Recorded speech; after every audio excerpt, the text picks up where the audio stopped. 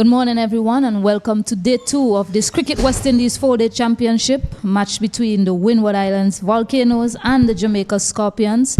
Yesterday, Jamaica, they finished on 291 for 7. A wonderful century by senior statesman Jermaine Blackwood and some aggressive batting by Captain John Campbell. Darius Martin has the ball in hand. The Windward Islands, they'll be looking to wrap up this innings as quickly as possible. On the other hand, the Jamaicans, they'll be looking to push on the score and try to up the tempo in this morning session. Good morning to you, Osnet Keto. Yes, good morning to you, Stacey, and good morning to all our viewers around the Caribbean and worldwide, anywhere you're looking at this broadcast from. Good morning to you. Yeah, yesterday, Jamaicans, they had some reasonable partnerships, not massive partnerships throughout. And I mentioned that yesterday. That was one of the impressive things about them. They didn't lose a lot of wickets in clusters, and we know that is very detrimental to any team that's playing any form of cricket, particularly the longer format. Yesterday they have huge partnerships of 63, 3, 59, 13, 26, 87, 22, and 18, and this one that's continuing between Jermaine Blackwood and Jevor Royal, who is on strike to face Darius Martin for the first ball of the second day. So better start there for Martin, looking to hone in on those stumps right away. But the first single of the morning to Jevor Royal. The Windward Islands will be looking to make some early inroads this morning. Having won the toss yesterday, I'm sure there'll be a degree of disappointment that the Jamaica Scorpions would have been able to get up to that particular total. So they'll be looking for a better start with the ball this morning. Hopefully remove Blackwood, who is going to be key in terms of how much runs the Jamaican Scorpions can make this morning. Yes, and one of the talking points yesterday was how the pitch would play, how it will hold up. Of course, 4-day championship on this relayed surface here at the Annisville playing field. We've had a lot of T20 action in the World Cup last year and recently Bangladesh versus West Indies.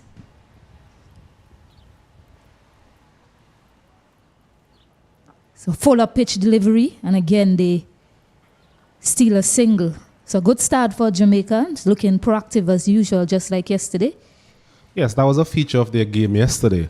Especially Jermaine Blackwood, he was able to get the ball into the gaps, run quickly, and put some pressure back onto the Windward Island players. And as you mentioned this morning again, looking quite sprightly at the crease, and hopefully he'll be able to get up and running. It's always important that you start over, even though he's coming in on 102, he still has to start over, and that's the beauty about cricket. Yeah, and just to go back to the surface, Osnet, I don't know if you share the same opinion as me, but I think it held up quite nicely. On the first day, it looks to be a true surface, a good test cricket wicket, a good cricket wicket. As Martin runs in. Really good areas from him so far this morning. Well, much where they should have been yesterday, earlier with the new ball. Well, it's a discussion we had yesterday in terms of the wicket itself. But we have seen a bit of tone for the spinners, the likes of Cyrus getting a bit of purchase on it. We saw a bit of pace from Tyson and Darius Martin yesterday, but what we can all conclude, I'm sure that the Windward Island camp as well would say, is that they didn't bowl as well as they would have liked yesterday.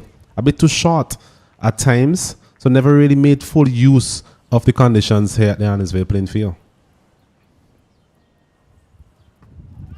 Loud appeal, still shouting to the umpire, but looks to be going down leg. But still, there you go, right away, attacking the stumps. It's something that we were asking of the Windward Islands team yesterday. Look to hone in on those stumps, bowl as straight as possible, hit those good areas with great regularity. And we're seeing that from Darius Martin this morning. And yes, just as you said, the surface, it really has something for everyone. Once whatever you put in, you're going to get out. Jermaine Blackwood with a marvelous 100 yesterday. And Daryl Cyrus, who bowled an excellent spell yesterday for his team as well.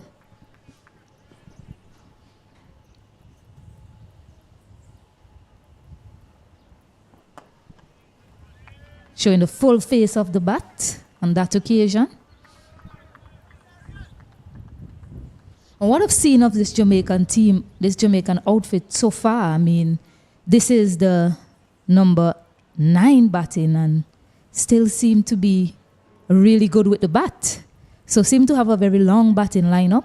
We did mention Javar Royal in his partnership in that 50-over contest. This is the red ball format, of course, but he's holding up an end, and I think that is what is required for him at this point in time until they are ready to go on the attack, Jamaica.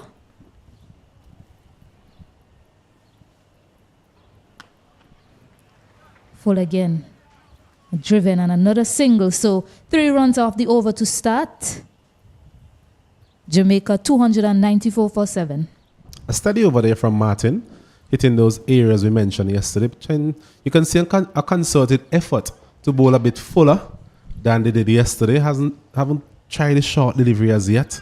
And hopefully he'll reap some rewards from the Windward Islands perspective. But as you mentioned, the Jamaicans looking to start again. Both players looking to get their eyes in, getting used to the conditions once again. And hopefully, from their perspective, they'll be able to push on and make a reasonable addition to the total this morning. Yeah, so Gillan Tyson to be his opening partner this morning. Picked up the 1 wicket yesterday. That wicket of Carlos Brown with a fuller pitch delivery. Must say that, wasn't it?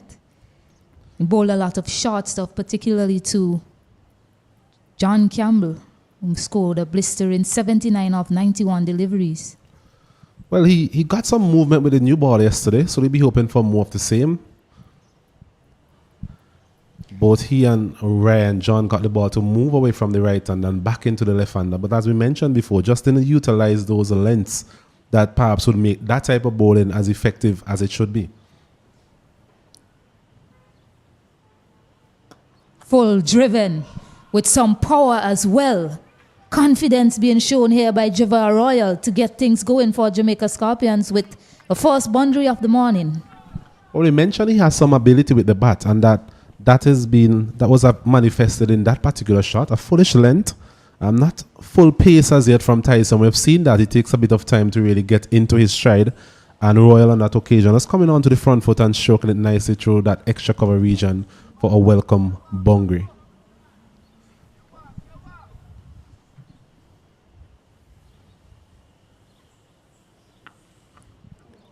This time, just pulls this length back, but called a no ball by umpire Dighton Butler. Yeah, just a correction. I think I mentioned the new ball being taken, but I think it's still the old ball, so that's still a decision that they have to make at some point in time.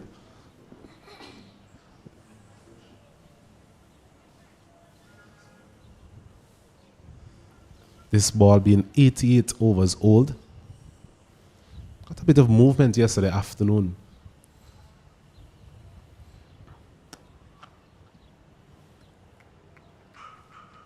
Yeah, well, not quite sure if it's still the old ball or the new ball that they have there operating. I know yesterday they went out with they utilized the old ball until the end of play. Maybe they're looking to get the bowlers into some sort of rhythm, get them warm before they go to that new cherry. But Jamaica nearing 300 runs. Yes, in the last encounter between these two, they weren't able to get to such figures. They were bowled out for 159 and 234 respectively, Jamaica, in that first encounter last year. Pitched up again and nicely driven, but this time to Descartes. They had extra cover. Well, it's interesting that you mentioned that they want to get into their stride, Stacey, and I don't think they have that sort of time. I'm thinking that if you give the batsmen an opportunity to choose whether they need to face the new ball this morning or the old ball, I'm sure they will welcome the old ball being continuously used. So, in my opinion, I think they should have taken the new ball and see how much damage they could have done up front while the batsmen are still trying to get their eyes in. I agree with you. But just sometimes we try to reason what's happening out there with the captain, maybe why they decide to make a decision, and that seemed to be the only logical one. But as I said, I agree with you 100%. That new ball should have been in effect. As you said, management would have had the opportunity overnight to discuss these sort of things. So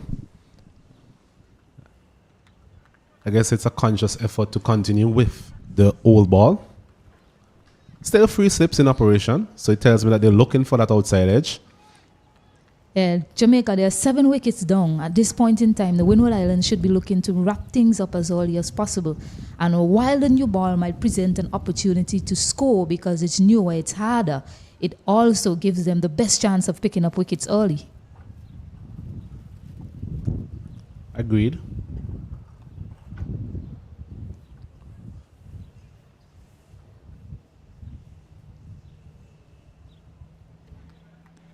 So well left on length there by Javar Royal to end the over. 5 runs coming from it. Jamaica 299 for 7. Steady start from the Jamaicans this morning, just trying to get their eyes back in, as I mentioned earlier. Both Windward Island seamers trying to find their radar as well.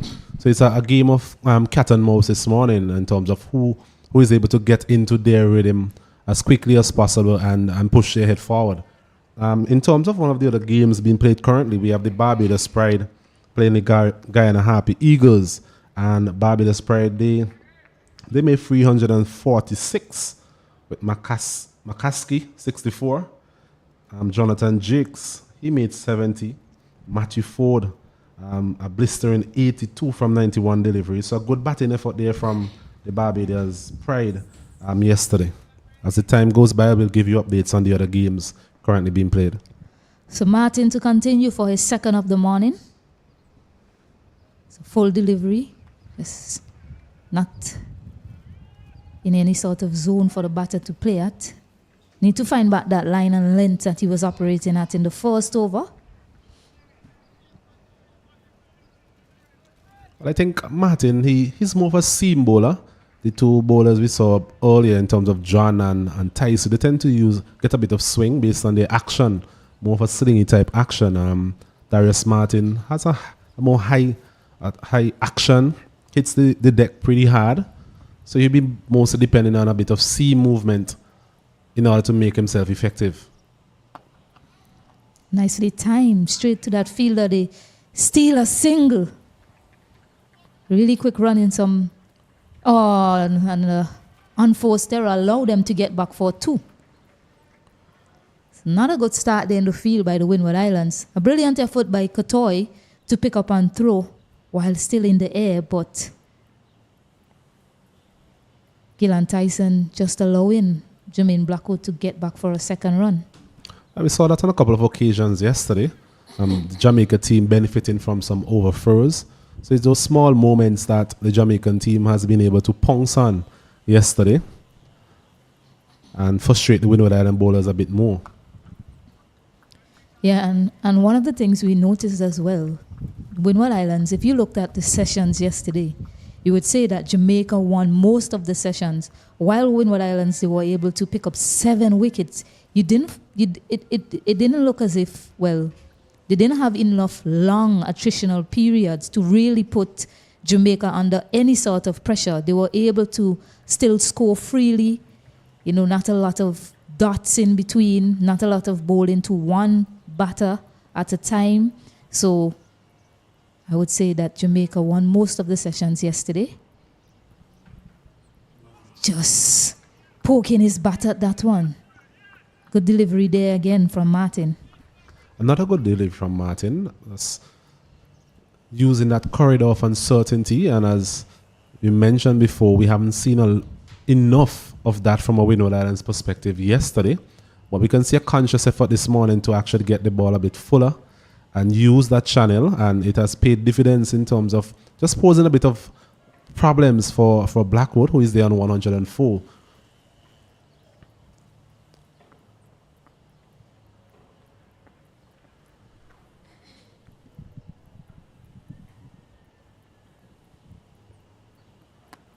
Time he walks it off his hip.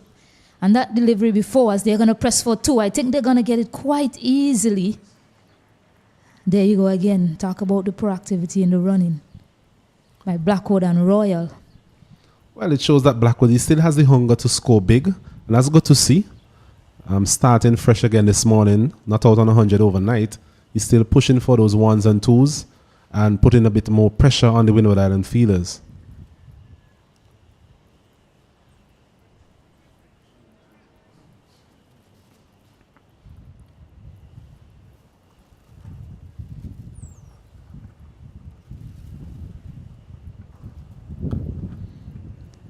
Good delivery, some inward movement on that occasion. To end the over, Jamaica 303 for 7. Another testing over from Martin. Seemed to be stringing some deliveries together in terms of a bit more consistency. And Blackwood, on the other hand, he seems up for the fight. Continuing his partnership along with Chivor Royal. Both batsmen looking to just pile on the pressure, pile on the runs here for the Jamaica Scorpions. I'm sure they'll be looking to score at a reasonable rate this morning as well, just to give themselves a bit more time in the game. Having scored 287 in the day's play yesterday, I'm sure they'll be looking to just up the scoring rate a bit. Current run rate just around 3.37. Perhaps want to get that closer to 4 in this morning session.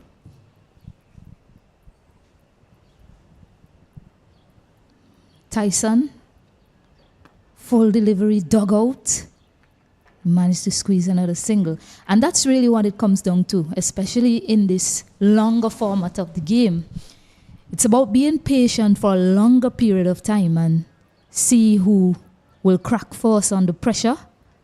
And Windward Islands, I don't think they've been patient enough in their line and lengths. And we're seeing a bit of that this morning, especially from Darius Martin. So it's a case of if he can continue with that plan of attack to these two batters, or if he'll decide to deviate because he's not getting what he wants out from the surface. There you go again, nicely bowled. And we've seen Blackwood, he had an edge that flew to that third slip region, but there was no one there. And we've seen him poke at a few deliveries outside the off stump, half-heartedly. I don't think the Windward Islands have exploited that area enough to him.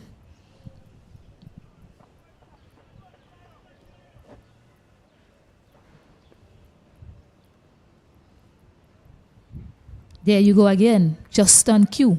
That's what I'm talking about. They haven't bowled a lot of deliveries in that channel to him. We've seen him poke at it. So Tyson, that's the area that I think the skipper would want him to bowl more of. Right on cue, Stacey Ann. As you mentioned, that corridor of uncertainty. This first over is always going to be crucial in the outcome of the day's play. Jamaica looking to get themselves in, as I mentioned earlier. But a reasonable start by the Windward Islands opening bowlers. This time, too short, too wide. Gets it to that deep point area. He picks up a comfortable 2. They're looking for a third, but throw comes in to deny them of that. Back to the issue of the new ball, Stacey. I'm also thinking maybe with Blackwood there, it just is a reluctance really to give him that new ball. You mentioned before the new ball will actually travel a bit faster across the outfield. So maybe with him there, they're trying their best not to afford him that opportunity. But as we mentioned before, the new ball can also pose wicket-taking opportunities for the Windward Islands, which is what they need this morning. Well, the key thing here now is assessment. And if you assess Blackwood's innings, yes, he's on 108 of 209 deliveries, but it's been a quite measured innings from him. Again, wonderful display of batting, but he hasn't really taken the attack to the bowlers unless they bowl it in his half, in the area that he knows that he's going to score. So it's just a matter of Windward Islands just bowling in those good areas for a longer period of time. There you go again, creating some uncertainty there around that off stump, that fourth stump, off stump line to Blackwood as the over is completed, 306 for 7. Yes, another good over there from Tyson. Just backing up the efforts of Darius Martin this morning. Bowling is all about partnerships, and I'm sure the Windward Islands will be quite pleased to see that these two opening bowlers, they've actually found their lines and lengths, and they've actually trying to put some pressure back on the Jamaican Scorpions. In terms of another game, the West Indies Academy versus the Leeward Island Hurricanes. Leeward Island Hurricanes 303 for 6 currently. And a top score from Karima Go. He made 59. Kadeem Henry 48. Actually, Jamal Hamilton, he's there not out on 74. So apologies there in terms of the top scorer. So 303 for 6 versus the West Indies Academy Leeward Island Hurricanes.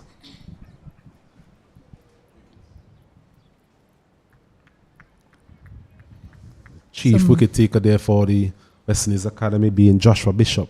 With figures of 4 for 81. Yeah, Martin and Tyson, they found their rhythm here very early this morning. That's another great delivery. Just pitching this time and leaving the batter. Royal just signaling to Blackwood what happened there off the surface.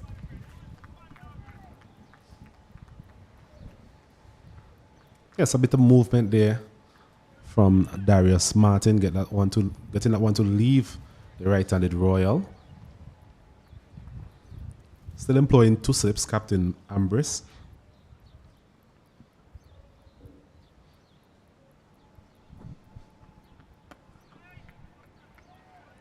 Yeah, that's what he needs to do. Just continue to be patient in that area. Royal he looks to be the type of batter that likes to be free-flowing in his scoring. And I think if you just continue to dot him up, he's going to go at the wrong delivery. So far, he's handled himself well in partnership with Jermaine Blackwood. Played the situation well. He shows that he has a good defensive technique as well. But you just want to, players like Royal and Odin Smith, you just want to continue dotting them up because they naturally like to feel bat and ball.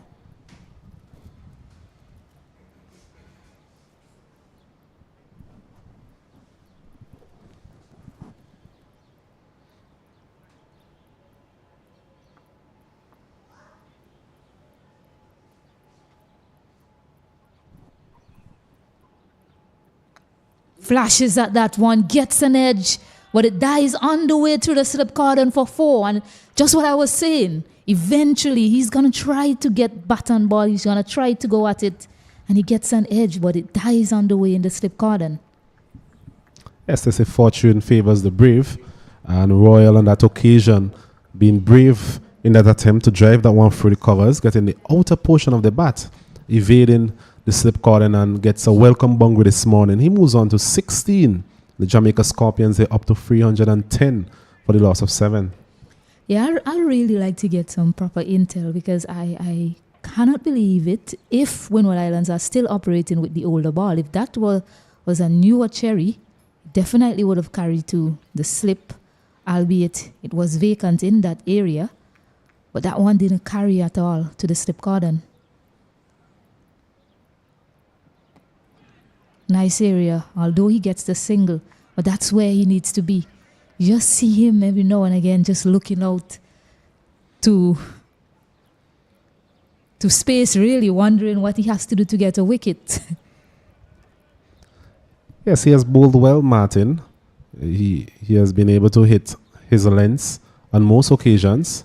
Yesterday, quite a bit unfortunate on a couple of occasions. The edges not really carrying to the slip cordon and going for boundaries as well. But he just has to stay in there and be positive because this spell is going to be a crucial one this morning from the Windward Islands perspective.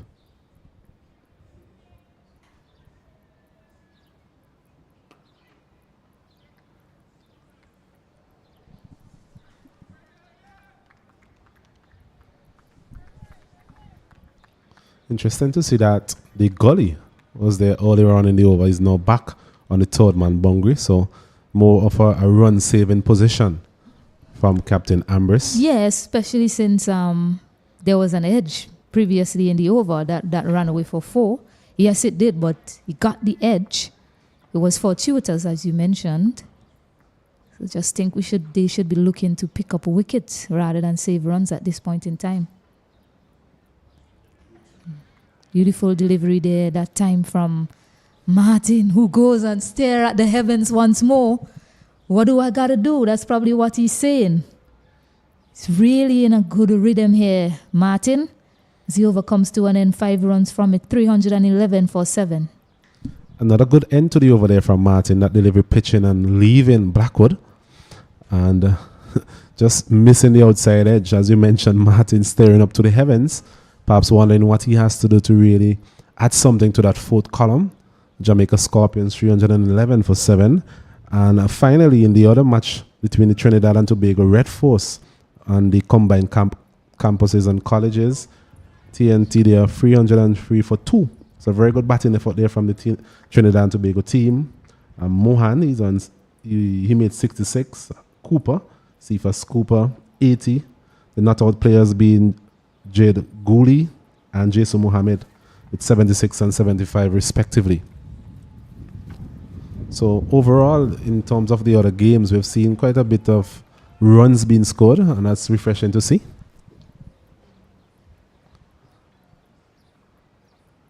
Flashes at this one. Royal, just missing it.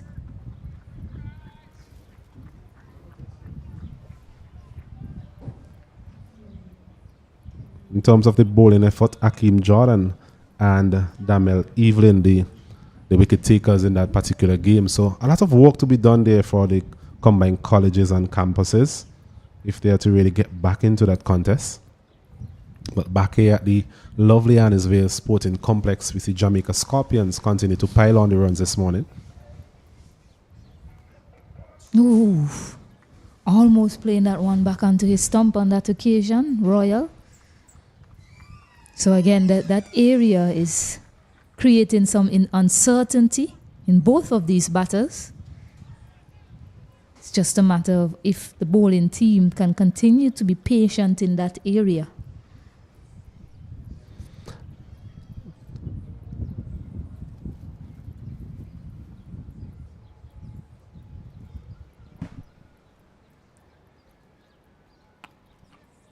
Quick single taken. Well-judged single in the end there between these two batters. Yes, that's good cricket there from the Jamaica team. Royal just guiding that one into the cover region. The man there, Descant, can't prevent that single. We've seen that Blackwood is always prepared to take these singles. It's part of his game. Yeah, and as a bowler, those sort of singles will annoy you. You know, when you're walking up a rhythm against a particular batter, you seem to have him where you want to, and then he gets a quick single to get off strike. It's well bowled again by Tyson. Seemed like they had a conversation overnight, wasn't it? It's clear to see that there've been some sort of analysis overnight as to the lines and lengths that the Windward Island seamers especially would have bowled yesterday. So we're seeing more of a conscious effort this morning to just get into that corridor of uncertainty. And as you mentioned, patience is going to be key. It's not the type of wicket where we're going to blast these batsmen out. So it's a matter of being patient as a seamer.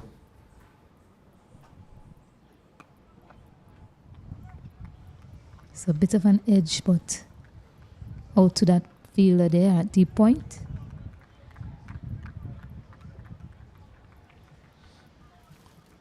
Jamaican team will know as long as they continue in this vein and this partnership continues to build, it will really dent the spirits and hopes of the Windward Island team.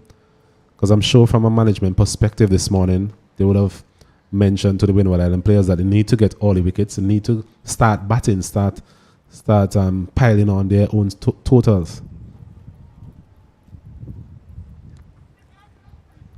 Hit high up on that occasion, and this first hour is so key to the outcome of the game, one would think. The longer Jamaica bat, the better they would think their chances of coming away with a victory in this game. A long way away still, but surely that will be in the back of their minds. Windward Islands looking to wrap things up, 3 wickets away, but this partnership continues to nag them. We use the term nag. I think that's a strong word. It's a small word, but I think it's a strong word in the context of cricket itself. I'm sure both Windward Island openers, they're still feeling a bit uneasy, I would say. Not sure when exactly they're going to get that opportunity. Yeah, certainly. And we did mention the wicket seems pretty decent for everything, really. Batting and bowling. So when you get the chance to bat, you want to dig in and dig deep. Selection will be key on this wicket as Martin continues his spell, and a really good spell here. He goes for the big shot. It's aerial. He hasn't got a hold of it. There's a man under it, and he takes it comfortably. So the first breakthrough, and Martin finally gets some release. He gets that wicket of Jermaine Blackwood, who scored a splendid fighting 100 for his team, has to walk back by a simple catch in the end by Jeremy Solozano. Yes, a well-deserved wicket there from Darius Martin. He has toiled away this morning. He has actually caused some problems to Blackwood. I think if you look at the last couple of overs, he's actually gone past his outside edge on a couple of occasions. So it's an interesting shot selection as well from Jermaine Blackwood. Having seen the man back at long off, he was trying to evade that fielder, but in the end succumb to Solozano, who took a very good catch in the end, well judged, but a very good breakthrough for Darius Martin this morning and the Windward Islands. Yeah, and the length was key there. We mentioned patience is key. And Blackwood succumbing to the pressure and finally deciding to take his chance at one. Again, in that area of uncertainty there, but he decided he's going to take it on. He's going to take that fielder on. Simple catch in the end by Solozano. Well judged as Javar Royal is joined by Marquino Mindley. It's a partnership of 40 between Blackwood and Royal. Really frustrated the Windward Islands for a period of time. We mentioned the intentions this morning would have been to get all the wickets, get into the Jamaica lower order. Yes. And just reward really for Martin, who is really in the middle of a very good spell this morning. Yeah, you saw him took a roll on the floor as if to say finally. When he got that wicket, he runs into Mindley. He'll be wrapping up this innings for his team. Spot on delivery there to start to Mindley, attacking that front pad. It would be interesting to see how Royal goes now. We know quite naturally, he's an aggressive player. So far, he's been willing to stay there, go against his nature really, and fight it out just for the sake of building that partnership earlier we mentioned with Blackwood. It's on 18 from 45 deliveries. To what extent does he trust his partner here in terms of Mindley and Redwood to follow?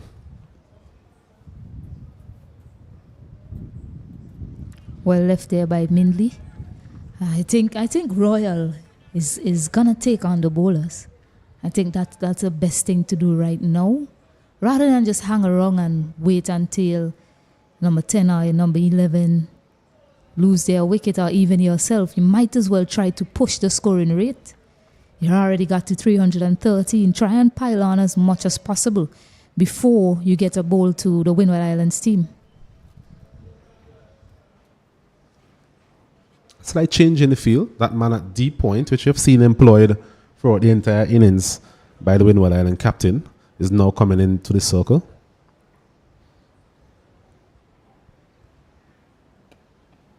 He gets a bit of an edge to get off the mark.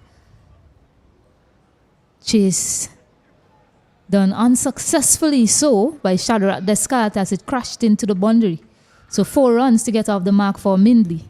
Well, just as the captain brought in that feeler, that ball went in that particular direction. Had a degree of control over it, Mindley, just opening the face of the bat and guiding it past that man at backward point. And it's interesting to see that the outfield, I think it has quickened up yesterday afternoon, and this morning, once again, we're seeing the ball traveling quite quickly across the outfield here at the Annisvale Sporting Complex. Yeah, it's such a beautiful ground. When you look at the aesthetics, it's such a picturesque ground. Look at the background there as well. Scenic. As Martin runs in, once more to Mindley. Fuller, driven nicely. Looking like a top order player, Mindley. It will challenge the boundary, but it won't get there as they get 3 more runs. It's making batting look easy, Maki no Mindley. Well, earlier was mentioned to what extent Javon Royal will trust the likes of Mindley. And I think judging from what we have seen so far from him, I'm sure he has quite a degree of trust in him. Couple of shots so far that reflects someone of batting who has batting ability. Yeah, so far he has allowed both of those deliveries to. He played them very late, played them right under his eyes. Got to the pitch of the delivery well and just placed it. The first one was a bit of an edge, but he played it so late and with soft hands, he was able to get it away to the boundary for 4. So, not bad so far from your number 10.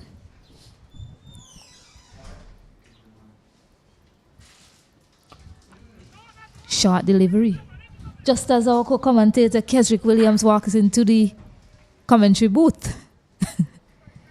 So 320 for it, Jamaica Scorpion.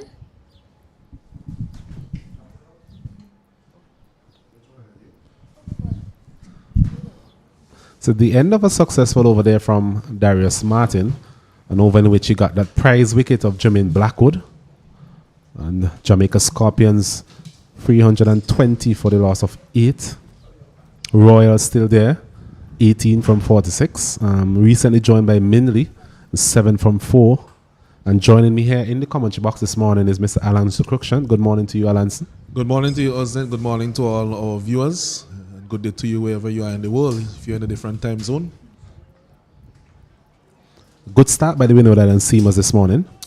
Yeah, solid start. I think that some of the field placements were a bit defensive, but they would be glad to see the back of Blackwood. Still a curious thing that they haven't taken the new ballers yet, especially with Blackwood having been dismissed. As this one is hitting the tie pad at least, bubbling out to the man there at second slip. Not the greatest appeal, so it tells me that the new for sure that it didn't take the outside edge. So we had that conversation earlier, Stacey, in terms of the new ball and the reluctance of the Windward Island team to take the new ball. I'm not sure what type of theory you might have brought to the table that we have not discussed before. No, I'm not too sure why. I know they may have been apprehensive because of the presence of Blackwood, but he has been dismissed now. This one is a short delivery and well played in the end by Mindley. He's guiding it out to that backward point region for not a single. Yeah, as much threat as the Seamers might be offering with this old ball, you would anticipate that with a harder new ball that the threat level would increase. So, not too sure why they are still delaying it, having dismissed the Centurion. But I don't think Jamaica will be complaining at this point.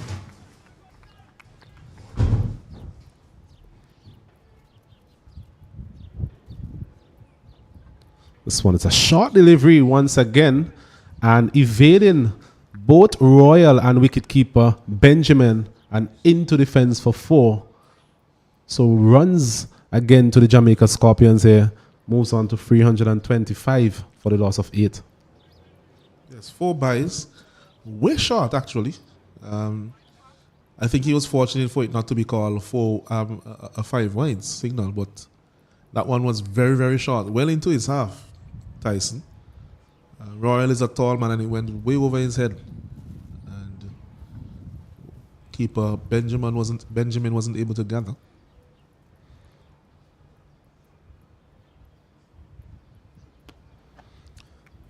Yes, Benjamin, not the tallest of players. He has had to deal with a lot of those yesterday. I thought he kept wicket quite well. Mentioned his movement being quite agile. Yes, he has demonstrated good footwork as well,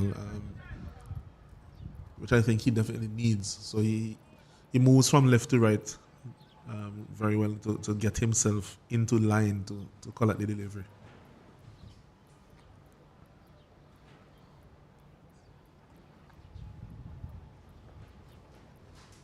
This one is short again. Well played by Royal. Just getting his bat out of the way.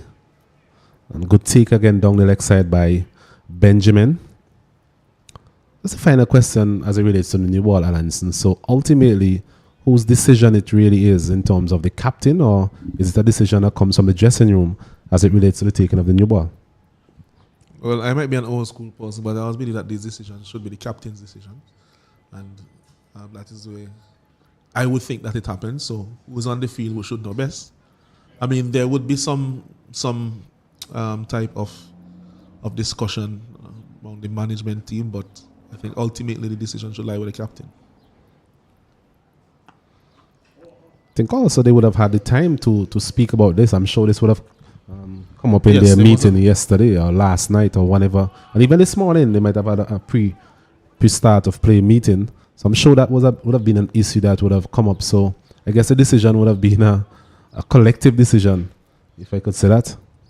It's the end of the over though. 95 overs completed. Jamaica Scorpions, after being insulted yesterday in this Cricket West Indies 40 first class tournament, they are 325 for the loss of 8. It's going quite well, Jamaica. They will be looking now, based on where they are, to get to around 350, 360, 370, but they will need a partnership from these two. While the Windward Islands will be looking to take these remaining 2 wickets very swiftly and maybe curtail the scoring to about 330 or 340. This one is punched off the back foot quite admirably as well from Mindley. So he has looked good. I mean, the short stay he has had at the crease so far. He's playing with a very straight bat, a vertical bat. You've seen him come forward and play with a straight bat on the front foot and also now off the back foot. So he's showing reasonable technique. And I'm sure that Royal will be liking that. So he'll feel assured that they can probably forge a partnership out there. Martin, on the other hand, would want to keep his wicket taking up and see if he can polish off these 2 batsmen to end up with 3 wickets in the innings. This one is short and he's pulling it in front of square. Not timing it as well as he would like, Royal. And good work in the field there from Solozano, is it? Or Demba. Coming around to his left, limiting the batsman there to a single. So 1 more added to the total.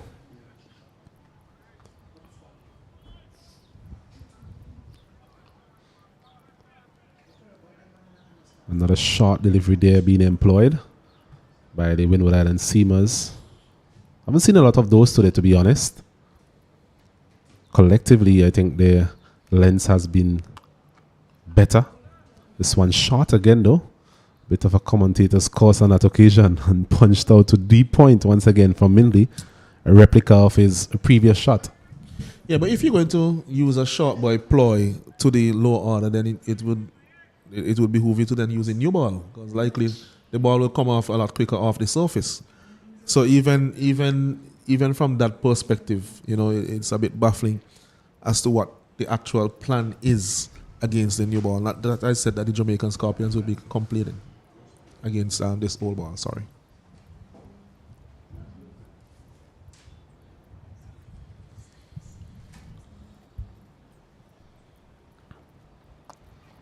This one is full of length, but misdirected to some extent. And once again, Royal just coming into the line and just walking this one down to the final leg region. So doing it quite simple here, the Jamaican team, just scoring these singles at will and keeping the scoreboard ticking over.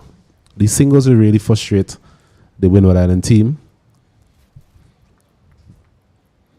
Yeah, definitely not as threatening with the old ball, these 2 bowlers, as if I'm sure if they had the new cherry in their hands.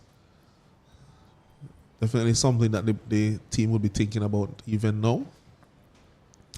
A side change in the field. That man, Pascal, who was at a short square leg position, is now at a backward point position, trying to fortify that region.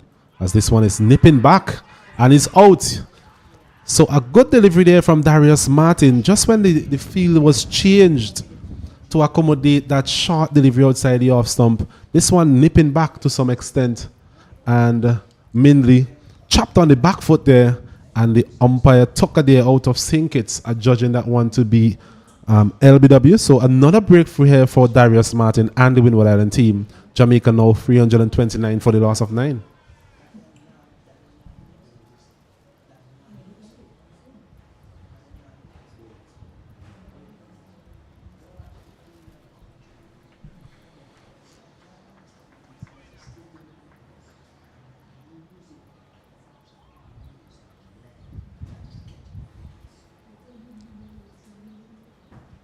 Yeah, just looking at the replay now of that dismissal, as Martin, you see the replay on the screen now. Mainly may feel a little bit hard done by that one in terms of the length of that delivery. And probably even the line. I'm thinking that at best it might have been umpire's call, at best. But close. I think those are the type of decisions that number 10 and 11 tend to get. Well, if it's a top order batsman, they may get the benefit of the doubt. As you mentioned, Martin is a tall man, gets a bit of bounce, and mainly there was on the back foot. And as you mentioned, close one, but in the end, umpire Tucker, he's the man in charge, and he would have, in his opinion, judged that one to be hitting the stumps. So the final batsman in for Jamaica Scorpions, Tamari Redwood, the leg spinner, coming in at number 11 to join Jivor Royal. Yes, I remember Redwood from the under-19 competition. I don't think his batting inspires much confidence, based on what I could remember, but he may prove us wrong.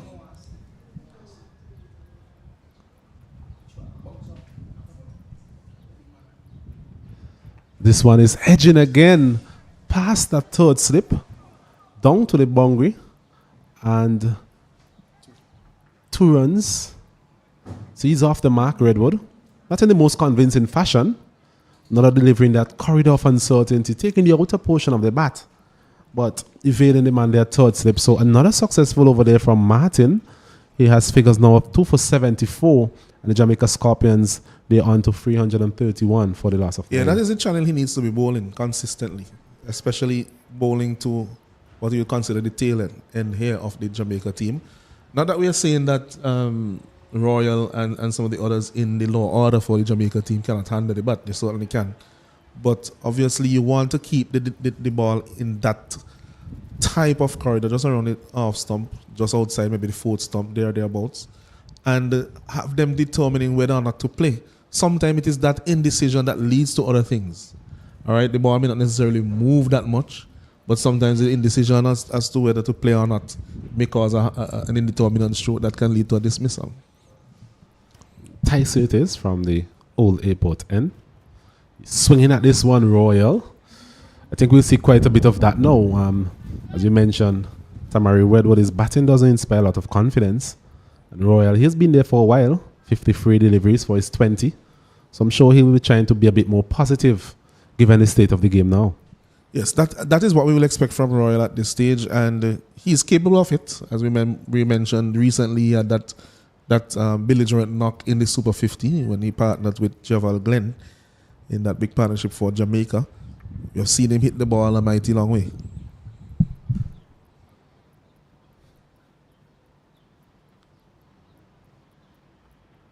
This one is short again, and he's pulling it out to the man there, the Scat. Not taking a single. I think rightfully so.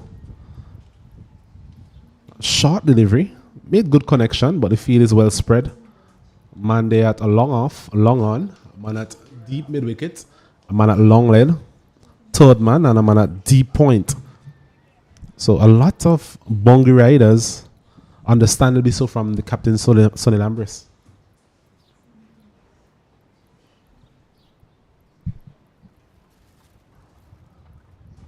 He's swinging again. This one is high and handsome. Out of the ground. 6 runs from Jivor Royal there. Yes, it was almost predictable. Just looking at the replay, it was an on-pace delivery in that slot that you usually call it in the white ball game, and I think that he may do well perhaps to aim for a similar length, but to take some pace off the delivery. Try to disguise a slow ball or something in that area, because it is quite clear that Royal is now going to use the long handle. Long handle indeed. Not as big as the one we saw from Odin Smith earlier, but same result in terms of 6 runs added to the total.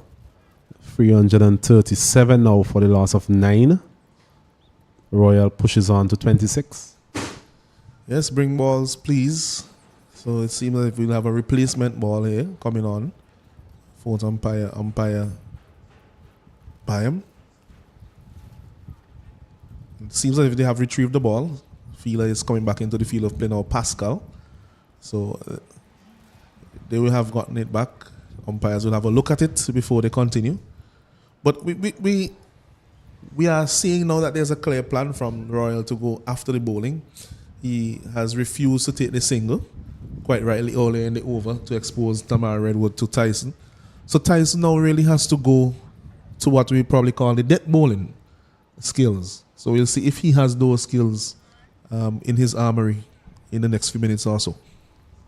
What we've seen so far is a short delivery, the first delivery of this over, and then went full. As you mentioned, that one was in the slot. Here he goes again, and he's swinging this one. I think he's going to be caught here. And a very good catch there from Stephen Pascal, down there in the long on boundary. So he went short, and there was Royal looking to pounce that one over the airport again. But on this occasion, taking the top portion of the bat and finding that man Pascal there on the long on boundary. So the innings come to an end. Jamaica Scorpions at 337 for the loss of 9, and Tyson getting his second wicket.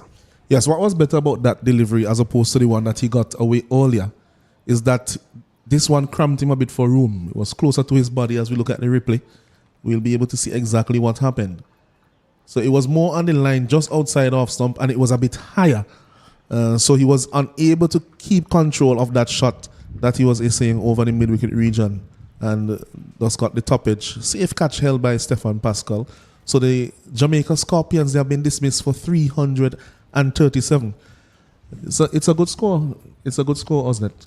Yes, a very good score indeed. Having been inserted yesterday morning by the Windward Island Volcanoes, who won the toss, 337 for 10. Just a recap of the scorecard for you.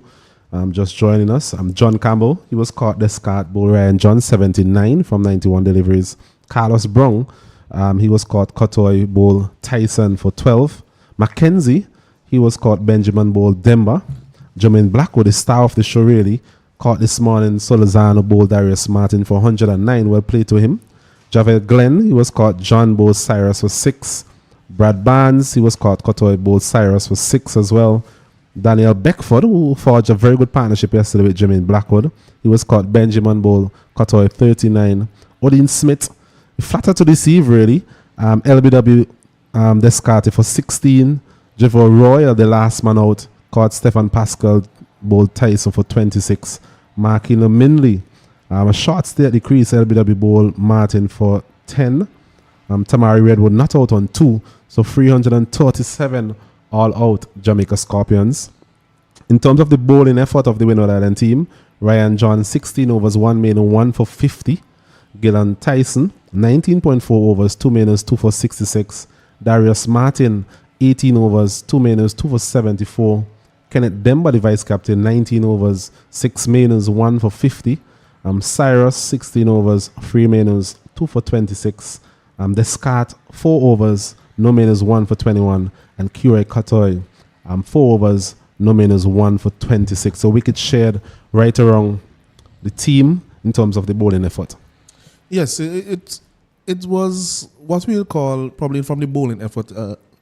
I don't know if they will be totally satisfied with what they did. We spoke about it yesterday in terms of the lengths bowled by the Pacers in particular, that they were too short for most of the day, especially after the first few overs when they tried that short delivery. I think that when they got some reaction from the pitch, then they got a bit carried away and used it a bit too often throughout the day, not as that surprise delivery as one would expect. Now, we also saw very good bowling from the spinners. I think Cyrus really was a pick of the bowlers overall. He maintained an excellent line and length And so you could see that reflected in his miserly economy. And he was able to trouble the batsmen throughout his spell. This morning, after resumption, we had only two bowlers being used, Tyson and Martin. Both of them getting wickets this morning. Martin getting 2, and Tyson picking up another wicket. So ending 2 apiece for Tyson, Martin, and also for Cyrus. But looking at the bowling this morning, I think they'll be a bit disappointed. They created a few chances, but I think that they could have been a bit more aggressive, seeing that they were bowling to the lower order. And of course, the question also begs, why didn't they take the new ball, especially if the contingency was the presence of Blackwood? Why not so immediately after he was dismissed? But I don't think it has cost them that much. So it's probably 6 of one and half a dozen of the other at this point. So we'll take a very short break, and we will resume when we have the commencement of the Windward Islands Volcanoes reply.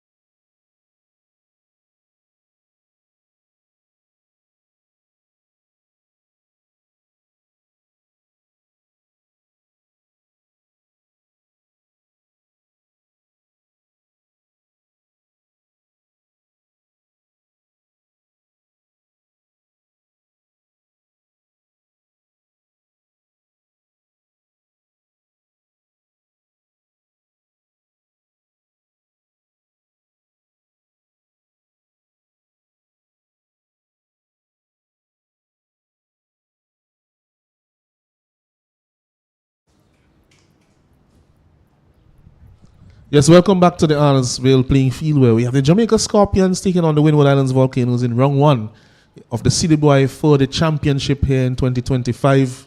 And the Jamaica Scorpions have been dismissed for 337 by the Windward Islands Volcanoes.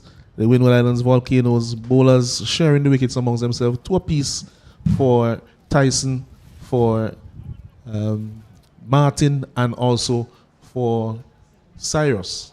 Wicket apiece for the other bowlers, the other 4 bowlers who were employed: Katoy, Ryan John, Descat, and Katoy, Ryan John, Descat, and just checking Demba, yes, the vice captain. So wicket apiece for all 4 of the other bowlers. So they employed 7 bowlers in all, and a magnificent century for Jamaica by Jermaine Blackwood, former West Indies vice captain. I'm sure making a statement to the selectors early in the tournament. 109 of 215 balls. He stayed out there for what would probably be the better part of an entire day when you combine his time there yesterday and this morning. And so that was the hallmark of that Jamaica batting. And of course we had 79 quick scoring 79 of 91 deliveries by John Campbell. And here we go. That's a wonderful delivery there from Minley. Solozano is beaten outside the off stump. So the 2 openers for the Windward, Solozano and Stefan Pascal. As I say, good morning to Keswick Williams in the commentary box with me. Yeah, good morning to you, Alanson. Such a beautiful morning. Guys look refreshed. Good to see that Jamaica get into that total 337. Really well played to them. This one is on the pads, turned down to the man at fine leg. They may have time for 2. Solozano is hustling, should get there. That's a fumble at the boundary from the fielder. Looking inquisitively there is Butler at square leg, but he seems to be satisfied with the effort. Looks like Tamari Wedwood is the fielder down at fine leg on his debut today. Actually, I have 2 debutants in this game. Javel Glenn as well making his debut for Jamaica.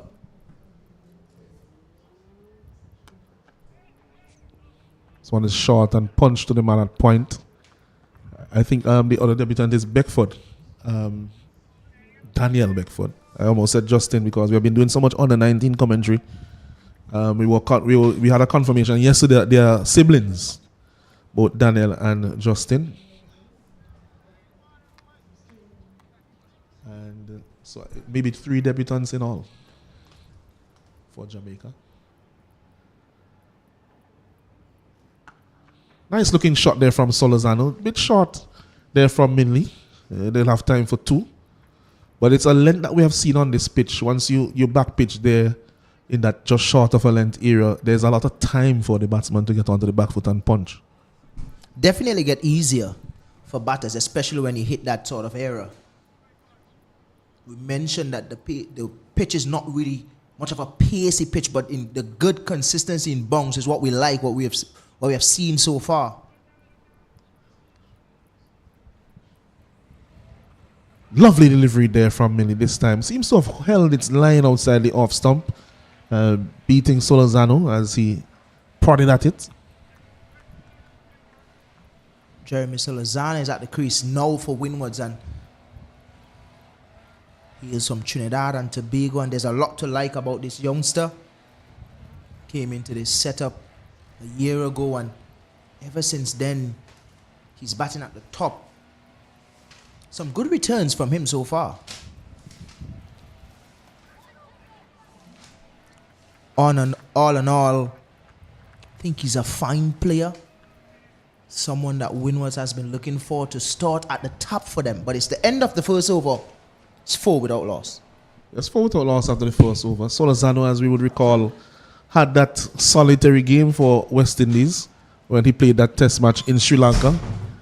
Was only able to field for a few overs before he was struck and had to be replaced by the concussion sub. And so he has never batted at the test level, even though you would see that he has one test to his name. And so you might say how somebody could be an opener in a test match and didn't get to bat. But that is the reason why, in case you look back at his stats. O'Dean Smith will share the new ball with Marquino Minley. He'll be bowling to Stefan Pascal. There are 3 slips. And about to see. Yes, 3 slips on a gully. Campbell is going there. The skipper is going to the second slip. There's a man at point. There's no one in the covers. There's a mid-off. There's a mid-on. A man at just square leg. And also Minley is at fine leg.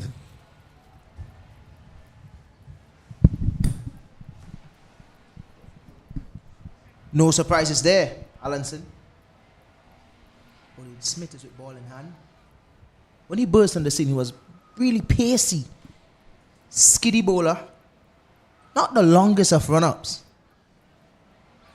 But pretty strong lad. So another delivery outside the off stump. Just seemed to be getting himself into stride. Not extending himself so far in the first few deliveries that he has bowled. As you mentioned, he can have a ton of pace. Broad shoulders. You would say that his action is really a chesty action. Doesn't seem to get much out of his run-up.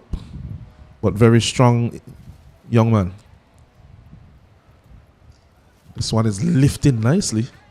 But left alone by Stefan Pascal on length. Well, I really don't think that he's really that rhythm type bowler. More of that strength he relies on. But he's a strong lad, and you can see from what he did yesterday. Didn't do a lot, but the big sixes. A bit too short this time from O'Dean. Punch out to cover. Not a lot of damage, just 2.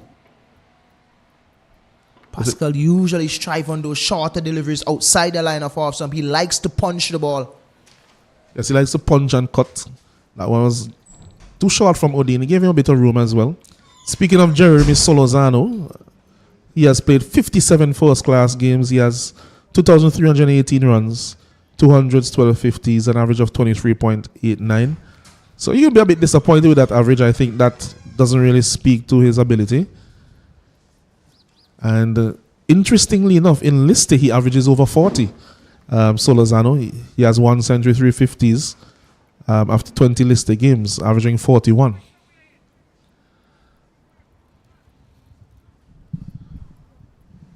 Pascal is now in his second full season for the Windward Islands.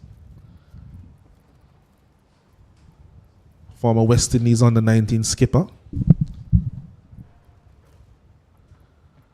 This one is playing out to the man at point. No chance of a run. Surprisingly, he don't really open the batting for Winward's at the 50 over format in Solozano. Usually bat in the middle, somewhere around 4.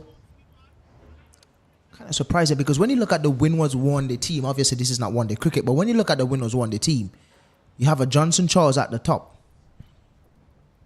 So he's driving over the top, officially, but he loses the man there at mid-off, Pascal. You mentioned that he does love to play through the offside. So it's an area both of strength and also possibly weakness. He has 2 first-class games, Pascal, prior to this one, and I think both came last season. He has scored 128 runs. His highest score so far is 63, and he's averaging 32. So not a bad start so far from a youngster. And this is what you want from the younger players, especially when they get into 4-day cricket. The transition from the under-19 level to the senior level should be smooth. But I was making a comment before that shot that he played about Windwards and how they go about playing their List A cricket with Johnson Charles at the top. You would probably like to see someone like a Solozano with Johnson Charles, because Johnson Charles is going to play how Johnson Charles know how he's supposed to play. He understands his game enough. And knowing that at the List A tournament, they have so much bonus points being given. Batting points, bowling points, fielding points. Windwards that year, 2 years ago, the first year, they brought in that bonus point system lead. It's one a lovely drive. Slight misfeel allows them to take a single. A bit of naughty work there by the man at mid-off. They actually lead in terms of points given in the first 10 overs. So all that is because of Johnson Charles. Obviously, Alec was with him.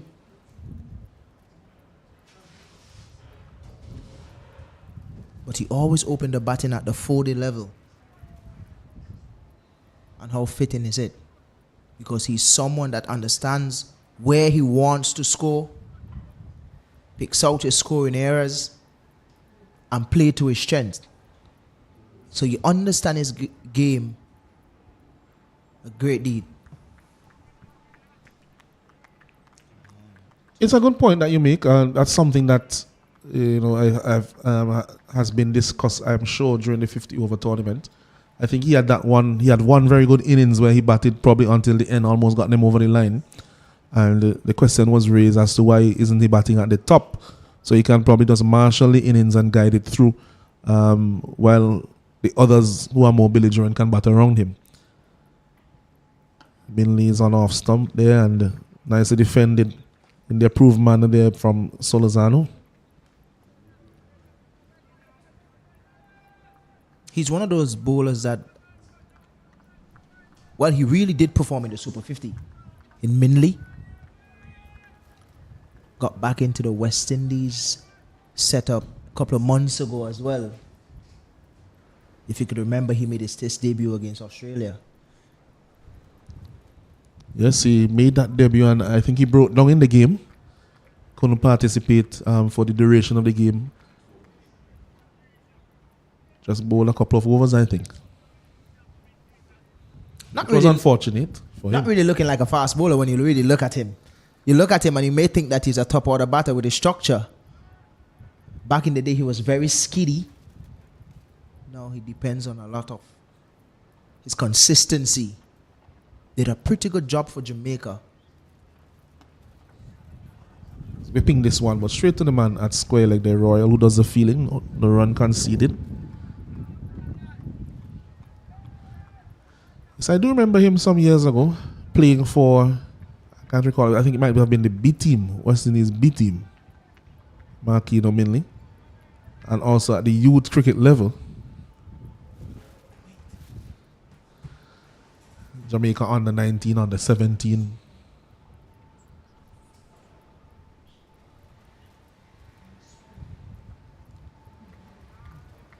This one is beat now, well, left alone outside the off stump there from Solozano. At the end of 3 overs, the score remains at 8 without loss.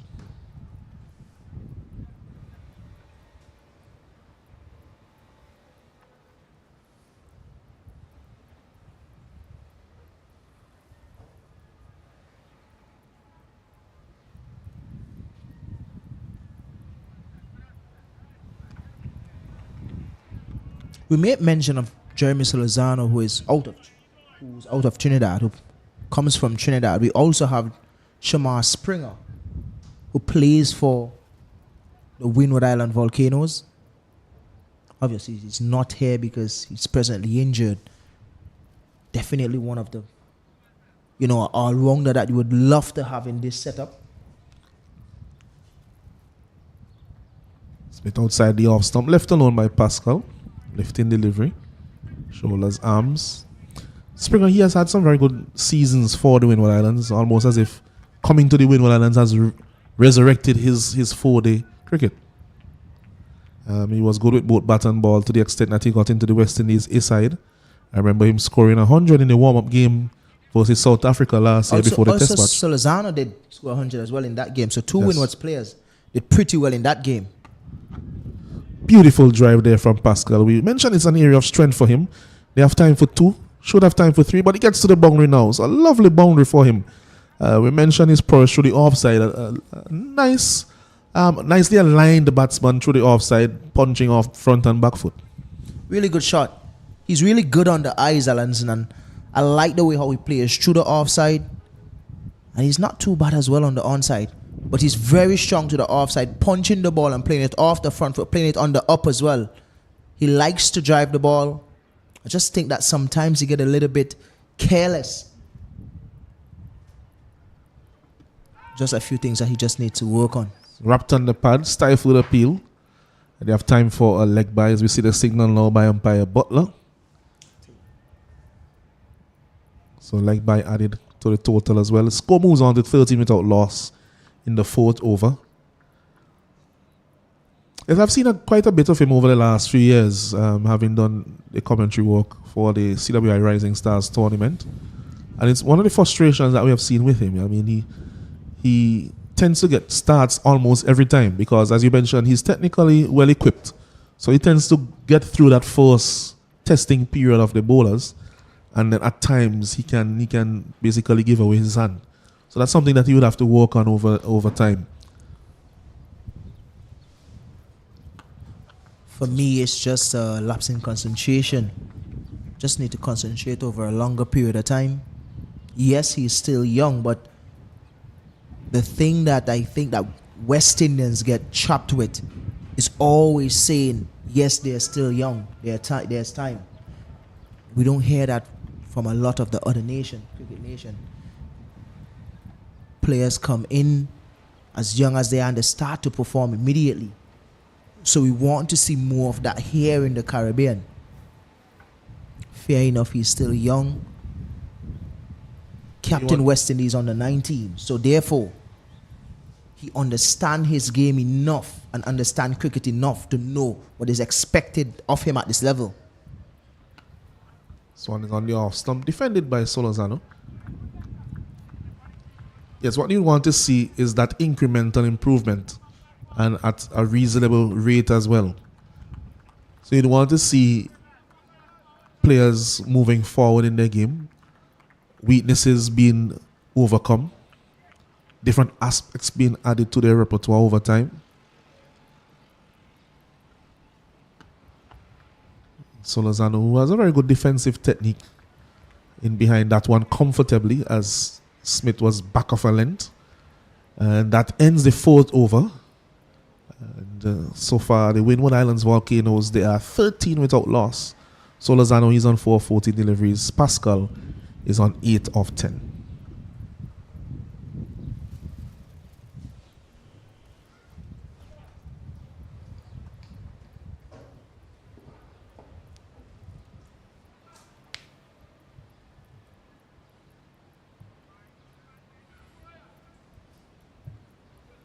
Well, the Volcanoes is missing out on a few of their players. Also to Jamaica. We have Alec Atenes, who is with the West Indies team, who is the captain of this franchise team. Also Kavem Hodge. Who will shot by Milne, defended on the off stump, back to him by Pascal. The run conceded.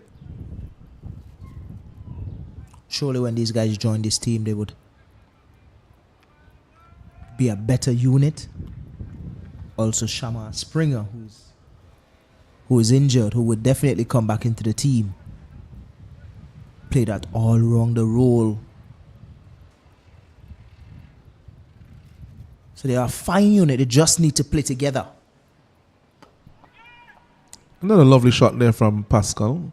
Has that element of time to play shots. This hit uppishly but in the gap for 2 through the mid-wicket region. Just too straight there from Midley. In line. And that's something that I like about Pascal, because he's not the type of player that because he's playing for the cricket, he's going to come out and he's going to block. As long as it's in his area, he's going to play his shots. But it's just that little lapse in concentration at times. That's a lovely delivery there from Midley. Had some away movement. You see Pascal indicating that with his arm movement there, that it just left him off the pitch. It was a very good length as well. And that's the length that we want to see him consistently bowling, Midley. And that is something that we know that he can do. Over the years playing for Jamaica,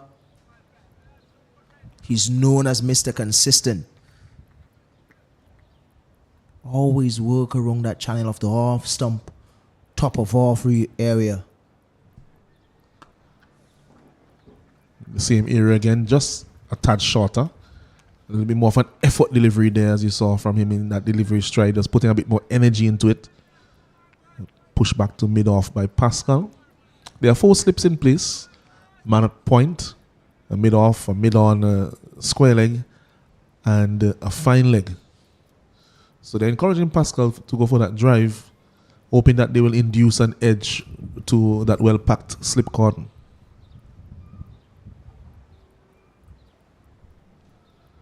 Full again, well covered up there by Pascal. Pushes off the front foot down to the man at mid-on.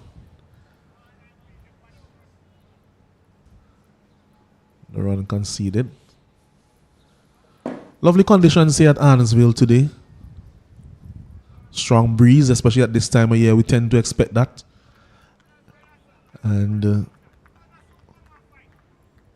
dry outfield, but still well manicured. I think it will be a bit quicker today, Keswick, than yesterday. Let's see.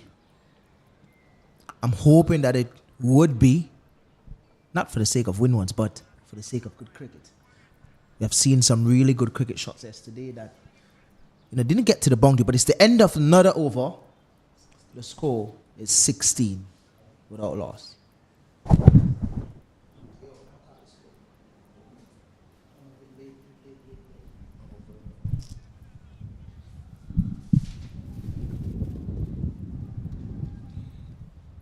I think so far the Windward Islands Volcanoes will be satisfied with the start. I don't think Jamaica will be too disappointed with their start either. The bowlers have been there thereabouts. Maybe you could say that Odin Smith could have pitched it or could pitch the ball up just a little bit more.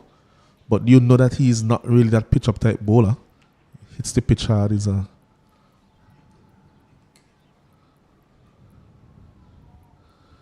This one is fuller. Pascal was in front of the stump, saw some excitement from the slip cordon. As if he had missed that, there would have been an almighty appeal for LBW.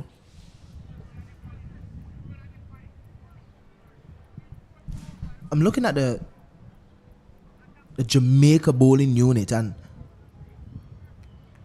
I'm starting to think that it looks a bit thin.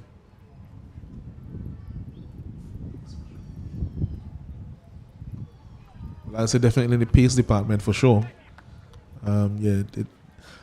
What happened to OJ Shields? You commented on some of his games last year. Has some pace. Definitely do have some pace. Played in the Super 50 as well, but being in Jamaica last year and having conversations with a lot of coaches and staff around the Jamaica setup, he's known for he's someone that is somewhat injury prone. But he do have some pace.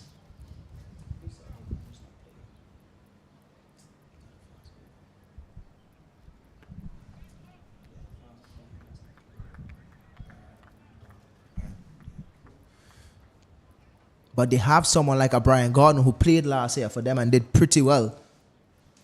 Usually when I see him, I always call him the workhorse because he's one that is very consistent in terms of line, length. He seams the ball around. Last year in Jamaica, he did a fantastic job. Also, they had an off spinner. Pete Salmon. We're talking about off spinner, talking about that shot. How pretty is it? Really good shot. Just ease into it, Salazano, and that is what he can do. Yes, that was exquisitely timed through the extra cover region. Just a push, really. Didn't really have any flourish to the shot. Reminded me almost of a Shanda Paul cover drive where the bat just comes out and meets the ball on contact. Doesn't really flow through it, but just placed into that gap. Caressed really for 4.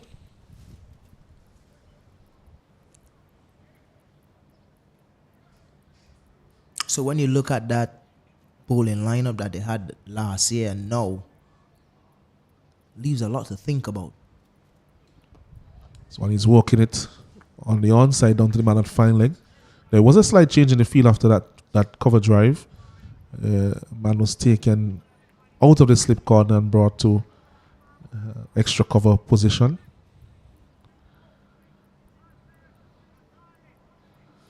But what I really like is it somewhat shows the strength as well of Jamaica, because you have someone like a Bedford who is now the keeper. They had someone like a Romain Morris last year who is a fine left-handed batter. But when you look at Beckford and what he did in this game so far, there's a lot to like about Beckford. This one is edging down to the third man region. This one just went in that gully area. If there was a gully in place, it may have been interesting to see if he would have caught it. Again, looking for that favorite back foot punch, there was Stefan Pascal. But not getting over it and edging it through the gully region. He'll pick up 4, but a fortuitous shot indeed. Well, a ticket edge from Pascal, and I was about to say, because of how thin the bowling look, I might not be surprised if someone like a Blackwood bowls a bit of medium pace. Saw him bowl a few in the nets. Whenever he's in the nets, there's usually a banter about him seaming it wrong. So I'm not really surprised, but when you look at the bowling, Allenson, you think about someone like Odin Smith opening the ball, not saying that he can't or he shouldn't, but at the end of the day, you want to see Odin Smith bowling somewhat in the middle and getting a premier fast bowler at the top who seams around the ball, especially at this level, like a Brian Gordon, who I saw last year, who did a fantastic job with the new ball and the old ball for them. So it's Jermaine Blackwood to bowl outside the awesome, gentle medium. Dads, as he's known in Jamaica and among his teammates and friends. So it's really quite understandable that Odin Smith is opening the ball, because there's only 2 seamers. Yeah. And then there's that. So it's understandable because there isn't another seamer. But is it the right move in this game? Well, there's a possibility that they anticipated, that they may have anticipated a lot of spin. Well, there's Redwood, there's Royal, there's Barnes in the team, there's a skipper who can bowl a bit of off spin, and there's also Javel Glenn who can bowl a bit of leg spin. And Tamari Redwood, leg spinner. So they have quite a few spin options. It probably might be that they have planned and have done their research and said that they expect a lot of turn out of the wicket.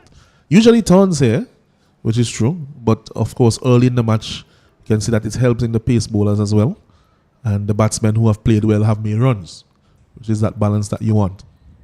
I'll have a question for you as well, but do you think as a skipper, the first day of the regional 4-day championship, you come to St. Vincent to play against Windward, and you look at the pitch with the amount of grass that's on top of it, would you have considered to bowl or to play all the spin that you have in this game for Jamaica? Finding the edge here, Blackwood, a thickish edge. Just a bit wide of Odin Smith. Easy too. Silazano and Pascal. I think it's a bit of a guessing game. I think what they probably went on was what they saw during the 2020s when the spinners really dominated. But they have to remember as well that this is a pitch that progressively will become harder and faster because it's a new, recently relayed pitch. And so coming to this game and seeing the amount of grass on it, I think it's a big gamble from them not to have at least the 3 pacers in the team.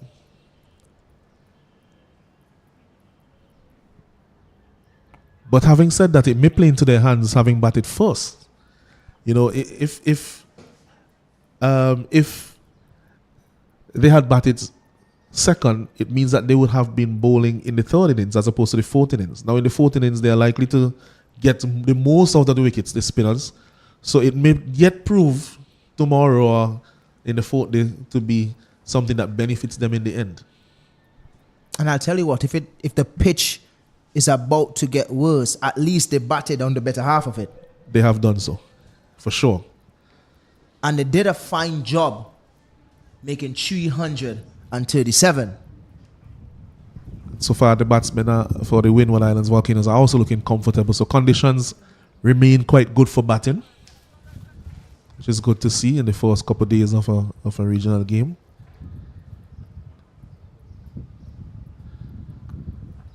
This one is played easily for the square for a single. I think Pascal had in mind 2 runs, but would have been too risky.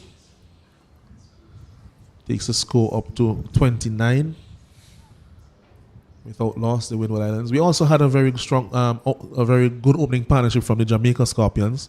So the Windward Islands will be thinking to themselves that they need to emulate that, and they can build on that foundation and make a good reply to the 337 posted by the Scorpions.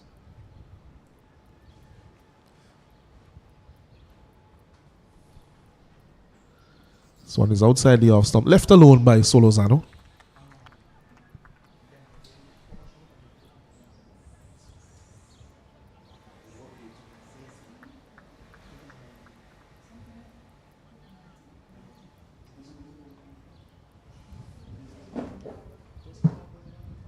Still waiting to see when spin would be introduced for Jamaica. Took about 19 or 20 overs or so yesterday before Windwards decide to bring in their spin. Knowing that they have so much spin bowlers in this lineup, wondering when you will see someone like a Royal, who's a left arm spinner, comes in, or Brad Barnes, or even Redwood, the young leg spinner. I don't think it will be too long. This one is short and played back down the pitch. Because given the scarcity of options that they have in terms of the seam bowling, I don't think it will be too long before they introduce one of their spinners. It's left to be seen who they will introduce, though. And that's the reason for my question in terms of Olin Smith playing him in this game. Rightfully so, that he should be in the team. Knowing of what he did over the past couple of years, playing league cricket, West Indies cricket, if he's making himself available for Jamaica, he should be in the squad. But then, is he good enough to use at the top with the new ball? That is just my question.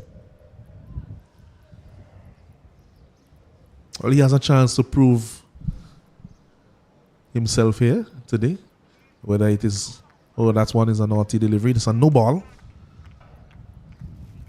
Gathered there nicely by Beckford behind the wicket. So far his keeping looks good as well. Competent behind the stumps, as he did in front of the stumps with the bat yesterday.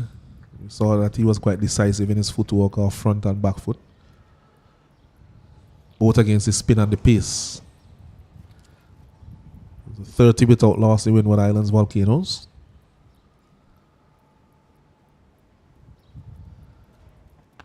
This one is short again by Smith, defended very comfortably by Solozano, who seems to have a lot of time to play those defensive shots. And at the end of 8 overs, the Windward Islands Volcanoes, in response to 337 all out by the Jamaica Scorpions, are 30 without loss.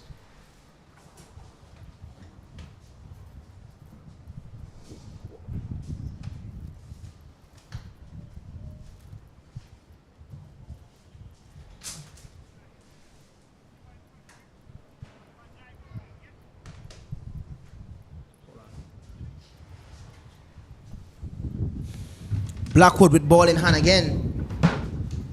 Bowling his second over. Usually the type of player that believes that he can nick anybody off. That's the confidence that he has. What's going on there? This one has been worked nicely off the pads. Badly line delivery there by Blackwood, who doesn't have a lot of pace. So really good timing there from Pascal, who just whips it off his pads effortlessly to pick up another boundary for the Windward Islands. And it shows a lot of a team when your first change bowling option, seam bowling option, is Jermaine Blackwood. Did mention. It was well timed, Stacey, but for some reason I was wondering if Glenn didn't pick it up because he moved pretty late. Yeah, I don't think he did. His reaction was very late. The ball was already on the way to the boundary when he picked it up and realized that he should be giving it a chase because it trickled into the boundary in the end. For a second, I almost think it was mainly that's bowling because him and Blackwood look very similar in terms of structure. That's why I always think whenever Minley is at the crease, it looks like Blackwood.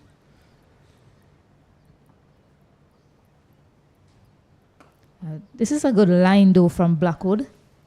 Pulls that sort of nippy delivery, tries to keep it straight to the batters outside off stump.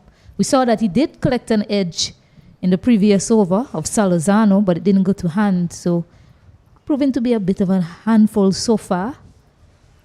I tell you what, if you nick off anybody here today, I want to hear the end of it. That one just pitching and leaving the right-handed Pascal. And that is something that he does nicely, though, seaming it away from right-handers. And because he don't really have that much pace,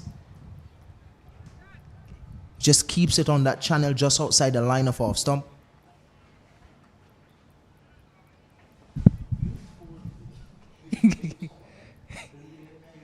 Yeah. Oh, this one is played wonderfully well into that vacant gap. Perfection in terms of in terms of placement there from Pascal. Another boundary in the over. Eased into the boundary by Pascal. Nicely played.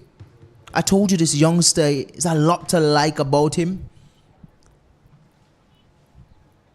Packed with a lot of power, but finesse as well. Hence the reason why he's in this setup. And yes. I'll tell you what, he have a lot of cricket to play for the Windward Islands. And then, if he holds his head down, he then can make it into that West Indies setup. He's a fine player. You usually get starts. You just need to convert those starts into half centuries and then hundreds. Royal was onto it that time there, Kesrick, as the over is completed. Glenn, sorry.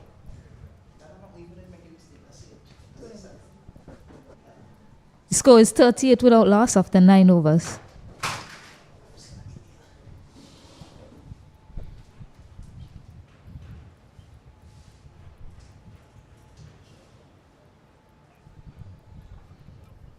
Yeah, that's a solid point there, Kesrick, in terms of Pascal's game.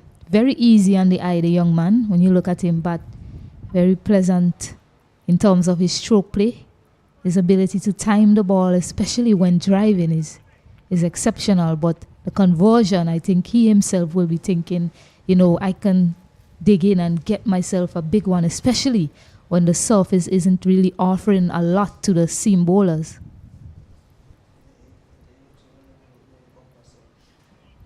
Smith to continue. Gets a single there. Smith with his very muscular action. Doesn't really rely on swing or a lot of seam really. Just a lot of pace. Runs off a very short run-up, similar to Jasprit Bumrah. But of course, we know the sort of destruction that Jasprit Bumrah has caused recently. Smith, off his short run-up, could be hoping he could replicate much of the same. And bowls with a lot of muscle and some skid as well.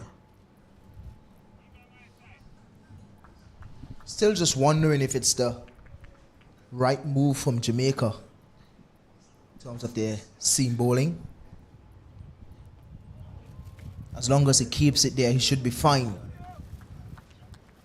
But then usually this format, you want fast bowlers who can seam the ball around, especially when they meet pitches like this, who can work out batters, because when you meet a flat deck, you have to know how to work out batters.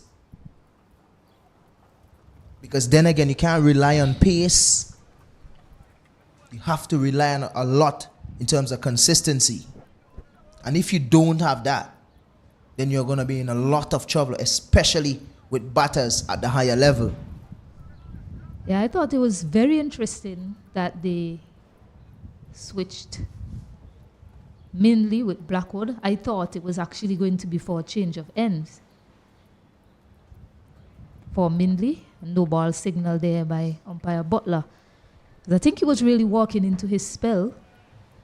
He was bowling that type of length and line that is required on the surface. Not a lot in terms of swing, but his seam position is what is key to him picking up wickets. And I think he was walking into some sort of rhythm, but they decided to go to Blackwood. And I thought that it was going to be a change of ends, maybe bring him from the other end to see what is on offer for him from that end. But they have persisted with Smith, and Blackwood had a second as well from the other end. This one is shot and pulled ferociously. Again, another field on the boundary. I think this time that's Royal reacted quite late, basically watched it trickle into the boundary, and another 4. Also a no ball. Really nothing he could have done there, Stacey, other than watch it go to the boundary. It was pulled with a lot of authority. Another no ball. That's the 3rd no ball now from Odin Smith. And we are seeing yet again from Jamaica the sharp pitch bowling. It haven't been working in the first innings for Windwards. They batted on it and realized that the sharp pitch bowling wasn't working. And we're seeing it here again. The sharp pitch bowling is being punished. Yeah, the skipper has decided a change of personnel is required on that square leg boundary after that little mishap. So Royal is now in the circle, yet to see the name on the back of the shirt for the fielder that went out to the boundary. But Smith to continue to Pascal. This one is short, lifting delivery. Tries to uppercut it there, Pascal, but missing. Good take from Beckford in the end. But yes, Redwood is the man now, employed on that square leg boundary. This is good to see from Salazano, senior batter in the squad. Just letting his young opening partner know, hey, we have all the hair, we have a good start, don't give it away. So good to see from the more experienced batter. And I'm sure that's what the skipper Campbell wants to see. Pascal coming forward. We will prefer to see that than him going back on the back foot, because it's a lot easier with the short pitch bowling. And I can't understand what's the plan here with the short pitch bowling, because we saw it a lot in the first innings from Windward Island, and we're seeing it here from Jamaica again. Another change in personnel. These two fielders again switching back to their original position. So one is helping it. And they managed to pick up a single, a slight misfield there in the end. So Redwood and Royal, they have switched positions again. Tamari Redwood coming into the circle, Royal going out on the boundary in that over. As the over is completed, 10 overs bowled, Windward Islands cruising along quite nicely, 46 without loss. We're not too far off from seeing a change of bowling, I would think, from Jamaica. Probably bringing on a spinner.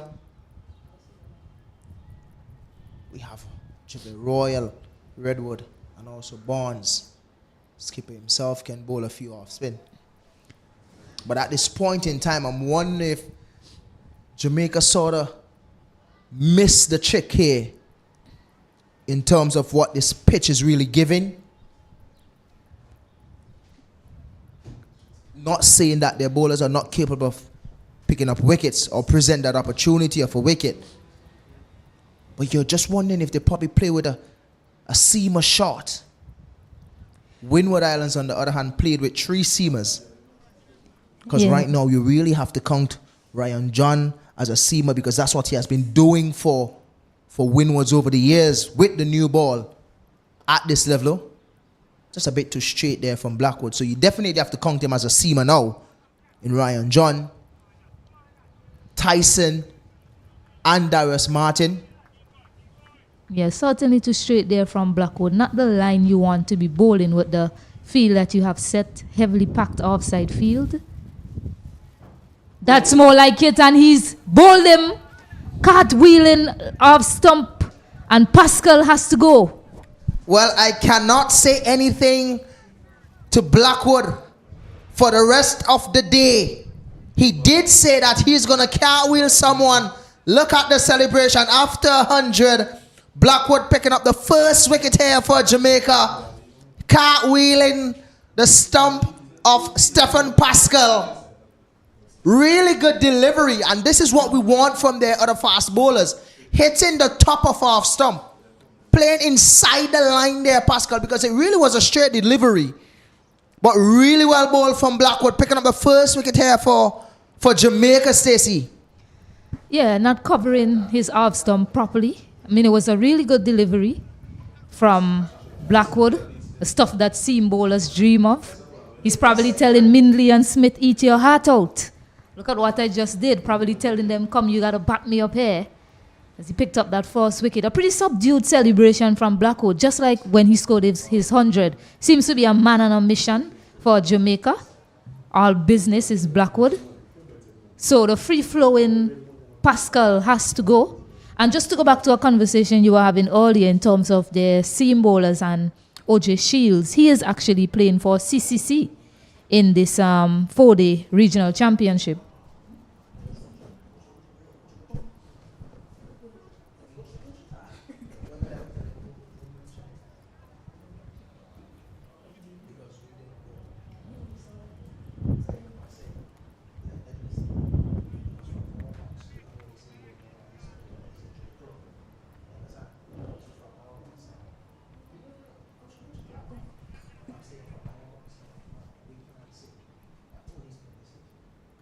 Oh, edge. And it's a celebration. Right away, Blackwood picks up number 2. And this time he runs off and the entire team is behind him. Kiran Kotoy facing his first delivery. The outside edge is taken and the second wicket goes. Jermaine Blackwood is on a hat trick. I know what that feels like, Stacey. The one ball and then you have to walk back. Wonderful delivery again from Blackwood. Just pitched it up. Kieran Kotoy. Not really getting to the pitch, I would say.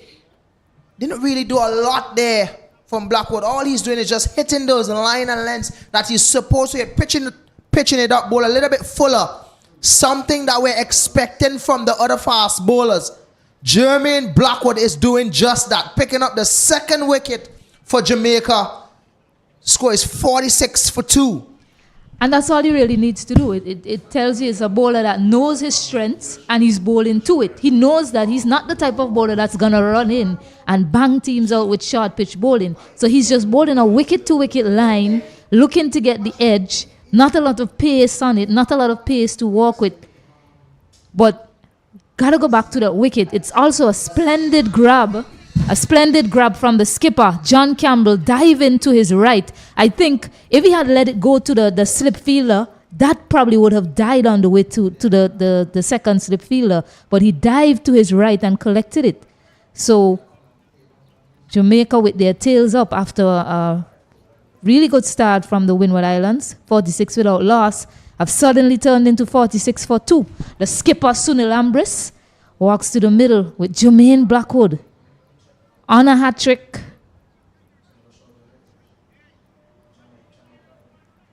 Looking like there's going to be some reinforcement in that slip cordon.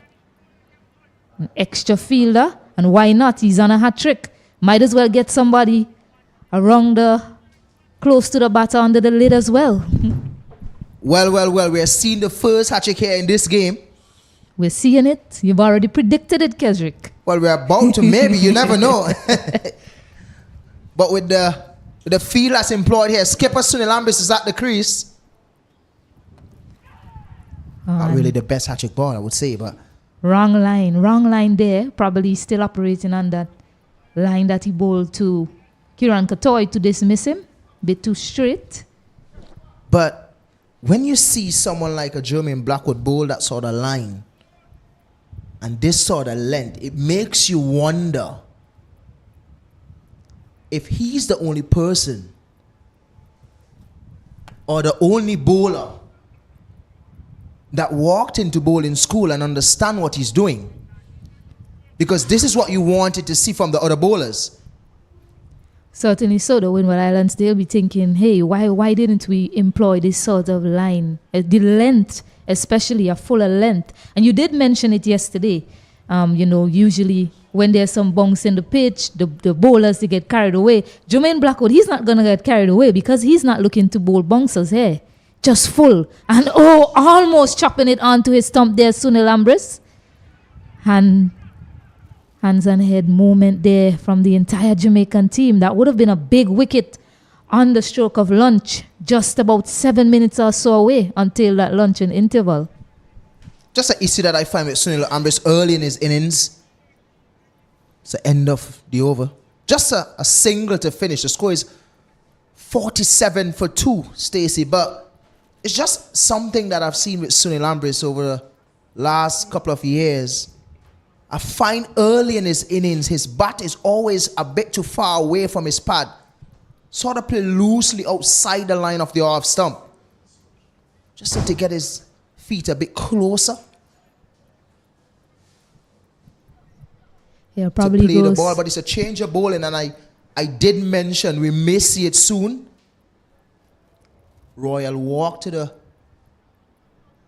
the bowling mat now. Having a little conversation. I'm not sure what's going on. Some issue with his spikes. He did have a little bit of issue in the nets with his bowling shoe the other day at practice. These bowlers now have their fancy shoe. Back in your day, Stacey, what shoe you used to use? Back in my day, that was just the other day, Kesrick. How dare you? Back in my day. You make it sound so ancient, but I basically had an A6. That's what I use. I still have it. Very small, very hard to find. I have to shop in the kids section. All right, I do understand that, but these fast bowlers now, they have all sort of fancy design on their shoe. Fast bowlers now go into India and put spike under their shoe, so you can get any shoe you want. I see a lot of cricketers now using basketball shoe to bowling. I did see a player with a pair of, as Royal comes into bowl.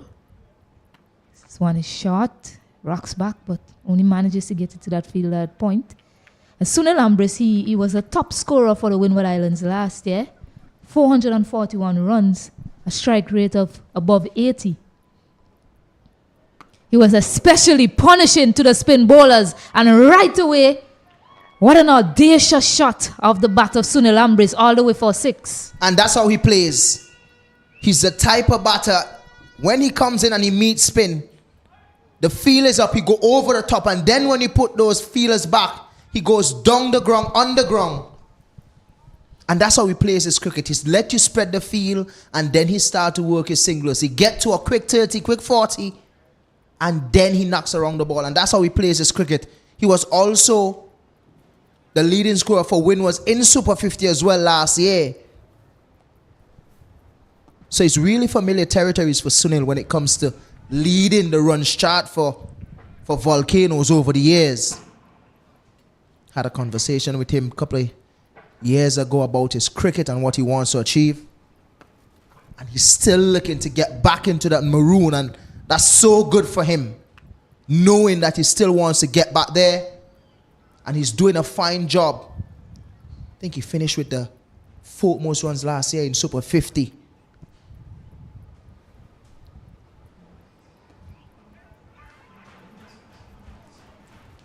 Gets a single there. A bit of confusion between Redwood and Blackwood as to who should have collected that delivery.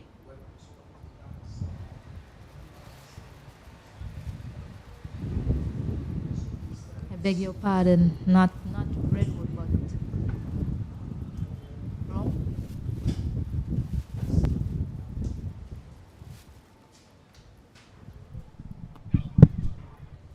Someone definitely who's going to occupy the crease is Silazano. Everyone in the team usually comes and bat around him.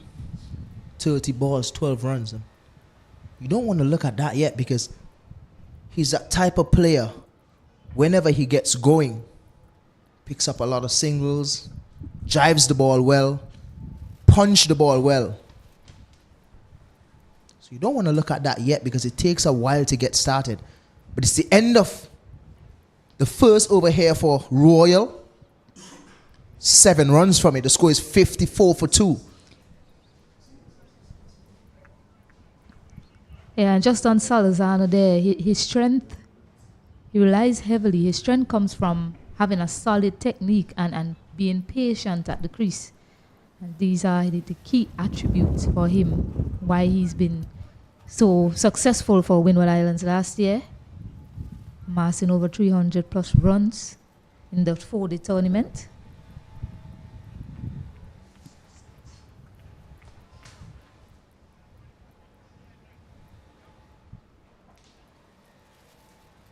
Really doing a fine job here for his skipper in Blackwood. Don't really have the pace, but in terms of his length and his lines, definitely something that the skipper Campbell would want. And if he gets that from his other seamers as well, he will definitely be in a better position or a good position going forward in this first session. Jermaine Blackwood, 11 runs. Just 3.1 overs so far. Picked up 2 wickets. Two wickets for Jamaica.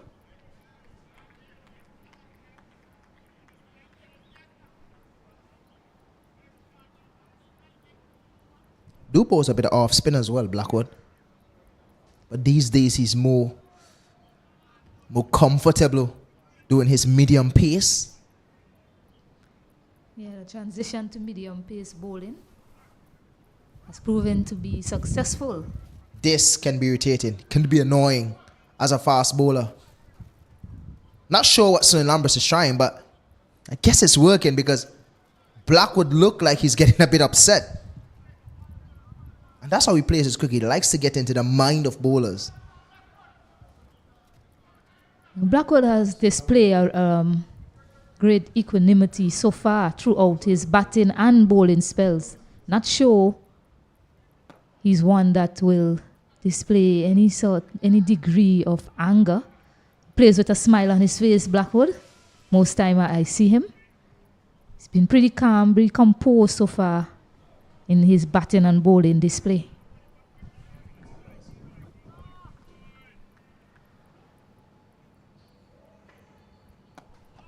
Perfect. Exactly what the doctor ordered. It's wonderful execution from Blackwood. Just keep nipping away in that fuller length channel, creating some uncertainty for the batters. He's already picked up 2 wickets. Just continuing to do the right things for a long period of time, Blackwood. And there you go again, an edge. It's a drop catch, isn't it? I thought it fell short, but it looked to have been a drop, and that's a big drop. As you know, Ambrose is a massive wicket, especially if they got that wicket just on the stroke of lunch. Lunch would have tasted really well for the Jamaicans. It would have been even better going into lunch. You probably wouldn't have even eaten if you pick up the wicket of Sunil Ambrose. Dropping short, I think, of Odeem Smith. That number 27 in the back. Blackwood doing a fine job here. It's been ... Just on the brink of lunch. Yeah, I love to see a replay there. The reaction just looked as if it carried the disappointment from all the fielders and the bowlers. And that's lunch as well here at the Annisville playing field. An action-packed morning. Windward Islands 55 for 2. 13 overs. Jermaine Blackwood, the chief destroyer. Kesrick Williams, your thoughts on the morning proceedings so far? Really not bad going from Jamaica. We mentioned this morning when they came out, the bowling looked a bit thin. But Jermaine Blackwood came out and showed that he can do what the skipper asked him to do. Picking up 2 wickets here. The score is 55 for 2. Just before lunch, Pascal losing his wicket. And then Katoy right after. Jamaica looking good. Not a bad start to the day as they go out for lunch. And we'll be right back here to continue at the Annisville Cricket Stadium.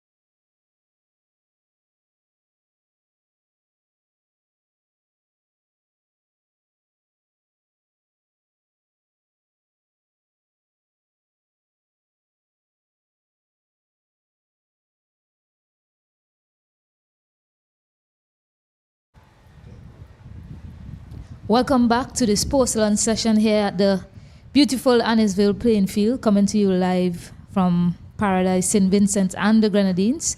We continue in this match between Windward Islands Volcanoes versus Jamaica Scorpions in this Cricket West Indies 4-day championship. Jamaica currently on top. This morning, they only managed to put on 46 more runs on their overnight total of 291. Windward Islands, in reply, had a decent partnership of 46 between Solozano and Stefan Pascal, but they have since lost 2 wickets, the chief destroyer, with ball in hand, Jermaine Blackwood. I'm joined by my co-commentator, Alanson Cruikshank. Good afternoon to you, Alanson. Good afternoon to you, Stacey. Good afternoon to all our viewers. And of course, for those in different time zones as well. Good day to you. Lovely afternoon. Picturesque scenes here at the Annisville playing field. So a change of end for Makino Mindley, who started quite miserly, 3 overs, 8 runs. Got the ball in some good areas. But he had a very short spell, and we decided to rotate him just to see what he can extract in terms of seam movement from this side of the wicket. Sunil Ambris, the captain of the Windward Islands, along with Jeremy Solozano, who looks solid in his technique, and they'll require all of their experience if they are to dig themselves out of this hole. 2 wickets down just on the stroke of lunch. Yes, they find themselves in this position, and a lot will rely on this pair. I think these are the 2 most experienced batsmen in the team, so a lot will rely upon them. Sunil Ambris has played 6 Test matches and has played several ODIs as well, 16 ODIs. So he has experience at the highest level. First ball, and he throws his hands at it, fortuitous in the end, as it flies over the slip cordon to pick up a boundary. Yeah, just giving a smidgen of room outside the off stump. So went for that uppercut, laid back on it. So he was intentionally trying to get it over the top. Don't know if he was aiming as fine as it went, because it went over the second slip. Probably was aiming to get it over gully. But he will take them as they come. That's what you will expect from Ambris. He will continue to be aggressive. You mentioned last year his strike rate was over 80 throughout the championship. Yes, with 441 runs, a best of 120. If I recall well, I think he was the only centurion for the Windward Islands last year. Hodge. I beg your pardon, Kavim Hodge as well. This time he rocks back, get it in that vacant cover area. They look for 2, but sent back by Solozano. Good fielding there by Brown. Let's move very quickly towards that. Intercepted it. Seems to be clutching his arm now after pivoting and throwing in one motion.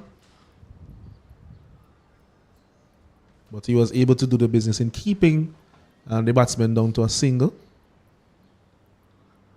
Yes, so just a correction. Kavim Hodge also scored 100 last year for the Windward Islands. Of course, he's not here. So Solozano last year racked up 330 runs, 86 being his highest. So wasn't able to get to that magical 3 figures. Has a chance to do so here today, because a lot will rest on his shoulders, as we already mentioned, along with Captain Sunil Ambris at the other end. He does have the temperament to bat long, to play that long innings, Solozano.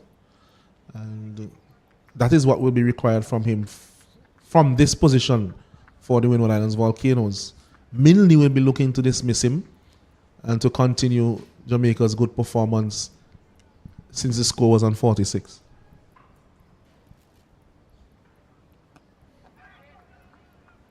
It's a bit short of a length there from Mindley. And what we saw with Blackwood, I mean, he basically gave us the perfect bowling template as to how you should really operate on this surface. You know, just kept it wicket to wicket for the majority of the time, looking to exploit the surface using that fuller pitch length delivery, got the first wicket, the first person bowled in this match to Jermaine Blackwood.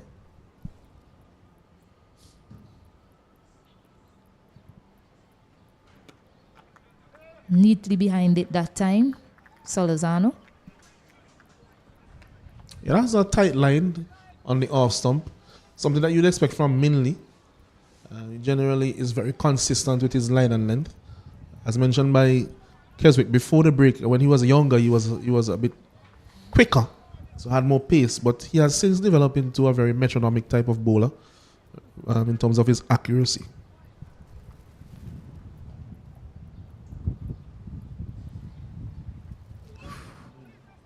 That one, just coming back in a bit there on that occasion to end the over for Maki Numindi.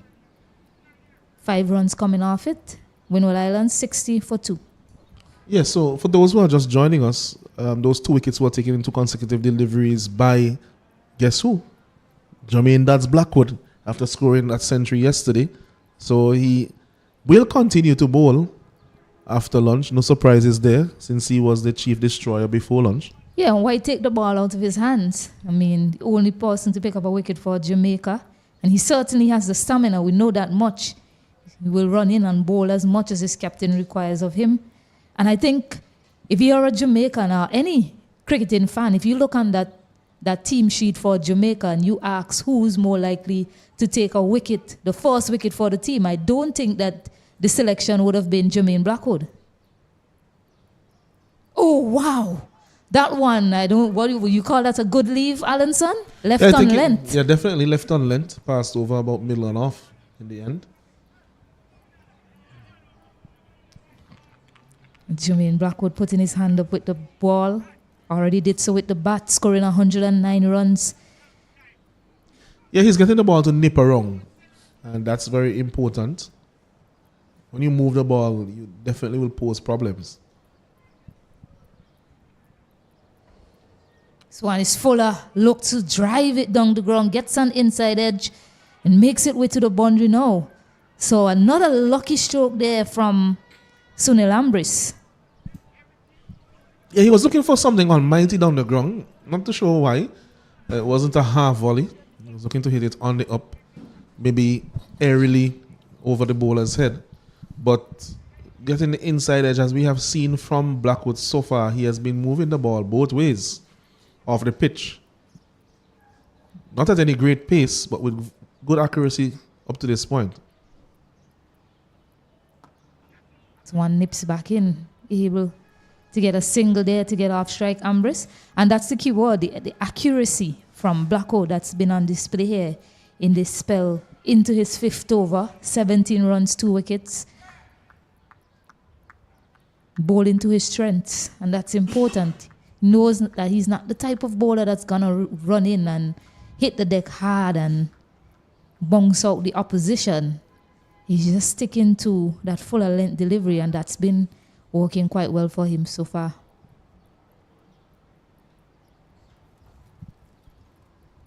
So fuller length again.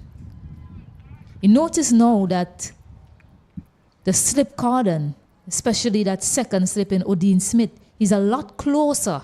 Remember in that over just before lunch, Sunil Ambris was, I don't know, I couldn't quite tell from the replay whether it was dropped or whether it just dropped short in front of the slip.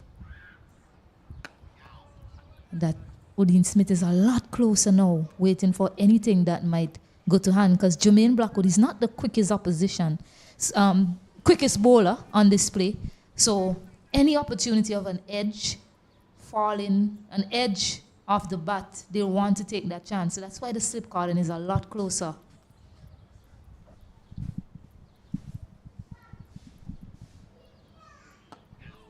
I would say that they're not only closer to the batsman, but they're also closer together in terms of the distance between them, first and second and third. So they're not covering as much space, but they're expecting that if the edge comes, that it will be slow enough that they'll be able to adjust given how close they are. Yeah, 65 for 2. 10 runs added so far. So the scoring rate hasn't really been a problem for the Windward Islands, but they wouldn't want to be losing wickets, especially in a cluster.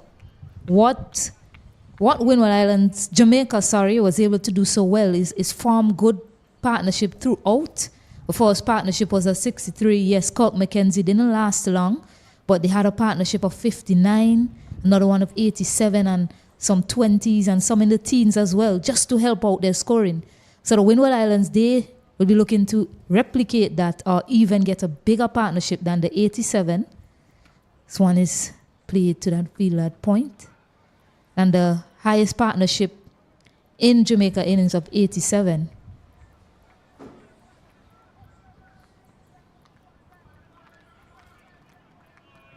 Just some quick updates from some of the other games.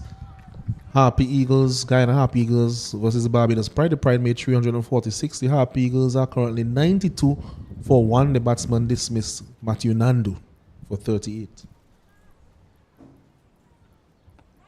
This one is walked to the leg side. And the wicket was taken by Chaim Holder, spinner. In the game between the West Indies Academy and the Leeward Islands Hurricanes. The Leeward Islands Hurricanes, they made 358. And the top score for them in that innings was Jamal Hamilton, who made 81.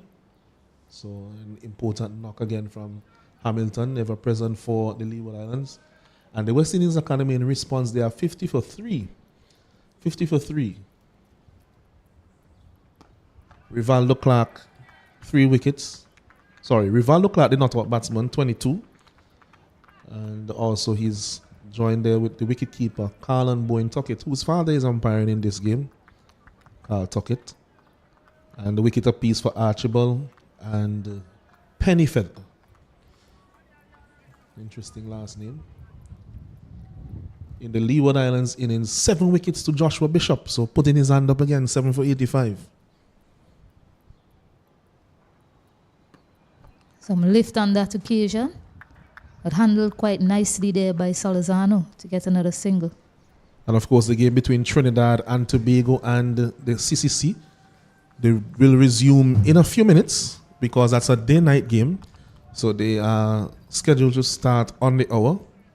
So just about 6 or so or 7 minutes away from that resumption at the Brian Lara Stadium.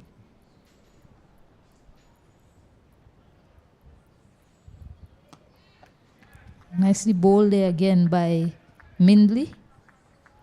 And you mentioned earlier that Makino Mindley used to be a sort of hit the deck type of bowler, a lot more pace to him, but it's a good transformation, after losing that pace you mentioned to injury, I believe, just to generate just the kind of skill that he has on display in terms of his seam positioning. I wish we had the benefit of that here in the commentary booth just to see what sort of seam position he runs in with. Oh, it's an edge, isn't it? I was just talking about it. And the way he's been bowling, the skills on display, and Makino Mindley has the captain, Sunil Ambris, edging one to the keeper.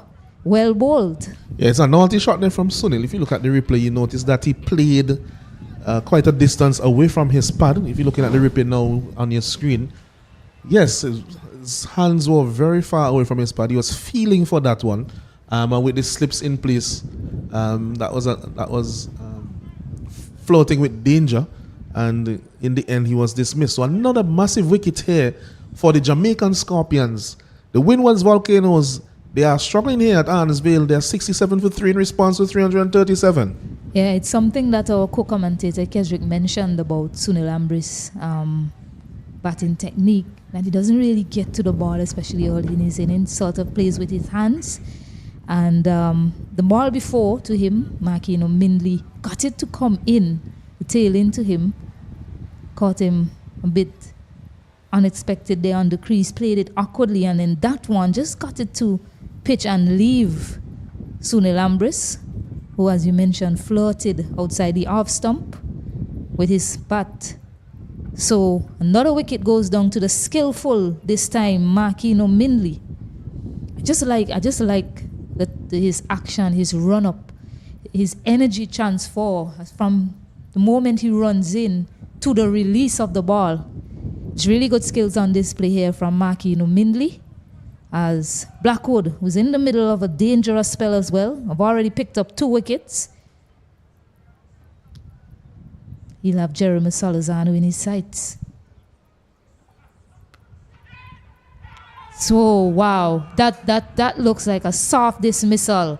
A wide ball, and he just plays it to that man that's perfectly positioned there at point. So 4 wickets down now for the Windward Islands. They're in a spot of bother here at the Annisville playing field.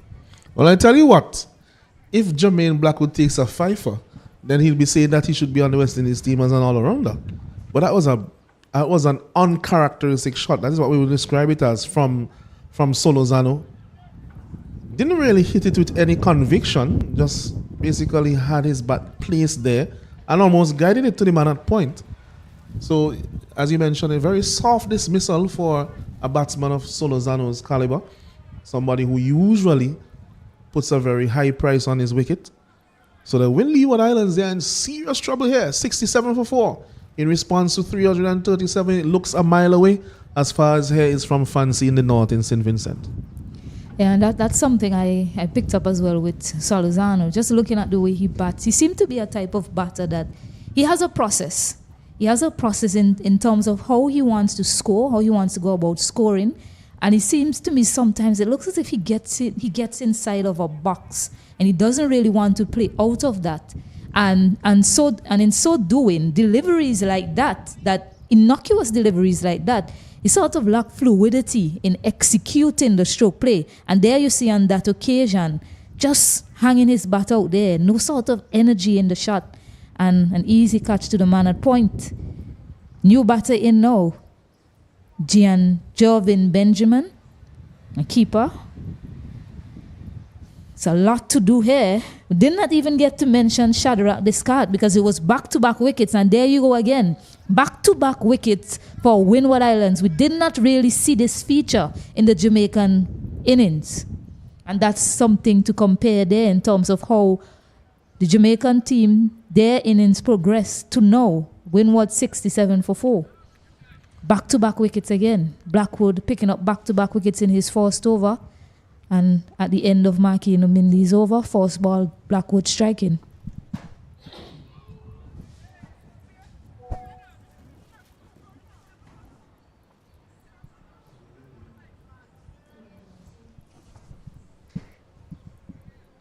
So first delivery faced by Benjamin.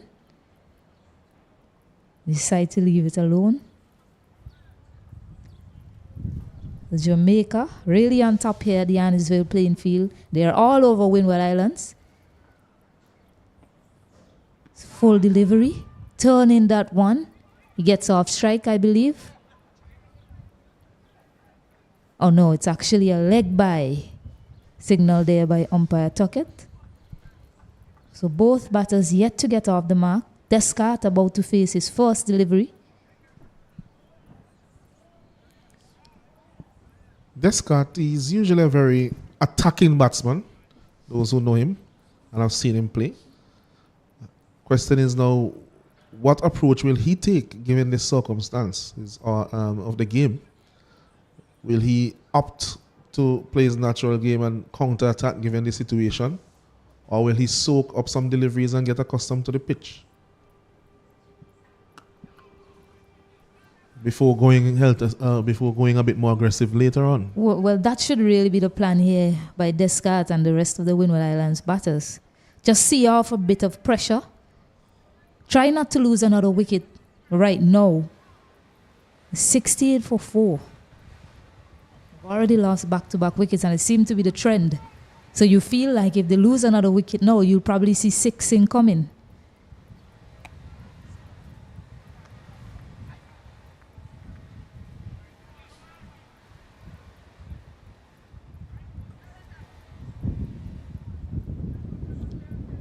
Descartes from St. Lucia. Benjamin from Dominica. 2 left-handed batsmen. They will have a lot of work to do now for the Volcanoes. driving loosely at that delivery outside the off stump. Ill-advised at this point in time. Yeah, that was a naughty shot. That one was probably 2 feet outside the off stump. No need to be fishing for that delivery. It's a similar delivery to the one that dismissed Katoy. Katoy was probably just a touch straighter than that one, but really no need to be playing at a delivery like that, given the current situation of the match. Yeah, and then we can go back and we can also compare that Windward Islands actually 68 for 4. Compare the bowling innings as well for these two. And the consistency in hitting their line and lengths. In Jamaica, we've seen that on display here so far in this bowling innings. The Windward Islands, they lacked that at the start of yesterday. Went short very early. Haven't seen a lot of short pitch deliveries utilized just yet from Jamaica. And no need as well. Have them 4 down. Most of deliveries, most of the wickets were caught behind the wicket. Oh, was it a drop chance? Appears to be a dropped catch there from the wicketkeeper Beckford. Just the reaction from the rest of the team. Let's see here on the replay.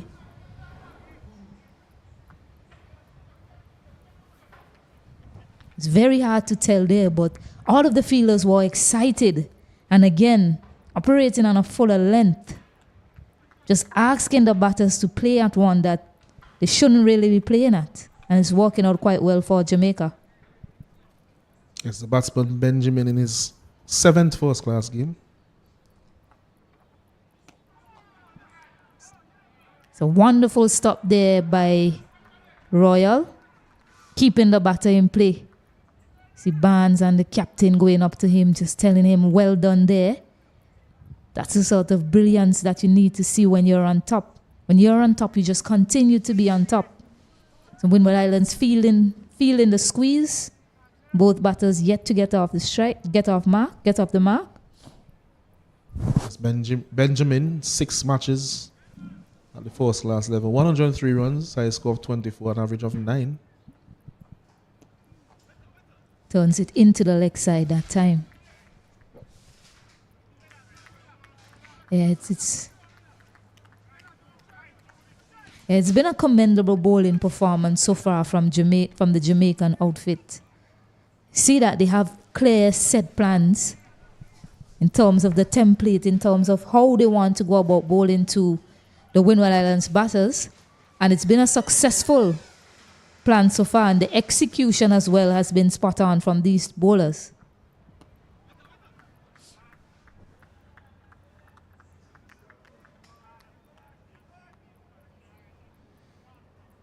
Very patient in terms of their line and lengths.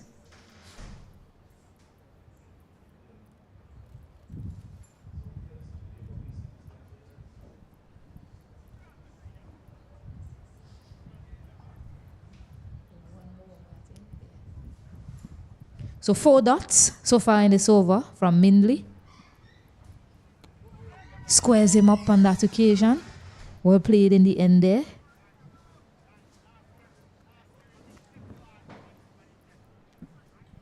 Four batters out so far. We've already seen 4 left-handed batters for the Windward Islands team.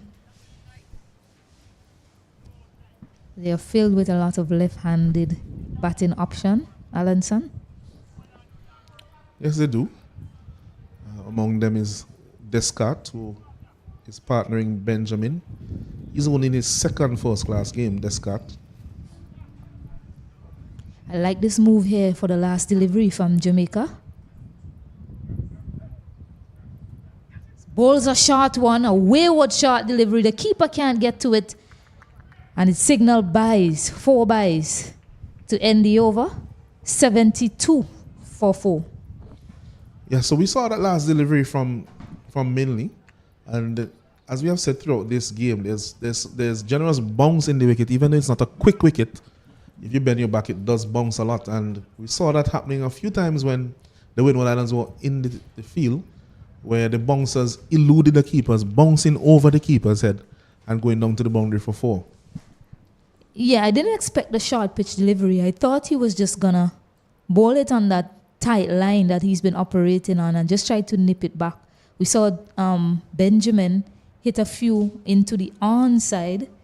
So I thought the plan was to maybe get in his mind a bit as to whether he should be playing that shot there with that fielder right very close to him. Instead, he opted for that short pitch delivery, which is very rare. I haven't seen that from Mindley throughout the day so far. As Blackwood continues, looks to advance down the wicket that time, Descartes. Doesn't really need to be playing at that delivery. It's very wide out there, so well left from him.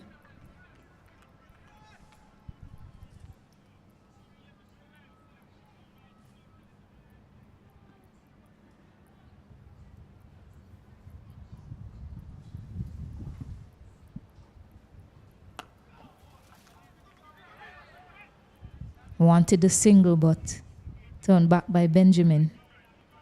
So a tighter line there on the second delivery from Blackwood. Yes, you mentioned that Descartes, he's only in his second first-class game.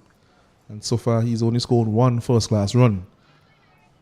Now, we know he's better than that, but just so far, so there will be a lot of pressure on him, for sure. Oh, they take the quick single this time. It's a direct hit. But he just makes it in there, Descartes. Good bit of fielding by Tamari Redwood. We'll see him with the ball in hand later. A young leggy. It's an interesting single. He attempted it off the previous delivery as well, just pushing it back past the bowler. Those of you who are familiar with Descartes, he's rapid. He's very quick. You could see that when he was in, Benjamin was probably only halfway down the pitch. So it would have been interesting if the throw had gone to the other end. But very good feeling there from Redwood, the young leg spinner.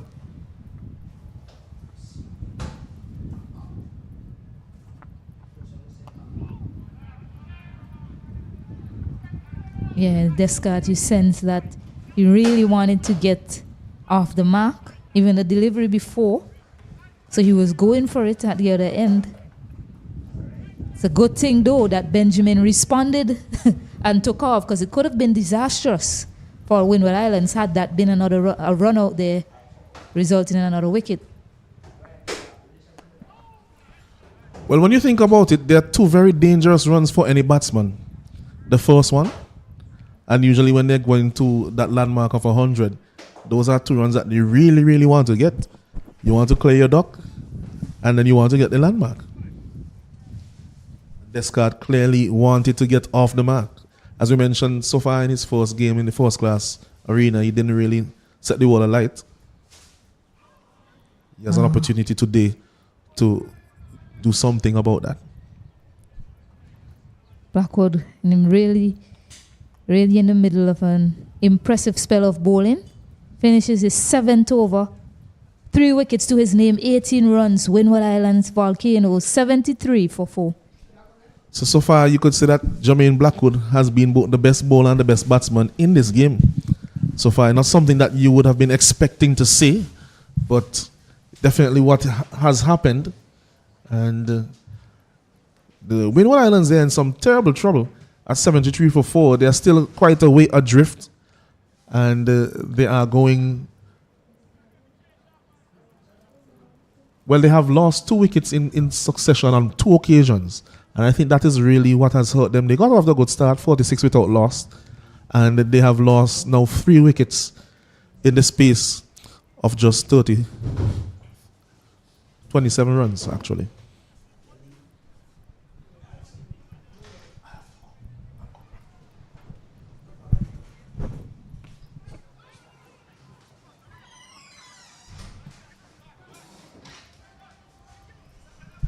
Yes, the Windward Islands Volcanoes in a spot of border here this afternoon.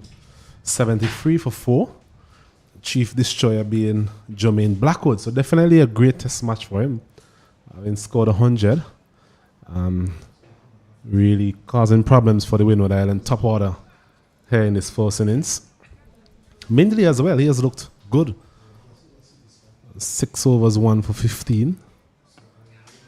These 2 batsmen at the crease in the form of Benjamin and Descartes. They'll be looking to build somewhat a partnership here for the Windward Islands. bit of repair work needed. Jamaicans, they'll be quite pleased with the outcome so far. Captain John Campbell marshalling his troops very well. See him there at mid-off. Another delivery just on that line outside the off stump. And Descartes again being tested to the limit here by Mindley.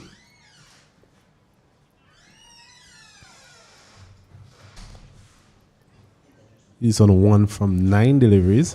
Benjamin, he's yet to score. Given a life all year as well, Benjamin. So definitely could have been worse here for the Windward Islands as we welcome Kesrick Williams into the commentary box. Good afternoon, Kesrick. Good afternoon to you. And good afternoon to our viewers. It's a bit of a bother here. 73 for 4. Not the position that they would want to be in.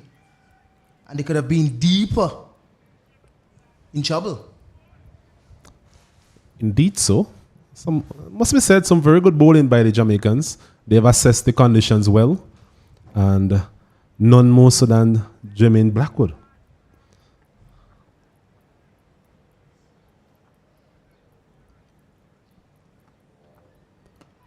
Benjamin again coming forward. Just can't find that gap. Still on naught. And as a batsman that plays on your mind, I'm tempted to ask you about that, Kesrick. Never really been in a position that I'm worried about. Getting off the mark. It's never something that really bothers me. I always find it's easy to get off the mark. It's just an edge down to third man.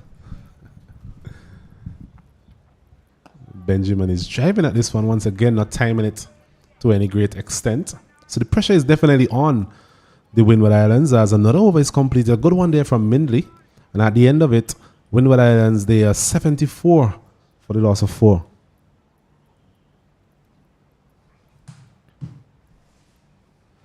If you're just joining us, the Jamaican team, they were dismissed this morning for 337, led by a brilliant 100 by Jermaine Blackwood. The bowling, Gillen Tyson being 2 for 66. Cyrus, 2 wicket haul as well, and Darius Martins, 2 wickets as well. So we could share down quite a bit. And in response, the Windward Island Volcanoes, not the type of start they were looking forward to. Lost some early wickets here this afternoon, and they are now 74 for the loss of 4. As we see Blackwood into his 8th over. Going to be difficult to get this ball out of his hands. And who would blame him? And whenever you're picking up wickets, you always get some energy. Looking at the pitch, I had a look at it this morning, and I'm pretty sure that a lot of coaches would confirm this as well. Most of the deliveries, at least about 75 to 80% of the deliveries is closer to the halfway point of the pitch. So all that pitch map is just saying how short it was yesterday. Today we're saying something different. Just a little too straight from Blackwood. Shadrach just working it down to the fine leg boundary for 4. Rare delivery from Blackwood. A rare bad delivery indeed. That one on the line of the leg stump. You'll expect any top order player really to be able to put that one away, and so did Descartes. So his first boundary, and first boundary in a while for the Windward Islands. It's now 78 for the loss of 4. When you really look at both teams, the last 5 games played between both teams, Windward Island Volcano win 3 of those games. 1 was drawn and 1 was won between. Well, 1 was drawn and the other one was won by Jamaica. So it shows that Windward Island Volcanoes, they're really dominating Jamaica. But today we're seeing some dominance. And this is a really good shot from Shadrach. Leaning into it, eased into it, and really punching that one out to the sweet boundary for 4. Well, he has tried to do that on a couple of occasions now, Descartes. Just using his feet, coming down the wicket, Blackwood doesn't have the pace to really trouble these players. What he has been focused on so far is a good line and a good length. But on that occasion, a bit too full there to Descartes, and he just really caressed that one through the covers, found the gap, and a welcome boundary once again. So his second boundary of the over, and Windward Island Volcanoes, they push on to 82 now for the loss of 4. A little bit of movement there from Blackwood. But the last game that they played, yes, the Windward Islands won that game. They won that game by 9 wickets in Jamaica. Obviously, last year in the 4-day tournament, Windows won their first 3 games, But somewhere along the line, This couldn't really hold on to that momentum. Guyana picked up momentum and won the tournament last year, which brings the total to 7 tournaments win by Guyana in the last 10 years. Some good numbers there, Kato. Indeed so. You mentioned the start by the Windward Islands last year. Those 2 crucial games that they lost versus Guyana and Trinidad really dented their title hopes. So this one has worked nicely to the band at mid-on for a single. So good batting by Descartes. Seem to be up and running now. And it's the end of a Blackwood over, an expensive one. 9 runs coming from it. And the Windward Island Volcanoes, they're now 83 for the loss of 4. Yes, as I was saying, those 2 crucial games versus Guyana and Trinidad, they lost. And then the last game, they drew versus the Leeward Islands, and which meant that they ended up finishing second in the tournament, consecutive second place finishes for the Windward Islands. So it's safe to say that they are almost like the almost men. I don't know if you follow Arsenal FC. We can also a similar part in terms of Arsenal FC over the last couple of seasons. I don't know if you Almost look at FC? Almost FC, yes. I don't know if you look at football to Mind that you, extent. There's some people on this live that might be upset with you. We all know Manchester United is the biggest club in the world. But that's it for another debate at another time as we see Mindley continues. Getting a bit of bounce once again. Descartes making that concerted effort to really get down the wicket. I think we saw something similar from John Campbell during his innings. And we've seen it again here from Descartes. But he just has to be selective and be mindful of the type of bowling he's facing at this time. Especially when it comes to Mindley. He has been good so far in terms of his lines and his lengths. Nice approach to the crease, Mindley. Looks calm, cool. Likes his approach. Nice run up as well. Consistently attack the crease, which is something good for any fast bowler. It would have been interesting to see the pitch map of both teams, Keswick, especially for the first 20 or so overs that we have seen so far from the Jamaican team. I think what we would see is that the Jamaican bowlers, they've bowled a fuller length than the Windward Island bowlers yesterday. I know we spent a lot of time yesterday deciphering the impact of those variations in lengths, but you clearly see the length bowled by the Jamaican seamers. Once again, that delivery, a foolish delivery coming back into Benjamin, getting the inner portion of the bat. So that length has really caused a lot of problems for the Windward Island top order, so far at least.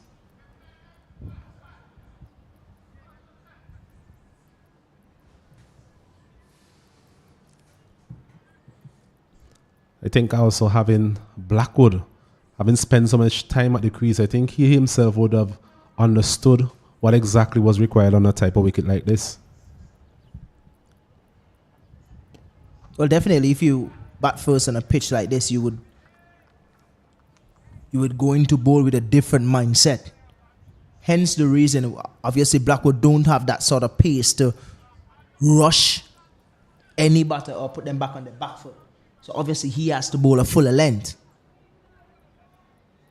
But with saying that, the length and the line that he's bowling is spot on for this sort of surface. Hint of grass on it as well. So use whatever is there. A bit fuller than what we saw yesterday. As I did mention, at least about 75 to 80% of the deliveries bowled yesterday is somewhere around the halfway point of the pitch. Rightly so, you mentioned that if we had the luxury of a pitch map here, we would definitely see a big difference in terms of Windward's bowling in the first 20 and Jamaica.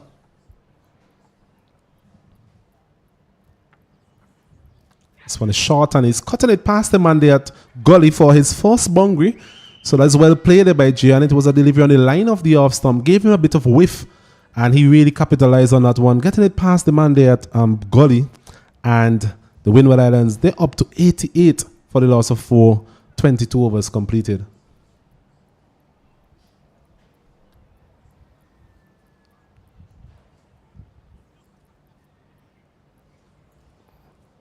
A scoring rate of just around 4 runs per over. So it's a pretty healthy scoring rate. I think that it's just the wickets that they've lost and the magnitude of those wickets, especially one of Captain Sunil Ambrose, who was looking good while he was there, so looking positive. We saw some positivity as well from Stefan Pascal, but never really stayed around long enough to really dent the confidence or the hopes of the Jamaican team. As we see Brian Barnes making his way into the bowling attack.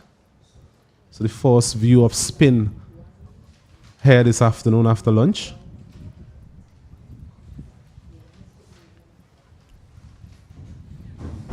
If you really look at most of the wickets that have fallen already, it's mainly from a fuller length delivery. Haven't really seen the shorter pitch delivery doing much damage. Apart from what Royal did yesterday, well, this morning, sorry. This one is short of a length and pulled down to long leg for a boundary. Bit of a free hit there from Shadrach Descartes. Delivery on the line of the leg stump. Brian Barnes perhaps getting a bit loose on this occasion, but a welcome boundary once again for Windward Islands. So Descartes seemed to have a bit of momentum now into his innings. Moves up to 16. It's 92 for 4. Probably didn't get enough bat on it. Didn't manage to get to the boundary though. Probably was looking for a bit more. But there's only one man back on the leg side. He's there at a deepest square leg position. Just behind square on the leg side. So all he has to do is hit it anywhere to his left or right, and runs are there on the offer.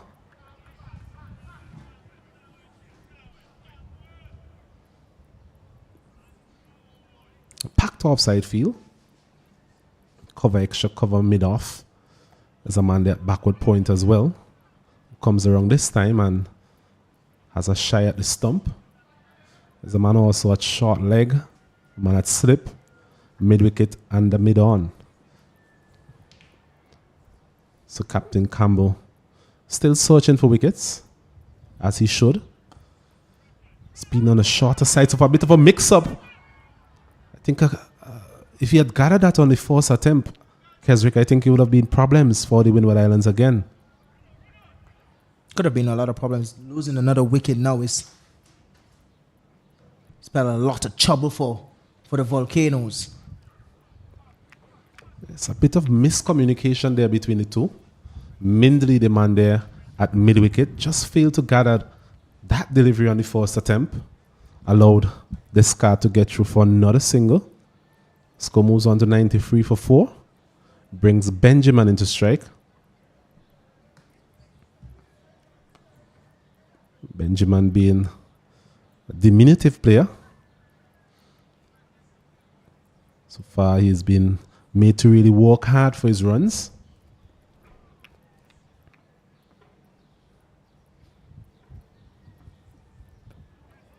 Coming forward once again. Gets that one out to the man there at cover. So it's the end of the first over from Barnes. 5 runs coming from it. And at the end of it, Windward Island Volcanoes in their first innings responding to 337 made by the Jamaica Scorpions. They are 93 for 4.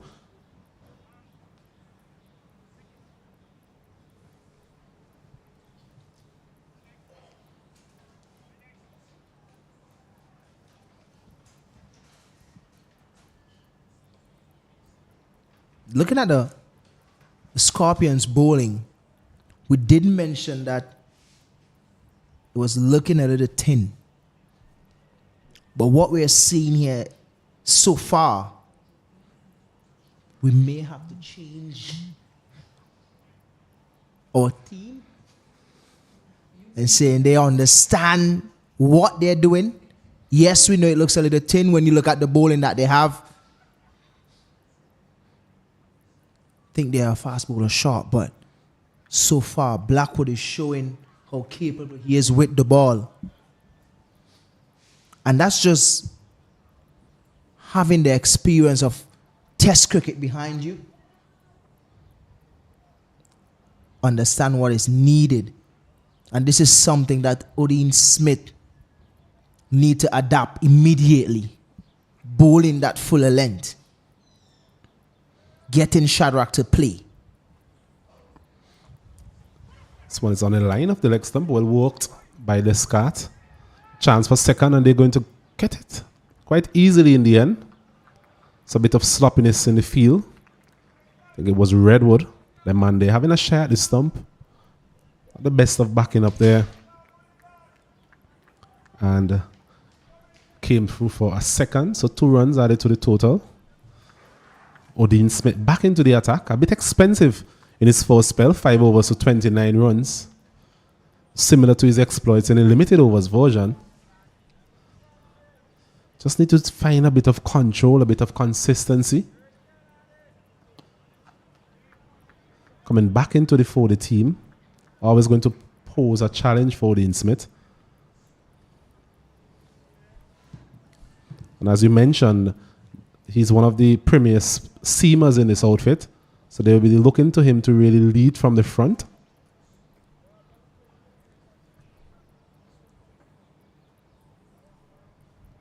I like the fact that you mentioned it may be a challenge, but challenge is good at times. It's good batting again from Descartes. Just working this one into the leg side.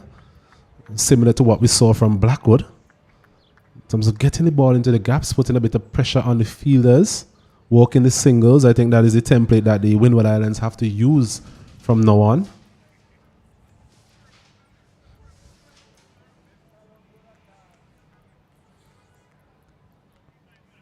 We've mentioned the lack of control from Odean Smith.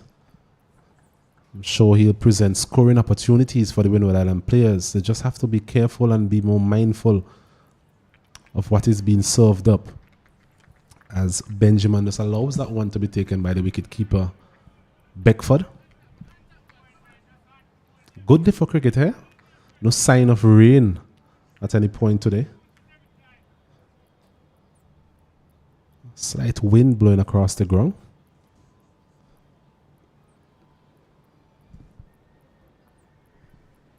Speaking of the challenges in regard to Odean Smith. This one is walked behind, in front of square actually. Tamari Redwood gives chase, so 2 more runs. Benjamin this time taking advantage of that delivery on the line of the leg stump. So clearly struggling for consistency here, Odean Smith. Changing his line of attack as we speak, coming around the wicket this time.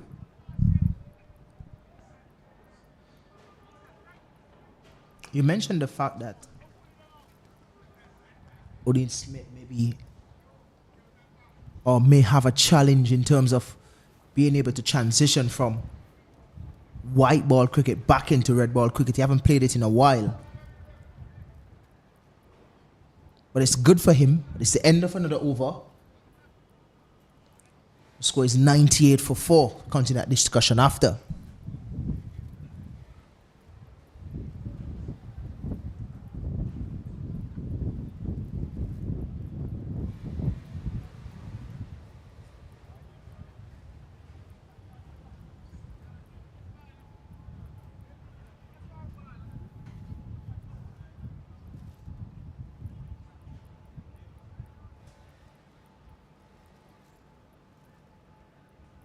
It's going to be the spin of Barnes to continue.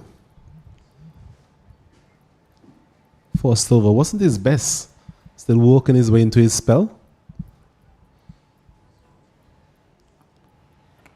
Seem to be a type of bowler who will just be a bit flatter. Doesn't give the ball a lot of air. At least not so far in this bowling spell. This is a thing that I've realized over the years in the Caribbean with off spinners. It's been a while I haven't seen an off spinner in Caribbean cricket that looks to spin the ball. A lot of off spinners now bowl a lot flatter. A youngster that I've seen last year in the under-19 tournament in Warrell actually spins the ball as an off spinner. Gives it some air as well. So that is good to see. From Barbados' point of view, that is. And yes, by extension, West Indies cricket. Because you want to see your spinners spin the ball. Leg spinners is doing a fine job. Still looking for that mystery spinner. We have Akil and we have the Moti that do a fine job. Warwican, who just got man a series a couple of days ago in Pakistan. So we want to have spinners that actually spin the ball, not bowlers flat. It's the end of another over. Score is 98 for 4. Yes, getting through his over very quickly there, Barnes. As you mentioned, the bowling quite a bit, a flatter trajectory. Really posing no problems there for Descartes in that over. Not a lot of tone on offer, or at least not so far we've seen in terms of Barnes. It'll be interesting to see the likes of Redwood at some point in time. Does give the ball a rip. Seen quite a bit of him in the last couple of years as an under-19 player. Sure, some nerves would be floating around, making his debut today in this game. Woodin Smith it is, continuing from the Old Airport end. So on the short of a length and beating him outside the off stump, a bit of pace, a bit of lift. I think we've seen a couple of those deliveries really posing problems for Benjamin, that is. Wicketkeeper Beckford actually putting down a similar chance. So it's definitely an area where he has to be more concentrated.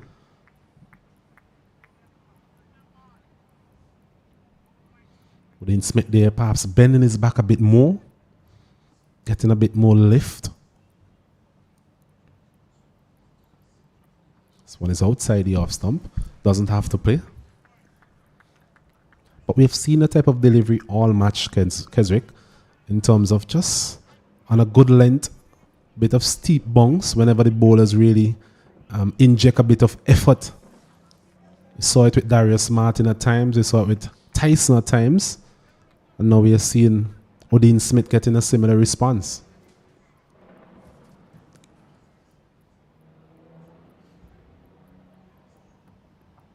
It says a lot. It says that there's a lot in the pitch. Batters can get comfortable on it, and fast bowlers, they can get what they need out of it.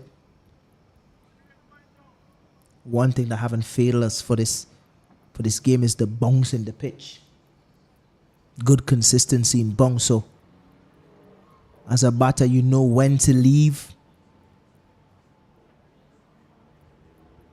Ball comes onto the bat easier. This one is outside the off stump. Missing it, and missing it was Beckford as well. Not the best of attempt from him. And goes for 4 byes. So 4 more runs added to the total. And 100 is up for Windward Islands in over number 26. It's 102 for the loss of 4. Ambitious is Benjamin. That one just going through the legs of Beckford. Not really something that you really see on a cricket field too often from a keeper when you have pads.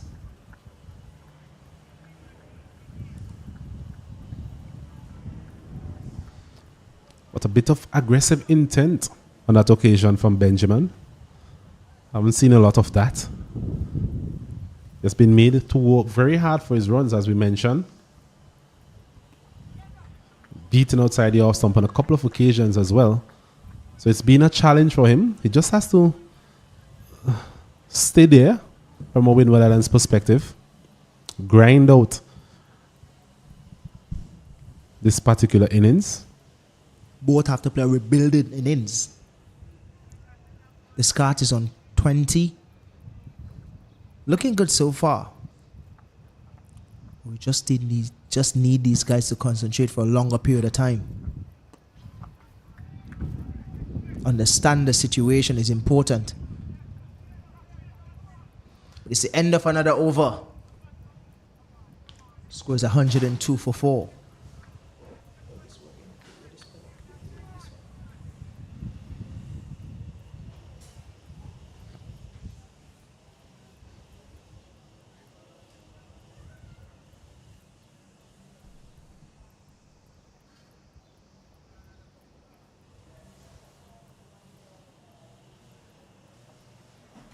We had a conversation yesterday and we're speaking about matchups. Brad Barnes, our spinner, who is now operating surely because there's two left-handers at the crease. Try to spin the ball away from both left-handers. And then get that one that's drifting.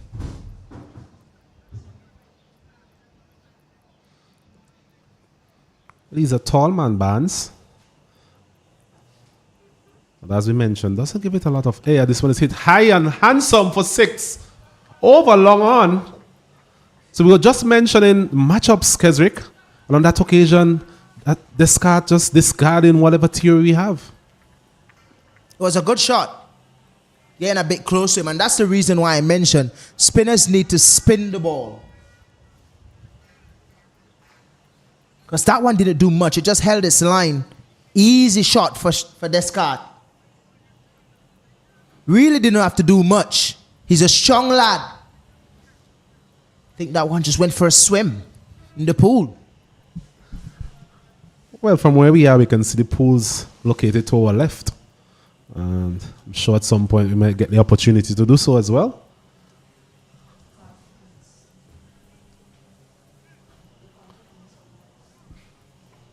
I think the umpires are going to take the drinks break one time. And we'll do so as well in the commentary box. So we'll rejoin you in just about 5 minutes' time to continue this intriguing battle here at the Arnoldsville playing field.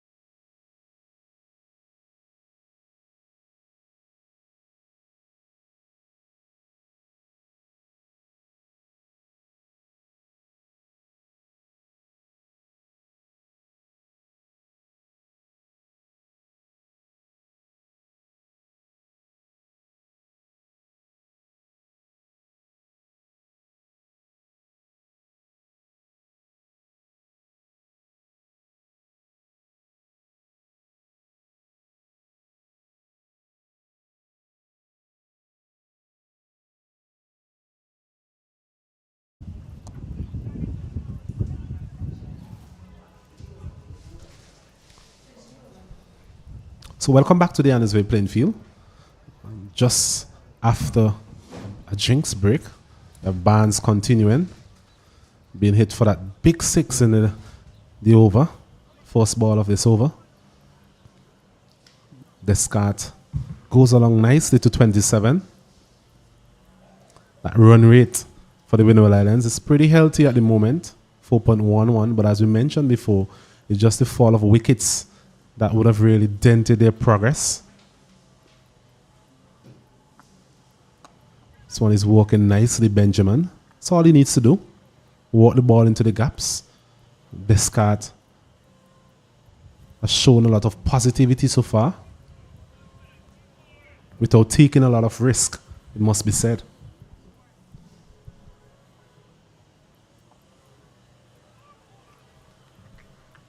This one is outside the off stump, left alone. It's an opportunity for Descartes, though, having not played a lot of 4-day cricket for the Windward Island. In fact, it is second game, hitting this one again over the man there at long on. Just evading him, it must be said, but he's a strong man, as you mentioned, and his second 6 of the over. At the end of it, Windward Island Volcanoes, they march on to 116 for the loss of 4. Really good position he's getting himself in as well. Loving the power, the aggression. He just need to do it safely.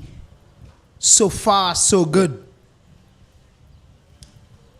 At the end of the over, 6 to finish that over is 116 for 4. Discard. As my co-commentator would say, discard that one. I'm loving that. He looks in stride. So you just need to continue from that and keep going. Be smart and understand the situation. I'm all happy when a player is playing his game, but doing it safely, timing the ball well. Speaking about timing the ball well, Stacey just walked in. Just want to say good evening to her because she just had a lunch.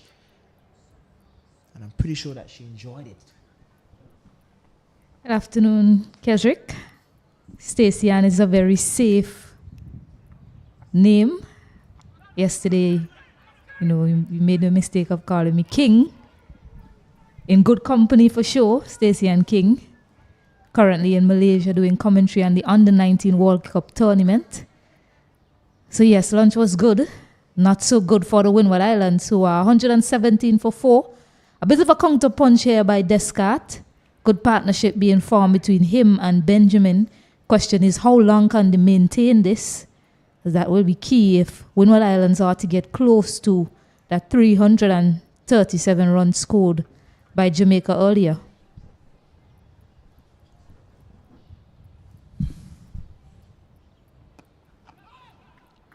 Descartes not doing a bad job here for Windward. He needs to rebuild. Benjamin is there with him and you could see he's playing that supporting role. Just 8 runs from 31 deliveries. Yeah, Descartes on 33 from 36. So not bad going. Just need to be smart from here on in. That one just punch out to cover, but no run. Yeah, if you had to give one criticism to the partnership so far, it'll be the running between the wickets. We saw some poor communication between the two earlier, almost resulting in a run out. Just need to be communicating better, the two batters, but a decent partnership formed here so far. And Benjamin, 8 out of 31, very important role he has in this team now to partner Descartes.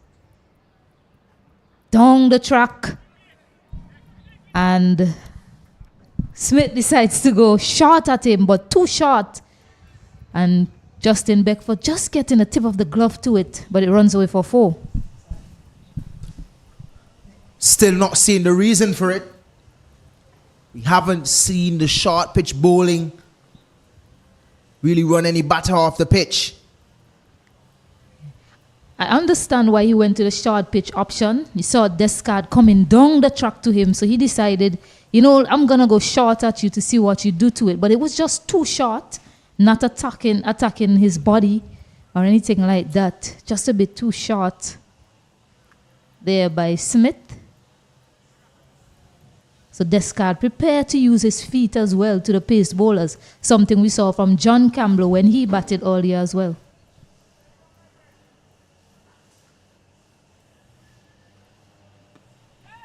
Holds it into his body this time. Another quick single.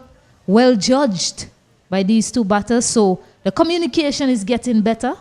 The longer these two bat together. Not quite sure how many times these two would have met in the middle. Jervin Benjamin, known as Gian, so that's why you'll hear me saying Gian from time to time. But Jervin Benjamin from Dominica and Descard from St. Lucia. So obviously these two batters probably would not have spent a lot of time together in the middle. So the communication you'll expect to be a bit off. But it's getting there between these two.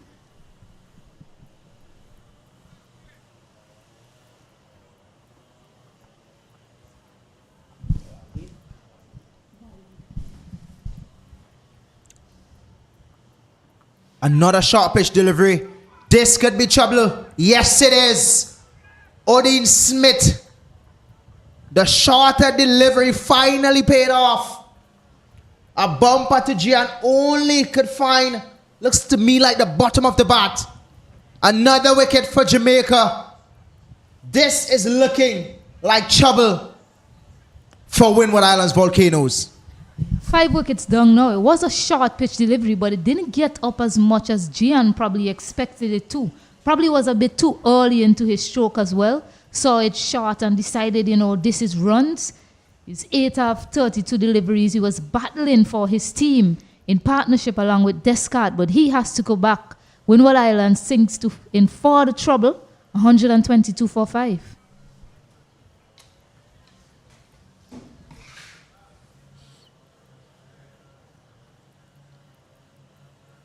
Well, I could remember in the last game that was played between Jamaica and the Volcanoes in Jamaica. The Windward Volcano won that game. Yes, they bowled out Jamaica for 159 in the first innings. Went on to score 300 plus runs. I think you'll have 341. There you go. And then they bowled them out for 234 in the second innings. Then went on to win that match 55-1. So Jamaica making 337 in the first innings here in St. Vincent. Windward's last year in Jamaica making 341. Now they're 122 for 5. Windward Island Volcanoes. Jamaica was killed out last year for 159. So somewhat even Stevens here. So Ryan John, the new batter in, he scored 57 in that first innings against Jamaica, that same match that you're talking about. The Windward Islands will certainly hope for that and more from him, the trouble that they found themselves in. Descard here showing some good fight to them. The question is, will he take on Brad Barnes as he's done in his previous 2 overs? After Also, losing that wicket of Benjamin. Also picked up some wickets as well, Ryan John. He's picked up 6 wickets altogether in that game. A 5-wicket haul in the first innings, 5 for 43. He needs to play that role of supporting Descard. He's somewhat the key holder here.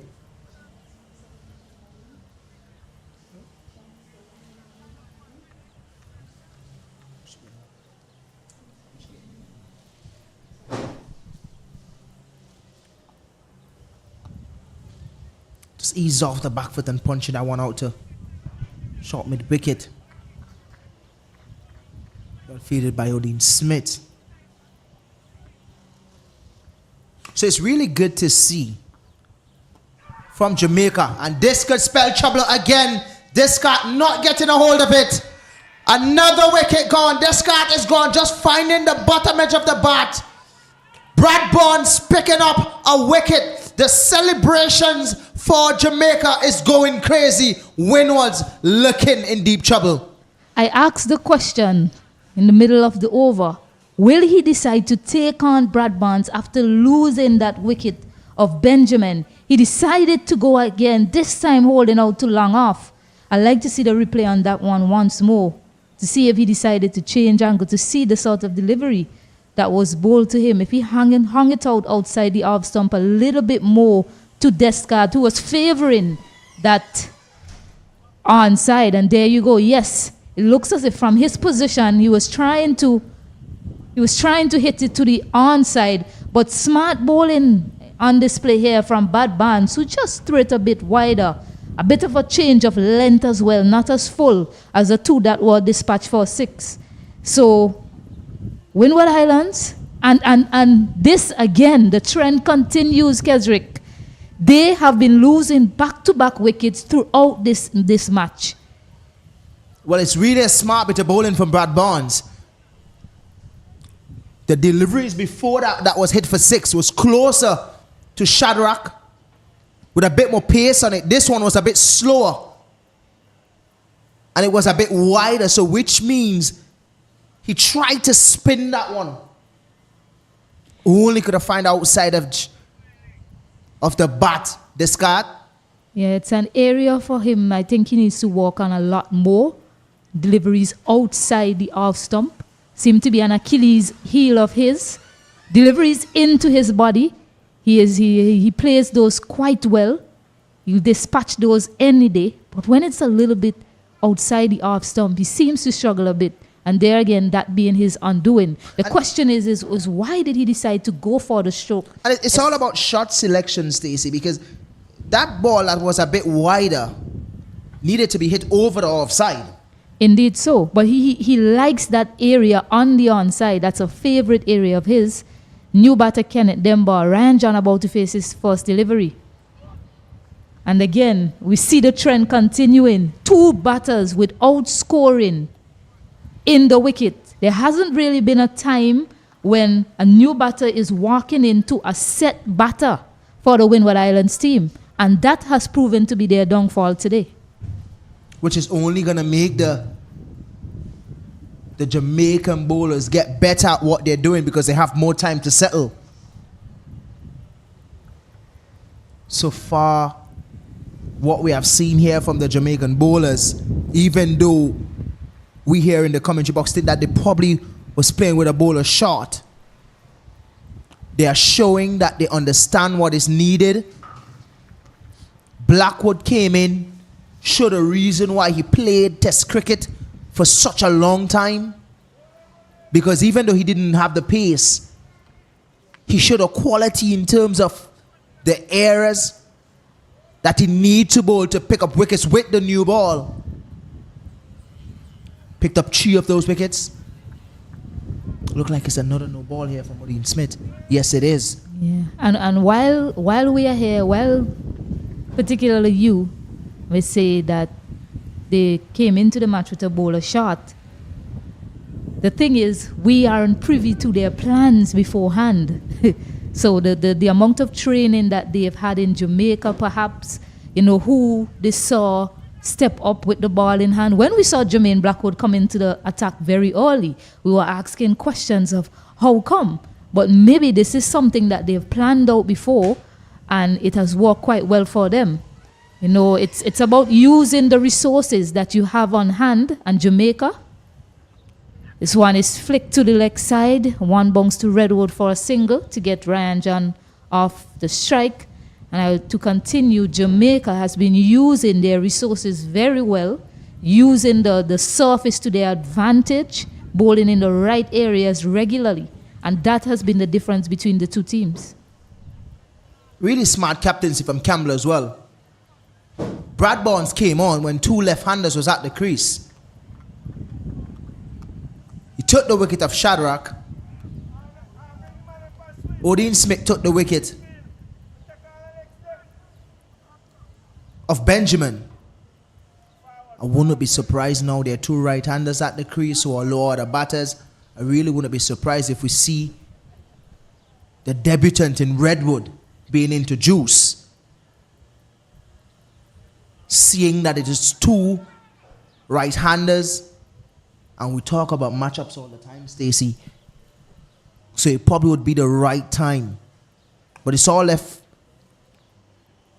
to be seen here and what the skipper would want to do.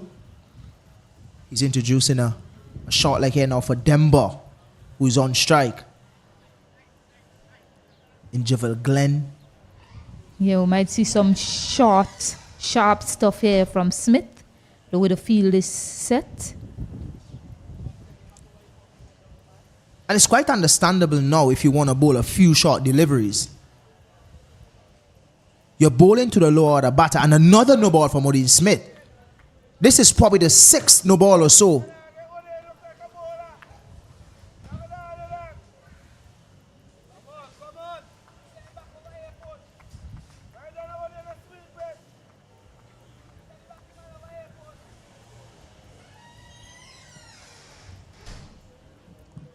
Correction, fifth no ball.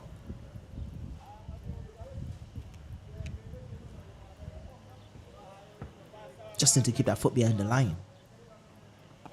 Odin Smith knows that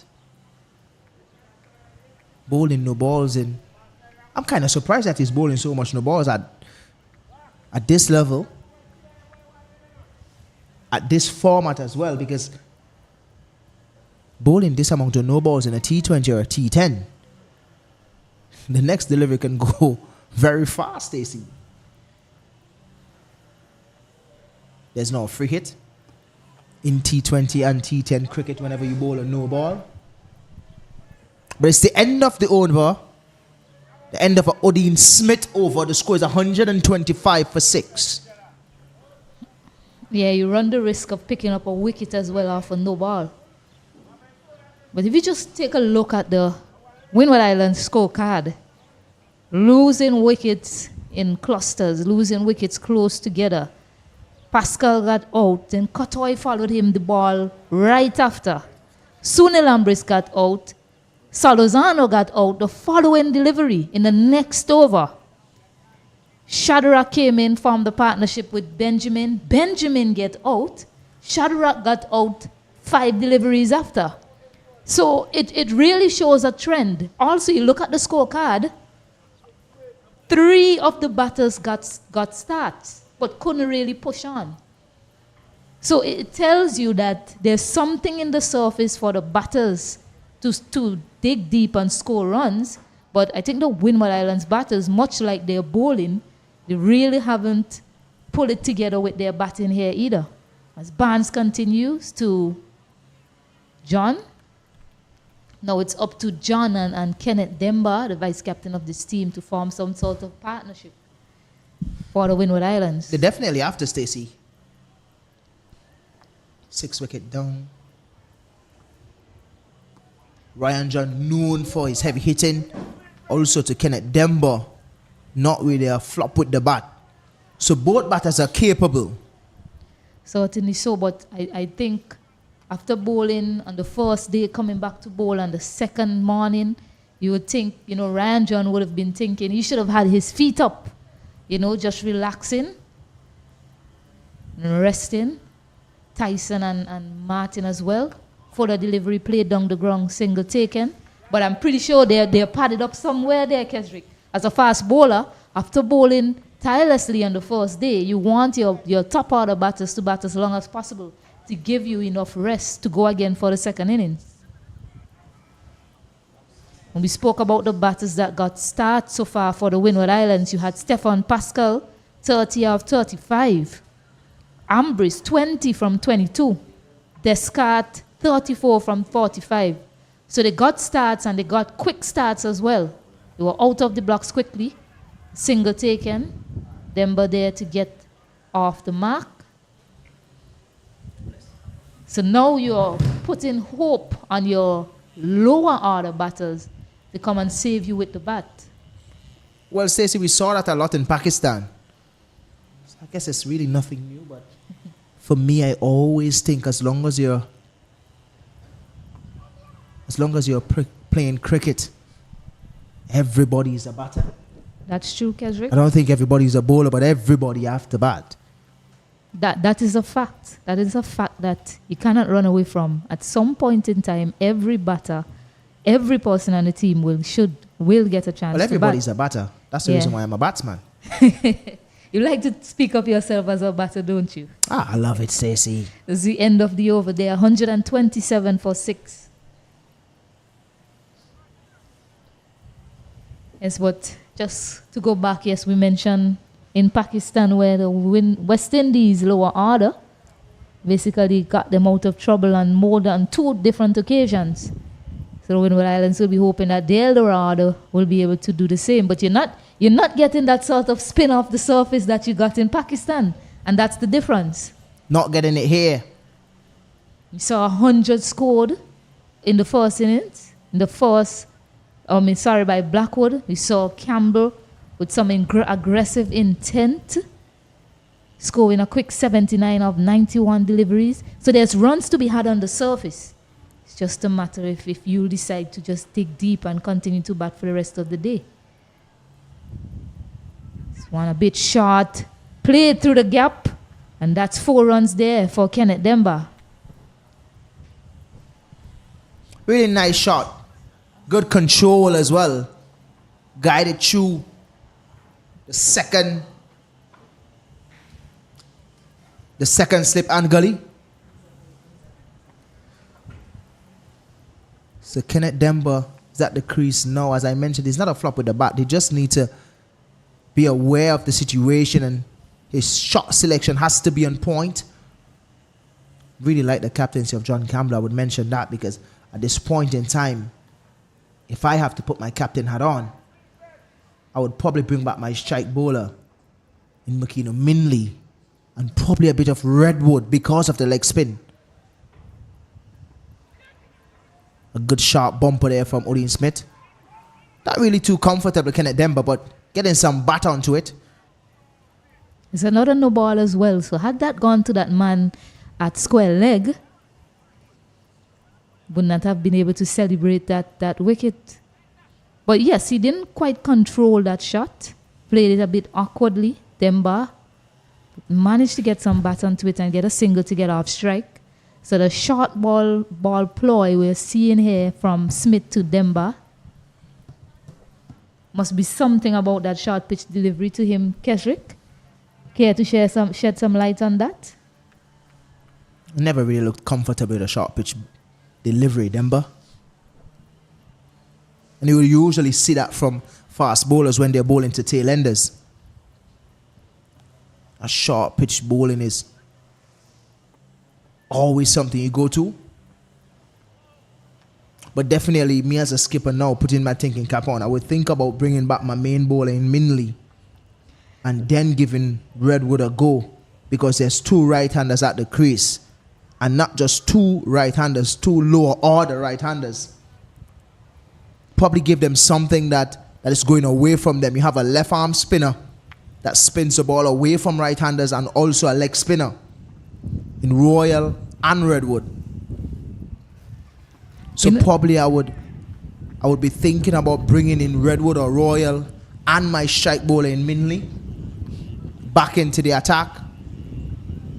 For a moment there, I thought you were going to say bring back the strike bowler Blackwood. Given how today has gone. Well, you never Blackwood, know. he can do no wrong today. 100 yesterday. I'm going to hide myself from him because I don't want to see me. And 2 wickets to start the destruction for Jamaica. But I agree with you. Bringing back Makino Minley to hit that line and length, get that perfect seam position to these 2 batters.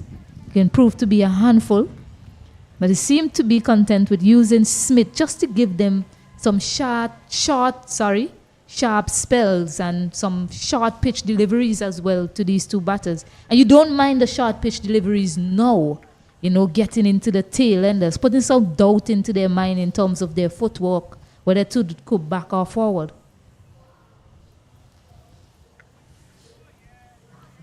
The only thing about the short pitch delivery is that you don't want the batters to get accustomed to it. You want it to be a surprise. Right, and that's why Smith is doing so well, because the field, the way it's set, Ryan John is expecting a short pitch delivery, but it hasn't come in the over just yet. It's the last ball of the over. Will he bowl a short pitch delivery? As the batter now, you're wondering if it's going to come on this delivery because it's the last ball. Well, it might well be a pitched up one. It's a bit short, but not short enough on that occasion. A dot to finish. Windward Islands, 133 for 6.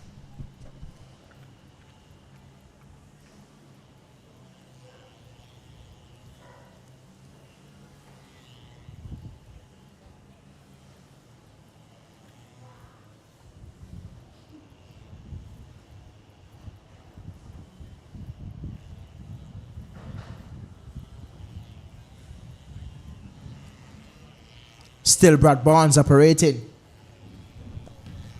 You get a nice picture there, a nice view of Arnesville. Nice lush green mountains. That's where I'm living, Stacey, on the mountains. Jamaicans love the mountains. They love to live in the mountains.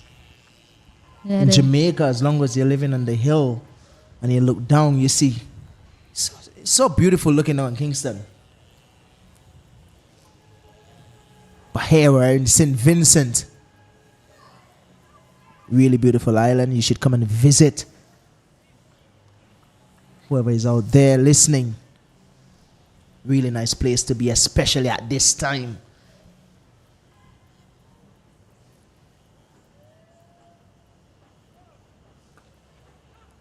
Brad Barnes is still operating. Kenneth Denver just punching that one out to short cover. No run.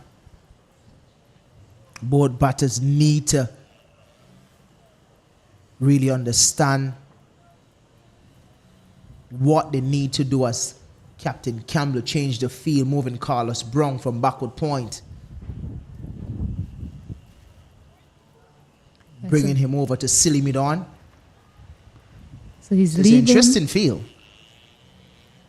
It's smart captaincy as well. He's asking his bowler to bowl a tighter line, maybe middle stump, off stump even, and he has that vacant gap. So he's tempting the batter, maybe try to play a shot off your stump because the field is packed on the onside. So he's left that gap vacant there for Kenneth Denver. Goes to the onside, but he won't get a run there, as I mentioned, the way the field is set there. So he's asking him to play an injudicious shot, really. It'll be because it'll be against the spin as well. Against the angle of the turn. It's really good captaincy. You're asking the player, listen, my bowler is going to bowl down on the middle stump, down on the off stump, coming back into you. And I want you to get it through the onside. Beat my gap. Beat this gap. Beat this field. Knowing that Kenneth Denver just come to the crease. Well, it's the end of the over there. We'll get back to that. It's 133 for 6. Knowing that he just entered the wicket, he will not be in full flow as yet in terms of hitting the ball or getting to the pitch easy.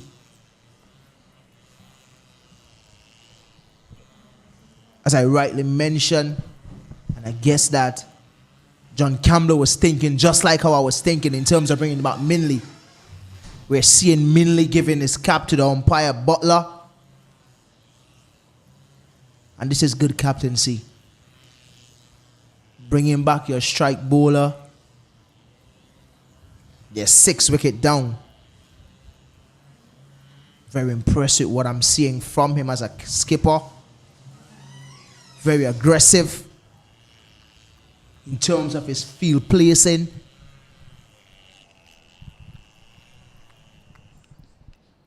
And you have some good men around him who have played international cricket and who is still playing league cricket around the world.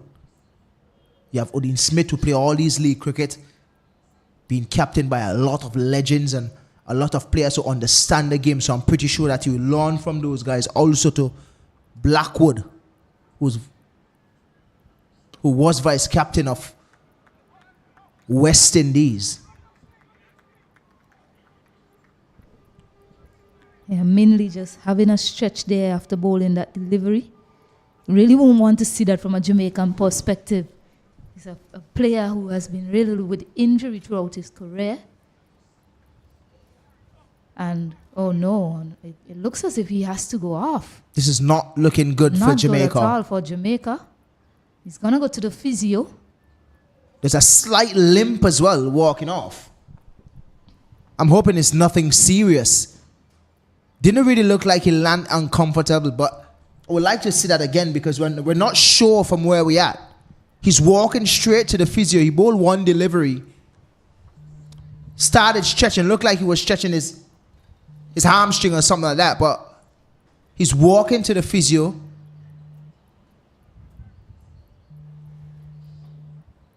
Not sure what is happening. Yeah, and we'll hope he's okay. I mean, from a Jamaican perspective and a West Indian perspective as well. I mean, to see a fast bowler such as himself running in with such good seam positions, you want to see him such good energy to the crease as well. You want to see him get longer spells and see the sort of damage he can do for his team. 8 overs, 21 runs, 1 wicket, 1 maiden. But he bowled a really good spell and got that wicket of Sunil Ambris. So unfortunate that he has to go off. Not good signs from a Jamaican perspective. But Redwood, we've been calling for him. You've been calling for him, Kesrick, to get him in the game. And he has the task of finishing the over for Makino Mindley.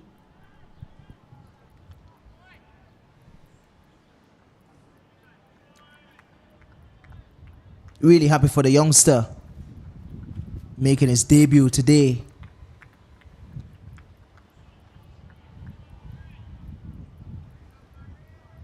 Pretty sure not the way that he would want to bowl his first couple of deliveries because he's taking over from a player who is probably injured, a player who they need.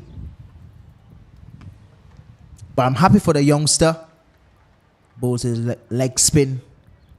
The thing that I realized with him, especially in the under-19 tournament, it takes a while to get settled. But whenever he do, he really hits some good areas and he looks to spin the ball as well. Put some good revs on the ball. It's an appeal for a catch. Wondering if it's a bomb ball. The umpire is unmoved. Usually, you see him actually, it looks as if he's going to have a conference with his square leg umpire, Tuckett, to see if that ball bounced before, if it carried straight through to. Let's see a replay here. Well, this could be a debut that looks pretty close. That looks he's enjoying. Really, really close. Or that he would enjoy. Second delivery, not really sure. Not out. It's a call. Butler and Tuckett. But you mentioned it's probably not the way he'll want to start. But I'll tell you something, Kesrick. One of the first times I got the ball in my hand in the regional 50-over tournament, it was to finish the over for another bowler who bowled 2 full tosses and had to be taken out of the attack. And I got a wicket in that over.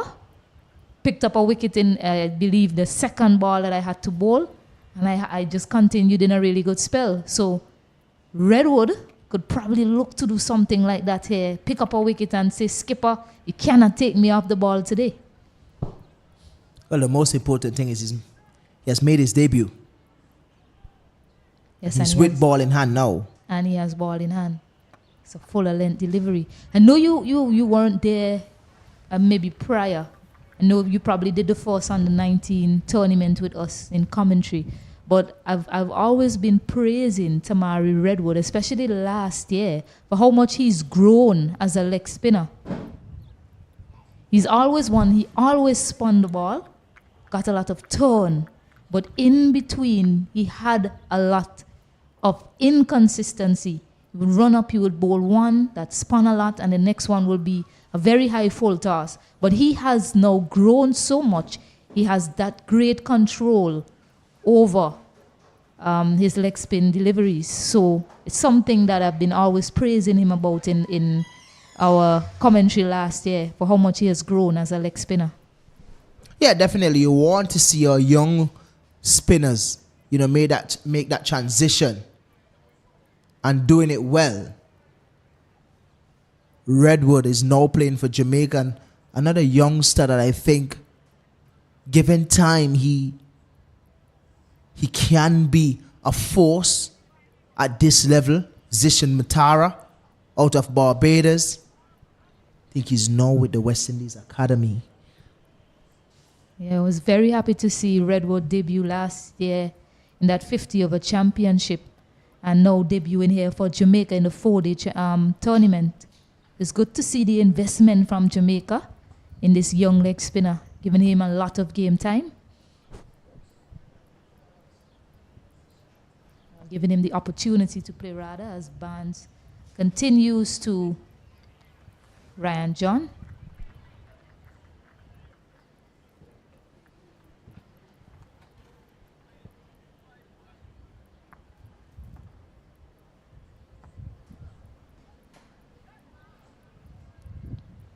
And just throwing it up on the leg stump there.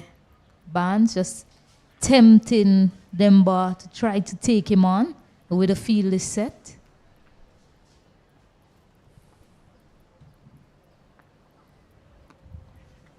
Same set field for Ryan John.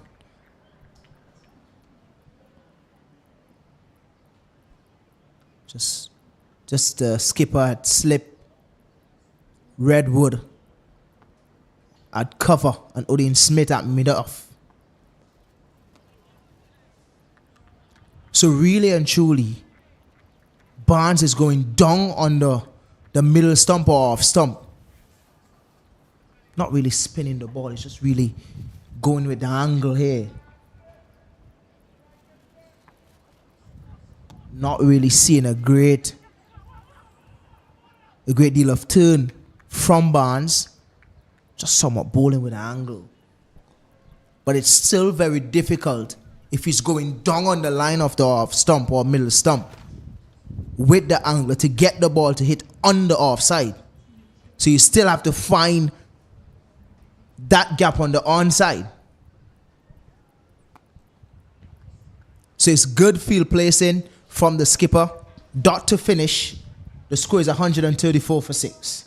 Yeah, I just had a check with the scorers as well to see how many more runs Windward Islands need to avoid a follow-on.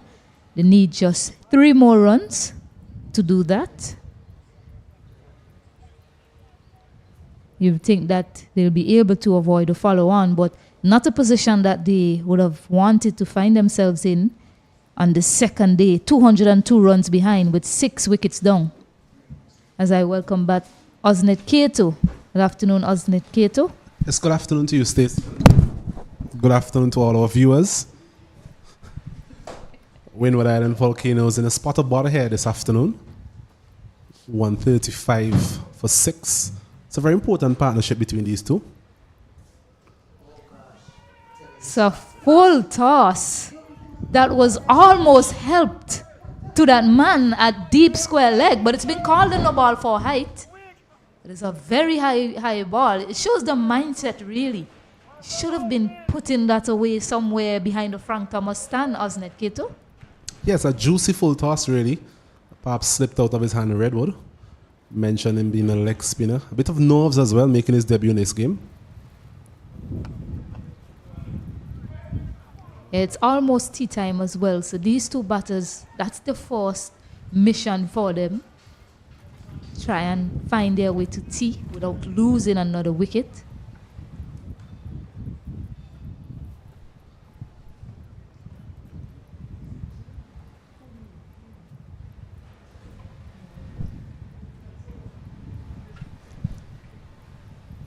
Into his second over, Redwood.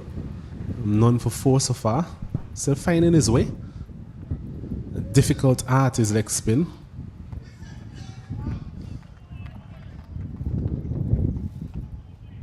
Wondering the end that he's bowling from as well will give him a bit of drift. The wind blowing from right to left on your screens.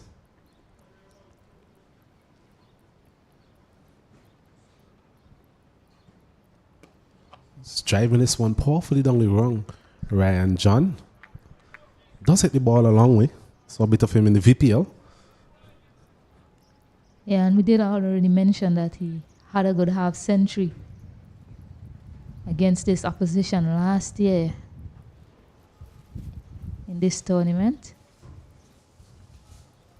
This one is a bit of a drag down delivery. We played into that man at short square leg.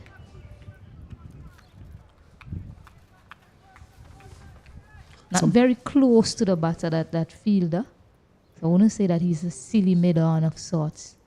It's a very short square leg. This one is hedged just past the diving Campbell hand. And they pick up 2. Well, it goes down as a chance, I think. Just it'll be interesting to see the replay on this one. It was a flighted delivery outside the off stump. Demba drove at it. Appears to have taken the edge, but just evading the diving right hand there of Captain John Campbell in the slip.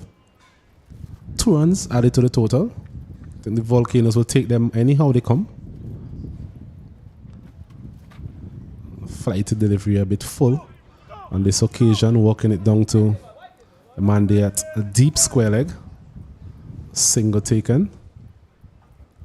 Partnership slowly growing. 20 runs so far, 45 deliveries. So this is a very important partnership between these two very experienced campaigners. And at the end of the 36 overs, Windward and Volcanoes responding to the 337 made by Jamaica earlier. They are 142 for the loss of 6.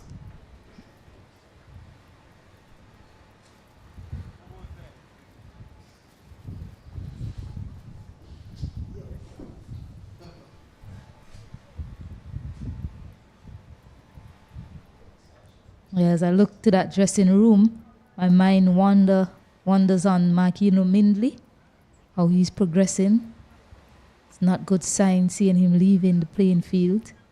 First match of this 4-day championship. Well, that would definitely have some repercussions on how the Jamaica go about their bowling effort. We mentioned, in our opinion, they're seamer short. So the fact that one of their premier seamers was forced to leave the field, it means that they would have lost that sort of potency, especially given the spell that we saw from him earlier. Indeed. And luckily they have Jermaine Blackwood in their ranks.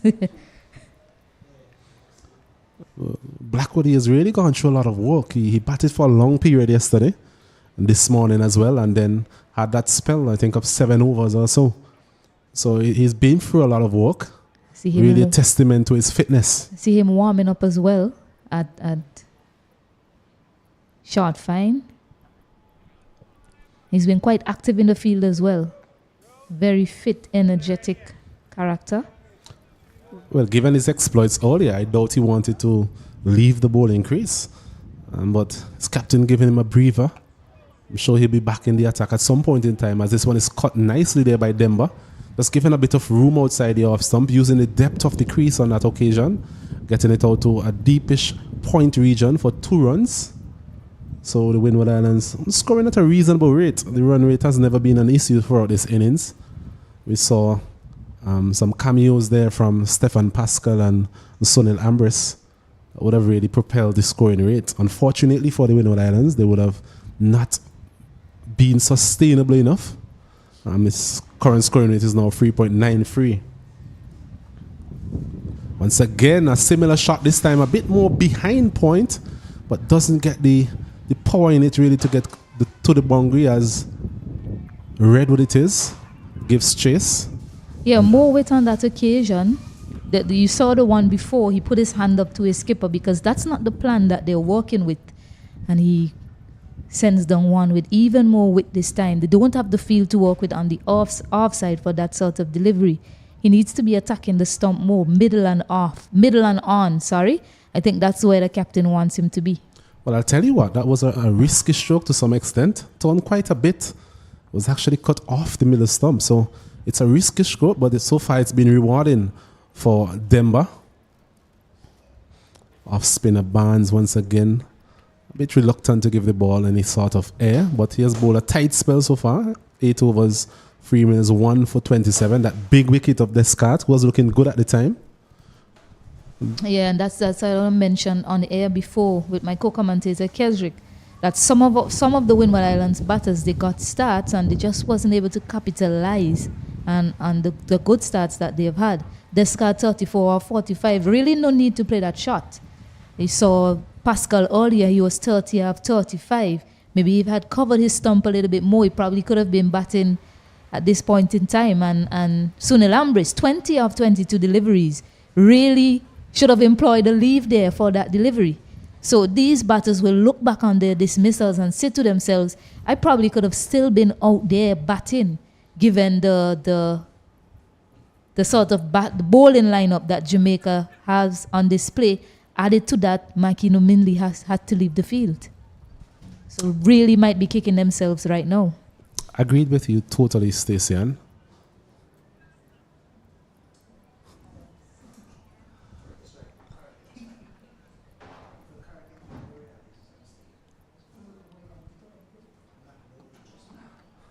As we see introduction of Javier Royal, who spent quite a bit of time at the wicket, so he will be familiar with conditions.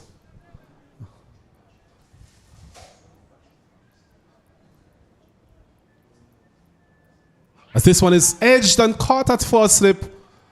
A bit of turn, a bit of bounce there from Royal, and getting the outer edge from Demba. So another wicket goes down here for the Windward Islands. They're really crumbling here at the Annisville Sporting Complex. It's now 147 for the loss of 7. So close to tea as well. Demba, who was looking okay for his 15 of 28 deliveries. Royal into the attack, his first delivery. Just bounce on that one. A good take by Campbell, juggled it a bit, but was always in control of that catch. And Demba has to go back 7 wickets down now for the Windward Islands. Well, just in the last couple of overs, Stacey, we have seen quite a bit of tone being extracted by the Jamaican spinners. So they will be really cock-a-hoop about playing those spinners that we mentioned before. We mentioned that they might have been a seamer shot. In fact, they are now 2 seamer shot in our estimation. But the spinners seem to be getting a bit more assistance. We saw in the last over a bit of tone from Barnes, and here on this occasion, a bit of tone there from Royal, who is not really a big tone of the ball. Well, Tend to use a bit more variations in terms of pace and line. But it must be said also that perhaps Demba should have been forward to that delivery.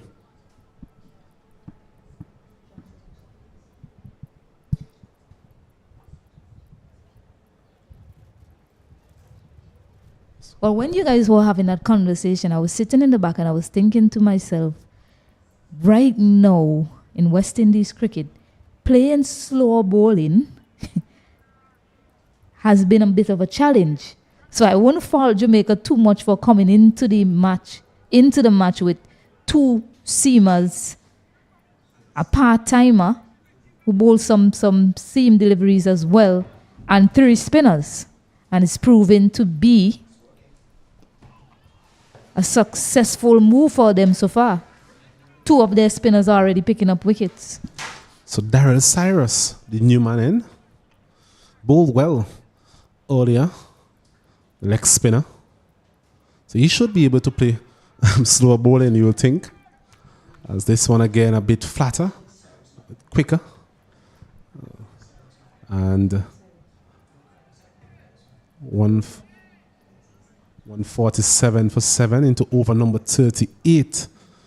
Very good batting conditions here at the Annisville playing field, it must be said. So quite a bit of good batsmanship earlier from Jermaine Blackwood. This one is swinging across the line.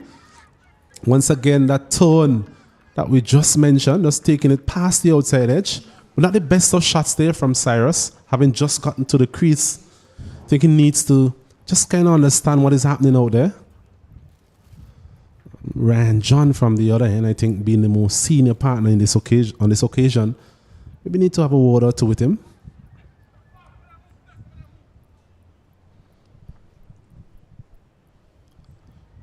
This one again, play and miss.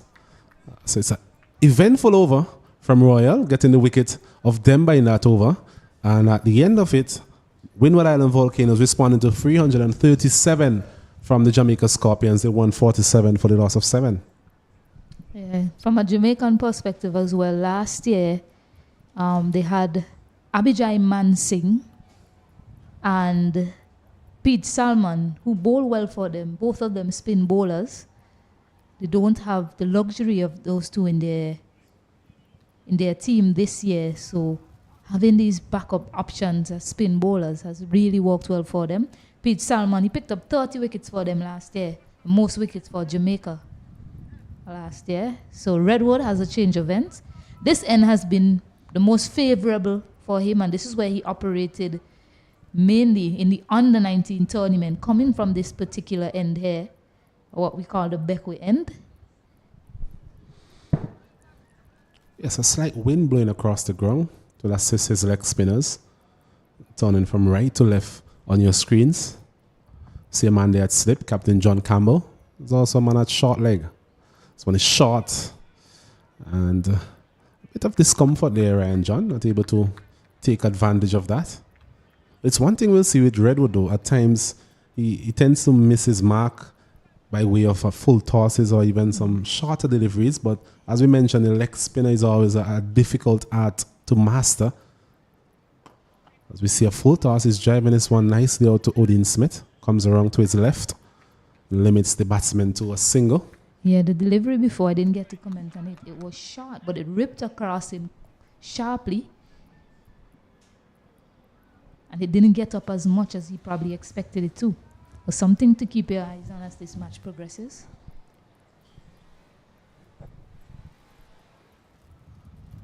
Windward Islands just need to get somewhere close to the Jamaicans, as this one is punched again out to a deepish cover.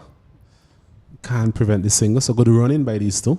They'll need to do more of that, especially in the infant stages of this partnership. Brian Barnes there coming around to his right. Can't stop that single. Redwood still searching for consistency.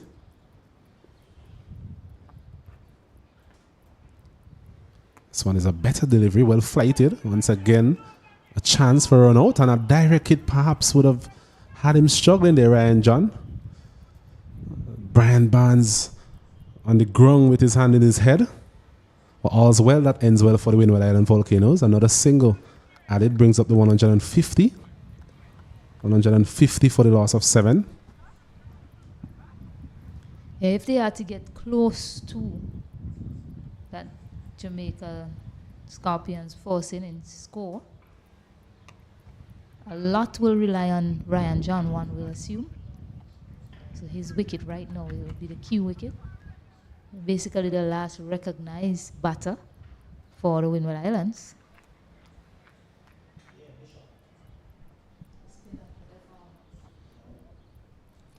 This one is outside the off stump, turning away again. So a bit of a mixed bag there from Redwood, sorry. His third over was completed. None for 12 with Windward Island Volcanoes. 150 for the loss of 7. Top scorer in so far, Shadrach Descartes. Like we mentioned before, the Windward Islands, they would have been hoping for some of their big guns to really take advantage of the starts they would have had. The likes of Stefan Pascal made 30, Sonel Ambrose, the captain, making 20, and Descartes 35.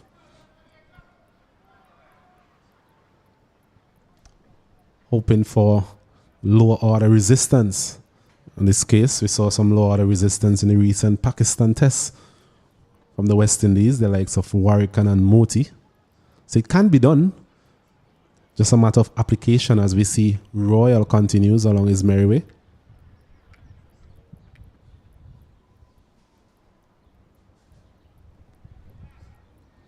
Into his third over. This one again is flighted. Well bowled. This is usually his mode of operation, especially to the right-handers coming around the wicket, angling these deliveries in, a bit of tone, a bit of drift, changes of pace. Very good limited overs bowler. We saw him opening the bowling in T20 cricket as well. It's just a matter of bringing those skills and making the transition into the 4-day format.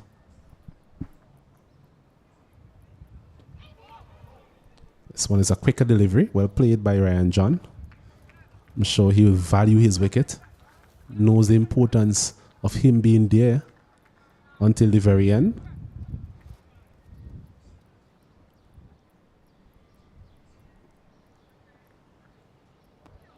Yeah, I'm liking the changes of pace and length as well throughout this over from Royal. It's making the batter think.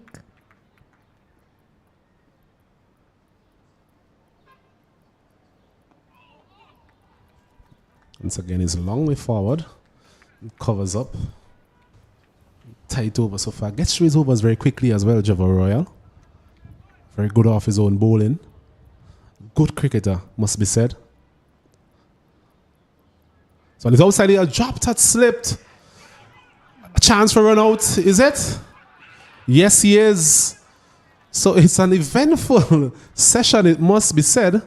First of all, a drop catch there from John Campbell, diving away to his right and going through for the single. Cyrus was always struggling, and a good throw into wicketkeeper Beckford, and Cyrus is gone. So another wicket goes for the Windward Island Volcanoes. They're really imploding here at the Annisvale Sporting Complex. It's now 150 for the loss of 8. Yeah, a bit of a late reaction there by Cyrus to come through for the single. Drop catch there, and a good way to end the session for Jamaica, and the trend continues. Again, not able to form a partnership right after a batter has been dismissed. And another one goes down for the Windward Islands, 150 now for 8. And that's T for here at the Annisvale playing field. Jamaica right on top, just 2 wickets away from batting again here this afternoon. So at this point in time, we'll take a break, and we'll be back around 3 o'clock to continue coverage here at the Annisvale playing field in this 4-day championship match between Windward Islands Volcanoes and the Jamaica Scorpions.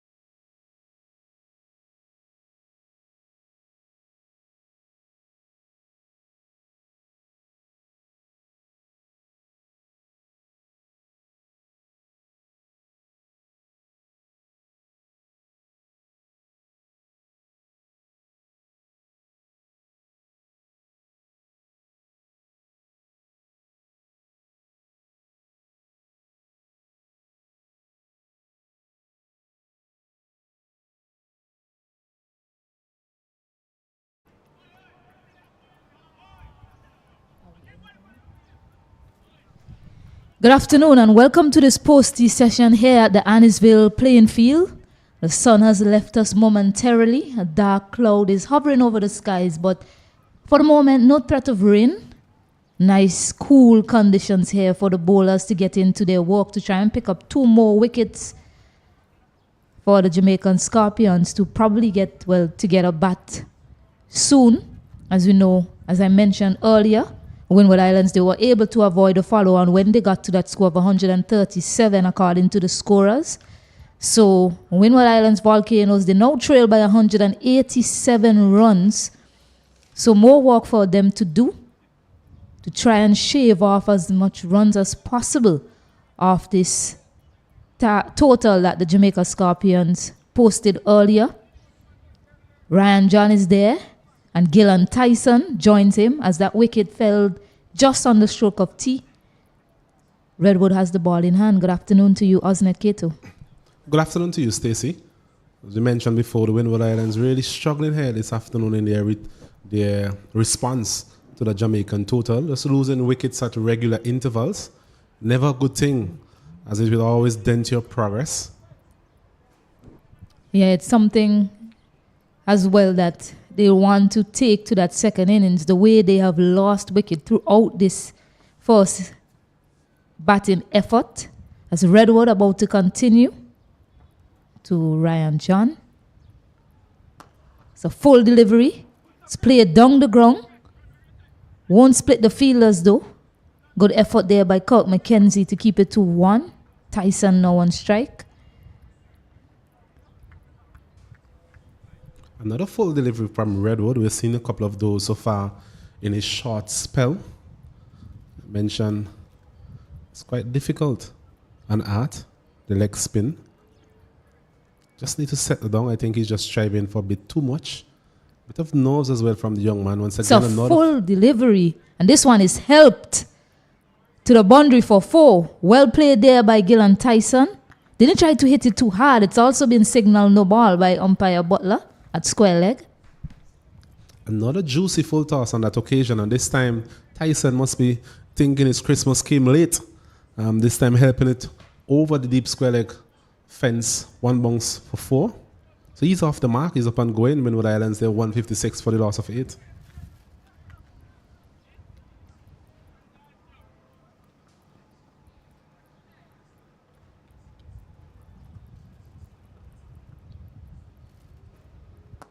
It's a fuller length delivery that time. Played a bit uppishly, but nowhere near that fielder Smith at mid-off. Well, we have seen a lot of Redwood. He does give the ball a lot of resolutions and will get some turn if turn is on offer. We saw a bit of that in the last couple of overs. So just need to line up his deliveries and in terms of, first of all, getting them on the ground. And I think he'll pose a threat, especially to the lower order of the Windward Islands here.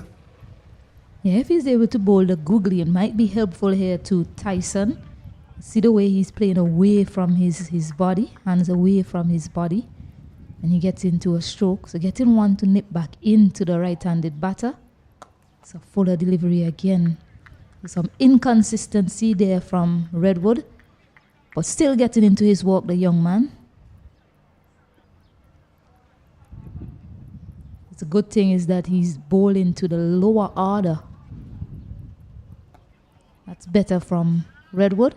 He's bowling to the lower order of the Windward Islands, and I think the time he was introduced from Captain John Campbell, it's a really good time as well, just to allow him to get some overs into this match.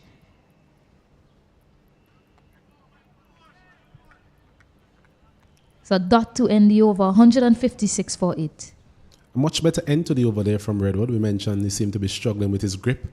Just bowling a couple of full tosses so far in his short spell. 4 overs, none for 17. So he'll be thinking about his spell. I'm sure he sets relatively high standards. So we'll not be pleased with his going so far. But there's a bit of nerves, as I mentioned before. Just need to calm down the young man. And I'm sure he'll go well. From the Windward Islands perspective, we mentioned they will want to get as close as possible to this first innings total from Jamaica. It will take a lot of work, but with Ryan John there, he will definitely need to get more most of the strike, do most of the scoring. He's on 9 from 35 deliveries, so he's been there a while. Should be used to conditions by now.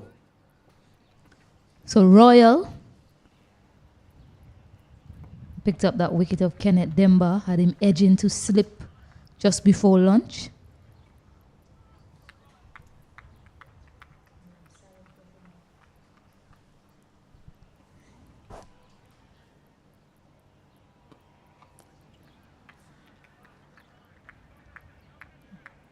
And continuing the trend of losing back-to-back wicket, not too long after that, Daryl Cyrus was run out.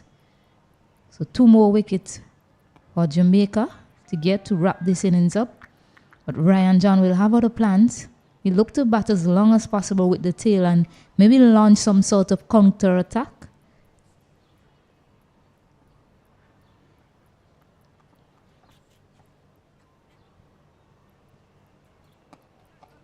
One he's stroking it neatly down the ground, pick up a single.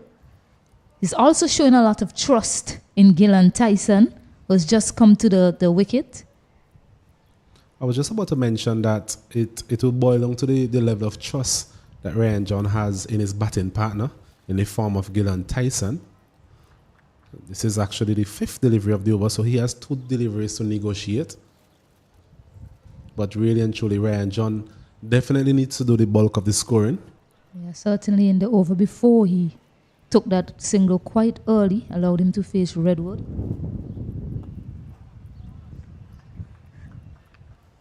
Showing his defensive prowess here, Gillan Tyson.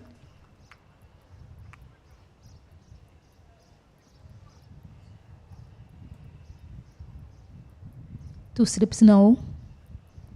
Last ball of the over coming up. Drops it a bit shorter, trying to tempt him perhaps. It's a dot to end the over. And Windward Islands 157 for 8. It's another steady over there from Royal. Has been quite miserly in his approach so far. 4 overs, 2 minutes, 1 for 8. So hasn't given a lot away. And at times has looked very threatening, getting the ball to turn a bit and using his variations to good effect. And the Jamaicans will be thinking, Windward Islands won the toss and the centers to bat and mentioned the turn off the surface on the second day. Not prodigious turn, but something for the spinners to smile about for sure. We saw how Daryl Cyrus operated yesterday on the surface. Was the best bowler for the Windward Islands.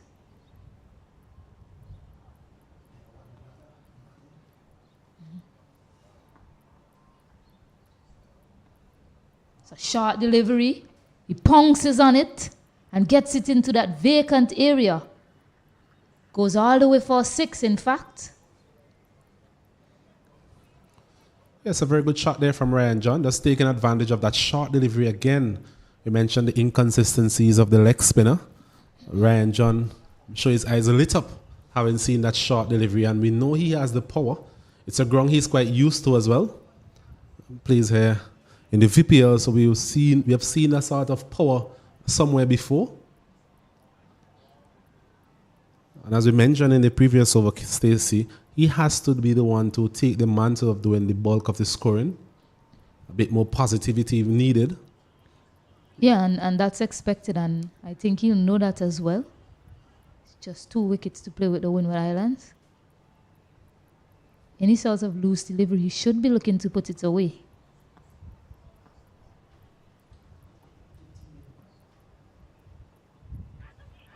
It's a better line delivery that time from young Redwood.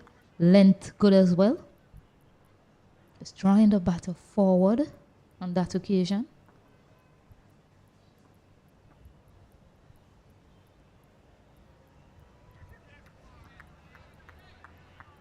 Not a fuller length delivery once more.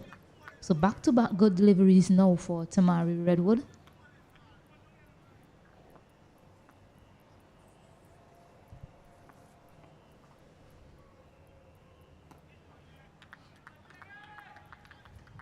They seem to be finding his groove these last 3 deliveries.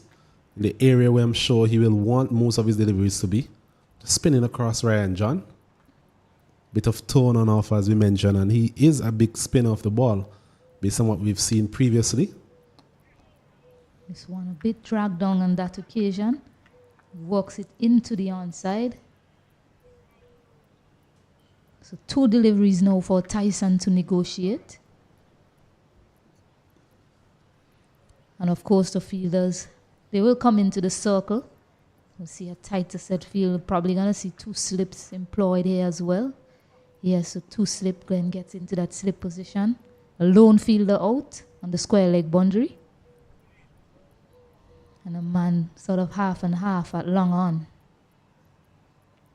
Oh, one beats him beautifully.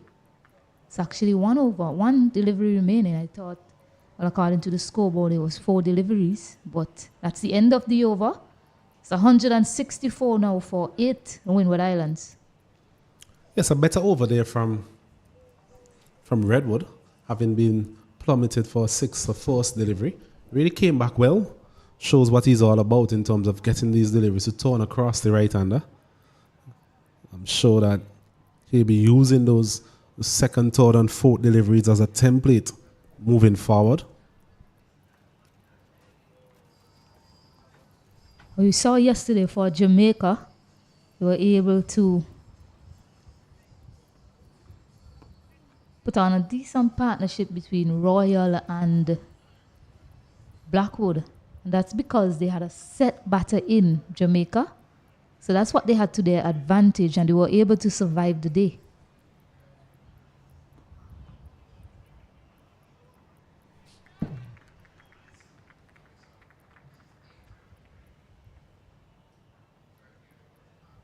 Came back this morning and managed to put on 46 more runs to their overnight total, which got them into a healthy position. Currently have the opposition 173 runs behind. Yes, the Jamaicans definitely in the driver's seat at this time, having put up a very good 1st innings total. The bowlers have really put their hand up in this bowling effort, aided to some extent by some loose stroke play by the Windward Islands players, but that is not to take anything away from the collective nature of this bowling effort from the Jamaican team.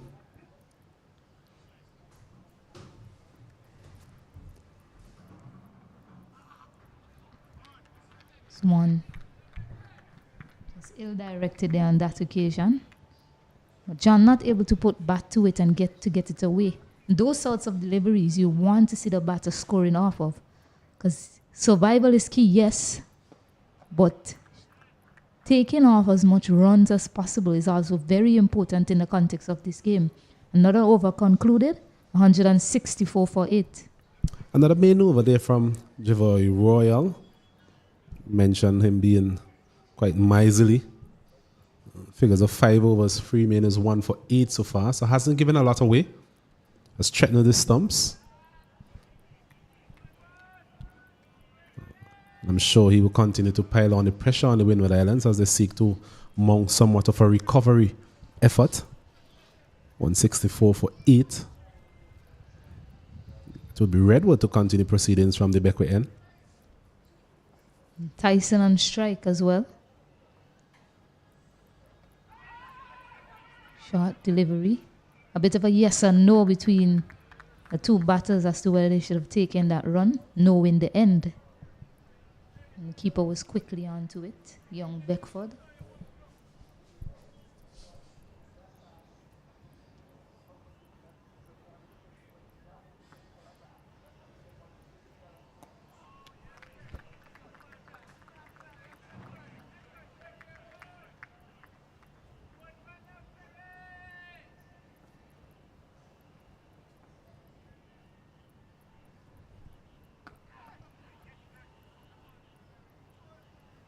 A bit of attritional cricket now in this period.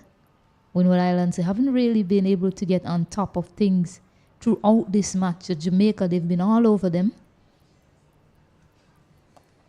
Continuing to do so with ball in hand.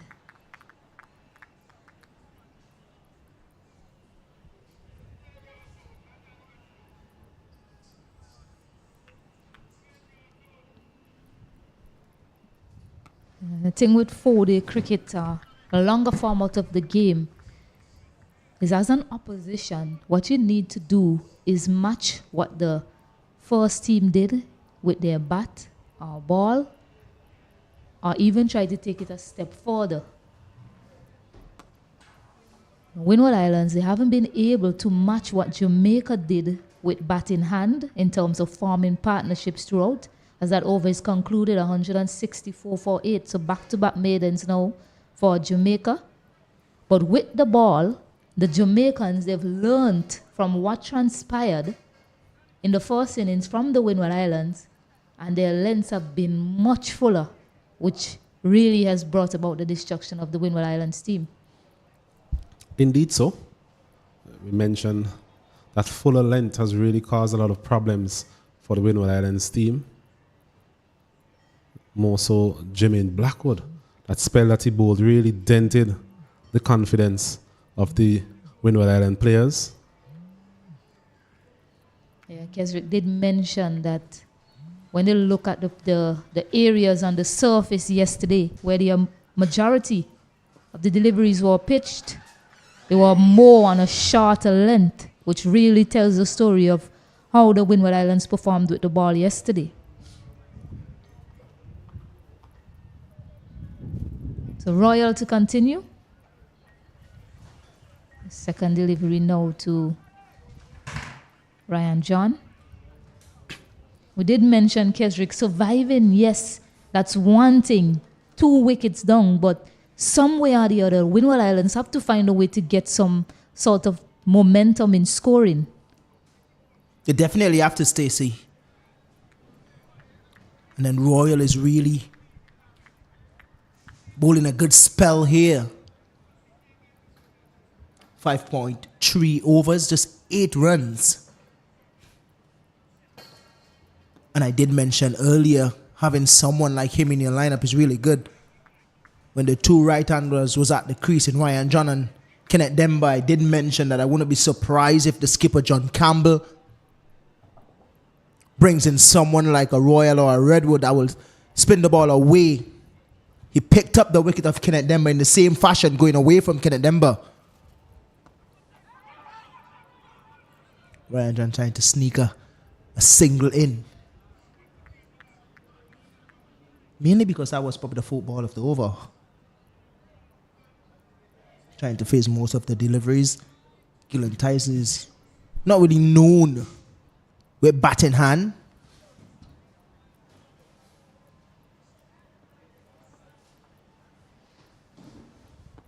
Yeah, right now the Windward Islands, they're just batting time, really. They're taking time out of the game, which is important. But second innings is looming, and the Jamaicans, they'll be buoyed to get bat in hand to add to the score that is seemingly imminent. That they're going to get a healthy lead. So Windward Islands need to take as many runs off that lead as possible. Tyson there. So 3 maidens actually has been bowled. So what will happen here now? You almost sense that something is going to happen, hasn't it? Yes, the game is at a bit of a standstill at this time. Ryan John, as we mentioned, trying to get as much of the strike as possible. Tyson trying to really grind out this innings, 4 from 16. So it's a bit of a cat and mouse kind of game in terms of the Jamaicans. They're hoping that one of these batsmen will make a mistake, and the Windward Islands, they're just hoping to just hang in there as long as possible. As you mentioned, try and get as close as possible to this total.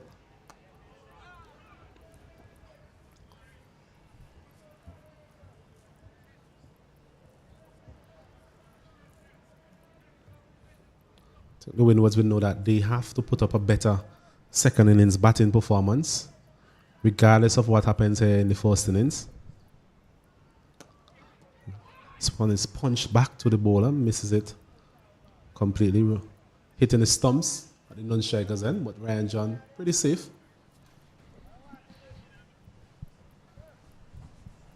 Yeah, and that was an opportunity to score, fuller pitch delivery, not able to capitalize.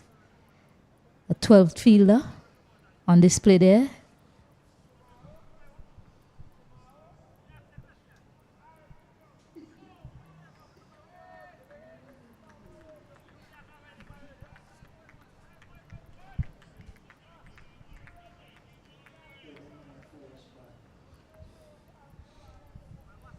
So does get the ball to turn, as we mentioned. Redwood, seen that on a couple of occasions now. But in amongst those deliveries, we're seeing those full tosses as well, which really takes the shine off his bowling performance. But it's another maiden over, 14 in a row.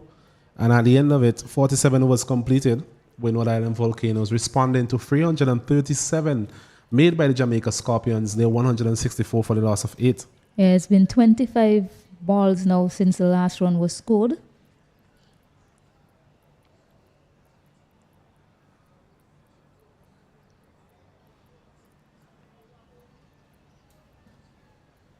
You don't suspect that these two batters will be itching to score runs, given the situation that the Windward Islands are in. That really wouldn't be the focus for any of these batters. Both batters just looking to survive, really. Gets a bit of an edge on the first run after 25 ball. In fact, they'll get 2. Bit of a slip there in the outfield by what seems to be the substitute fielder, McCarthy.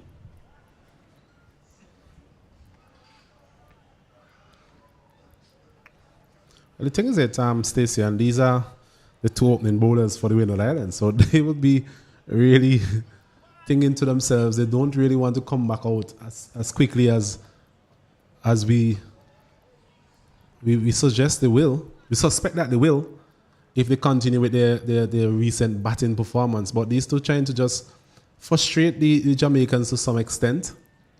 Well, just give themselves a bit of breathing space. Well, they're out there now batting, still on their feet, albeit it's not running into bowl, but they have to do a job for their team with bat in hand. They're still out there trying to hold, hang in there for the Windward Islands. That's the term I think I'll use, just kind of hang in there and survive. So Royal in the middle of a pretty good spell. It's a bowler that co-commentator Kesrick seemed to really like the look of him. Maybe his all-round playing ability as well. He's been calling for him to get on the ball, and he hasn't disappointed so far. Yes, he has been good. He's been effective on this type of wicket. Mentioned just offering enough for the spinners, really, just to keep their interest alive. This one is taking a leading edge. Thankfully for Gillan Tyson and the Windward Islands, just evading Jivo Royal on that occasion. Just trying to walk that one on the onside. Perhaps a bit of tone leading to that edge. This one is playing down to the man there at short. Third man. Another over completed. At the end of it, 167. Windward Island Volcanoes for the loss of 8 wickets.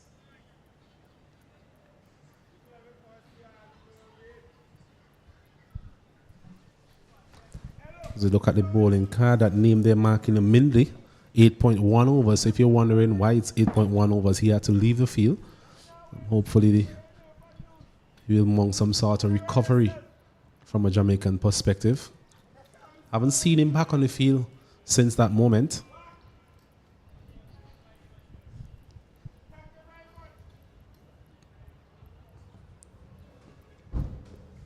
But for the time being, it's the spinners that are in operation. Tamari Redwood and Royal. Yeah. Tries to use his feet that time. Ryan John showing some intent, but just smothers the spin, really. Didn't try to play any sort of shot to that. Just decided to smother the spin instead. Really the first sign of utilization of the feet from the Windward Islands batters. in this innings to the spinners. The other thing too is that they haven't really survived long enough for us to see their range of shots. Looks to go down the ground, but with a bit of an edge that flies over cover.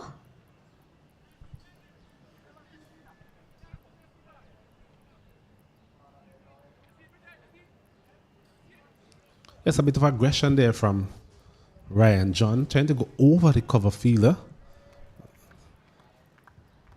Perhaps was hoping he'll get a bit more bat on that one.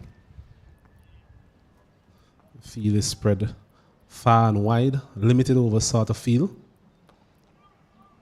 Man there, deep extra cover, long off, long on, deep mid wicket, and a man behind square on the leg side. So a lot of boundary riders for Redwood.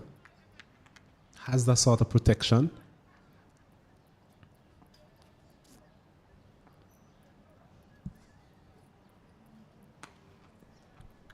I have seen Ryan John in the Windward Islands tournament basically score 100 with 8, 9, and 10. So he has the ability, but that, of course, is white ball cricket, and this is a different level of pressure. But he certainly has the ability to bat and go big with the tail enders. As that over comes to an end, Windward Islands 169 for 8. Yes, a good over again from Redwood, really working his way into his spell. It was quite a nervous start from him. But in the last couple of overs, we've seen quite a bit more consistency from the young man, and that's good to see. Maybe his nerves settling a bit. Talking about nerves, we have a man who is good under pressure situation, Mr. Keswick Williams. Welcome back, Keswick.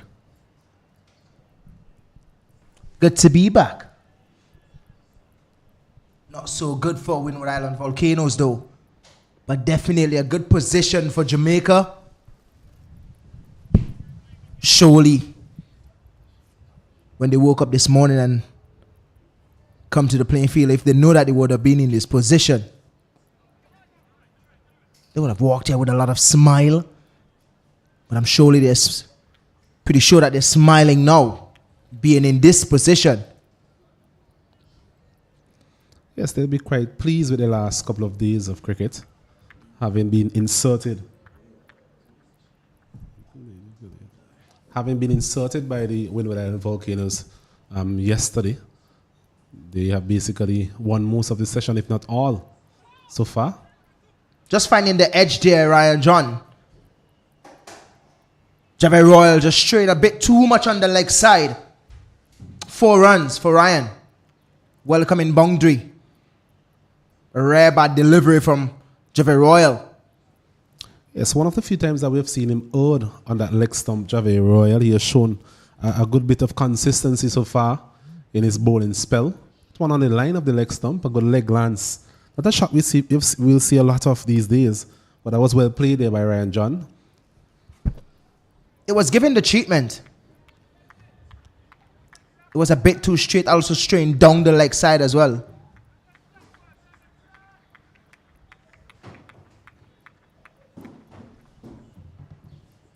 Scored a 50 against them last year. So he would have that in the back of his mind. That in itself would give him a bit of confidence batting against Jamaica. Always when you find a team in the tournament that you're familiar with in terms of run scoring or wicket taking, it always gives you a level of confidence to play against them. So for sure, Ryan John, at this point, will feel a lot more confident playing against Jamaica. Even at the youth level, he scored runs against Jamaica. So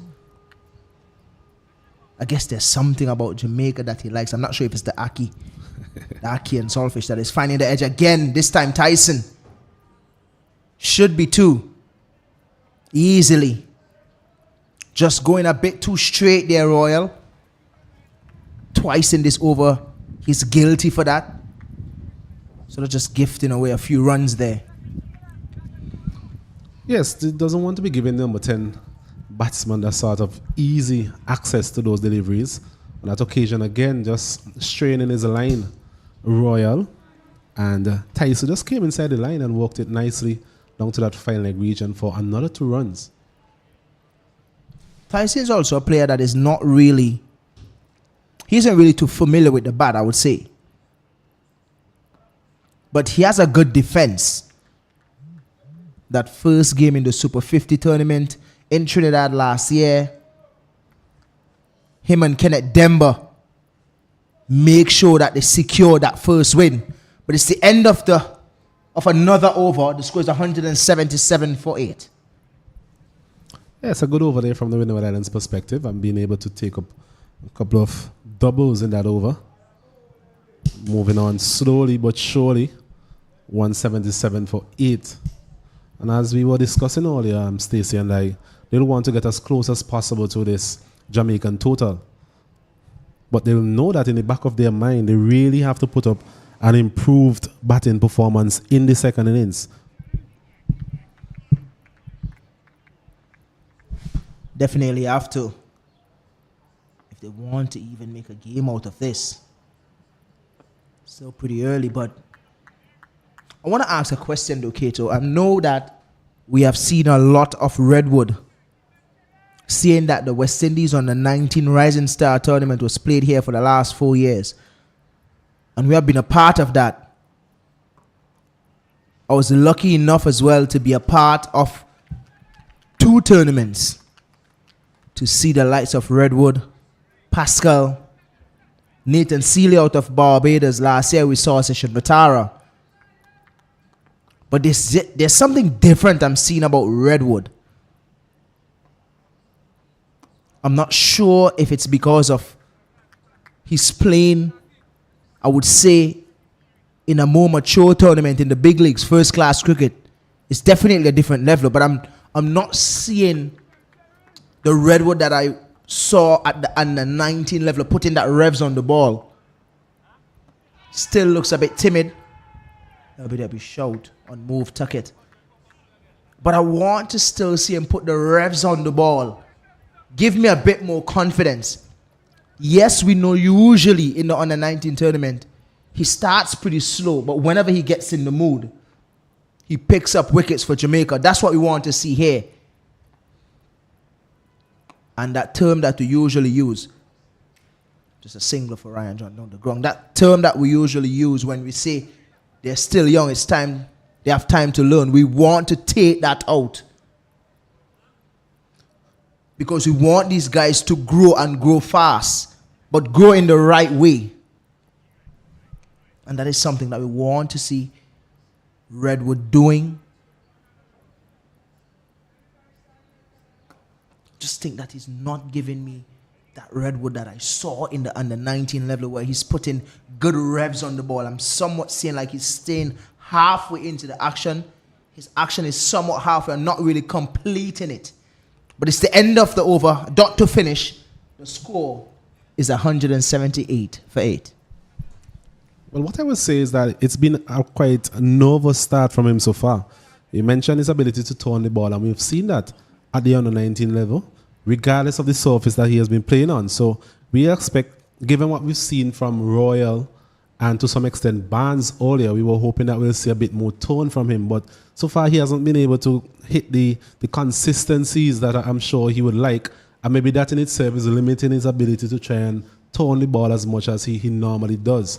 But hopefully as he gets deeper into the spell and deeper into his career this season, we'll see more of what you're talking about. Yeah, definitely, because we want to see that. Because we want the transition to be as smooth as ever. We're happy that he's in the team, but we want to see a bit more energy in his action. We want to see him finish that action. Because whenever he do that, he gets the ball to spin a great deal. Yes, it may take time. What is going on? This is the second time we're seeing a Jamaican player just leaving or picking up the ball late in the outfield. I'm not sure what's going on, but they need to get that sorted. I think it's Redwood as well. Definitely Redwood. But those names from Jamaica, man, Redwood, Blackwood, what is going on? Is there a Greenwood in Jamaica? Well, there's Mason Greenwood, who has just pledged his allegiance to play for the Jamaica football team, national football team. Oh, man. So Pre- there's Redwood, there's Blackwood, there's Greenwood.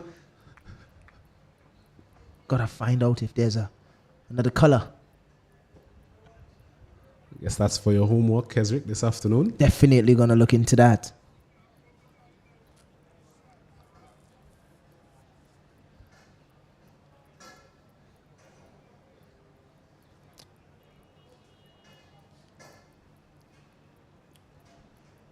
Just to ask you also, Keswick, in terms of the loss of Mindley, at least so far, what impact do you think that may have had on the Jamaican fielding effort?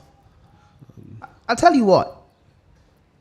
We both decided earlier that we think that they came into the game with one bowler shot, Seamer. and which is a seamer. Mainly, we're not sure his situation. We're not sure how bad he is. We're not sure if he will bowl again this game. Which means there are two bowlers down. So the spin bowlers have a lot of work to do. Also to the batters batting in the second innings. Because for them to win this game, the batters have to really put on a mammoth total. Knowing that Jamaica is a bowler short. And these bowlers have to come in again and bowl pretty well. We haven't seen Blackwood yet. He's standing there at mid-off. Had a little conversation with him when I went for a little bit of a tea. He did say, I told you I was going to hit the stump. And he did just that. But it's the end of the over. Dot to finish. The score is 181 for 8. Well, the longer this partnership continues, I think it will cause the captain to rethink his strategy in terms of his employment of his bowlers. At some point in time, I think he will have to turn back to Blackwood. As I think there's going to be a change from this, the Beckwith end is going to be Smith.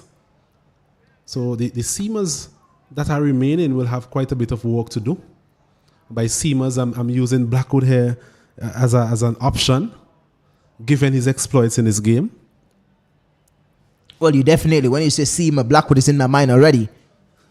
I have to mention Blackwood. For what we have seen here today, probably think he's probably the better fast medium on show. Or should I say medium fast.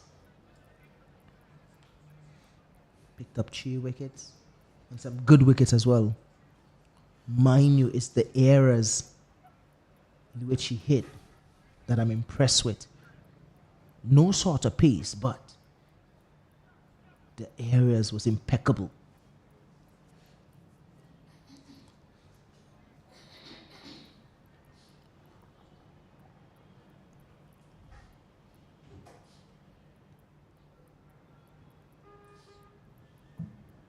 Odin Smith is with ball in hand now. Coming from the beach end.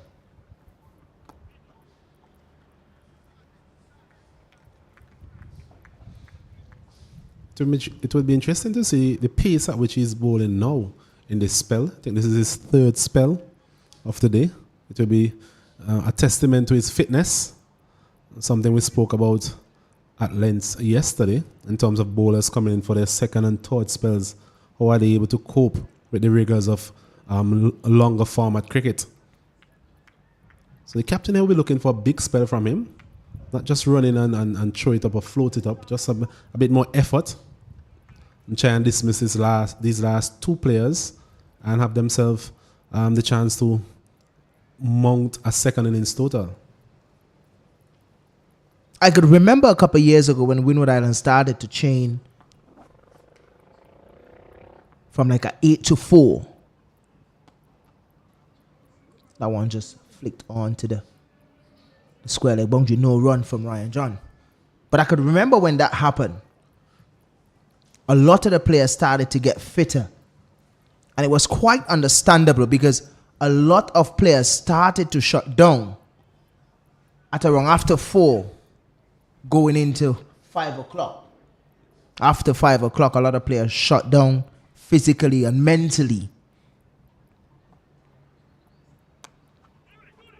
So Windward Islands, a good shot from Ryan John off the back foot, just punch out to cover, running for 2.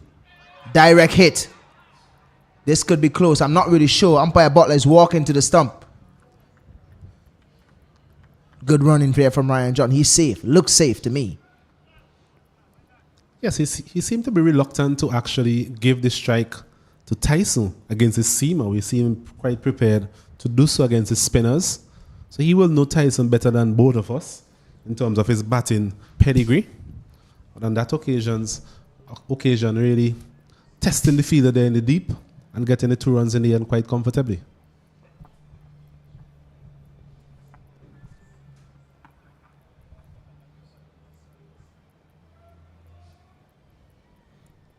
You did mention the challenge, or what sort of challenge it would be for someone like a Odin Smith, who is accustomed to bowling the 4 overs and the 2 overs in T10 and T20 cricket. But it's good to see him come back for his 3rd spell. Not really seeing the pace that we saw this morning from him, but it's still good to see the effort. That's important. Still looking to hit the deck hard. That one down the leg side. Good stop by Beckford. But it's a lot to like when you really look at this game. But I would like to see how John Campbell would manage his bowlers now, knowing that he's a bowler down. He himself may have to bowl a few off spin.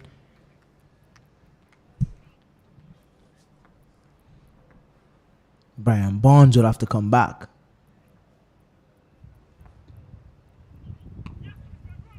Quick single. Not really sure that I'm liking what's happening, but Ryan John do not want to give Tyson anything to do with the pace. Single to finish. The score is 184 for 8. Yes, I'm Ryan John here, looking to get most of the strike during this period of play. 34 from 82 deliveries so far, so he has spent quite a bit of time at the crease. And thankfully, from the Windward Islands perspective, he's still there. His wicket is going to be key, both for the Jamaicans and the Windward Islands. Tyson playing a very supportive role in this partnership. 7 from 31 deliveries.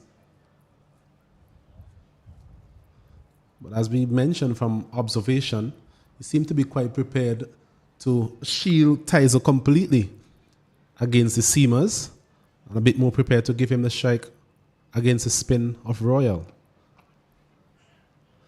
As Royal continues from that old airport end into his 10th over, made of a very good spell. 4 minus 1 for 22 so far.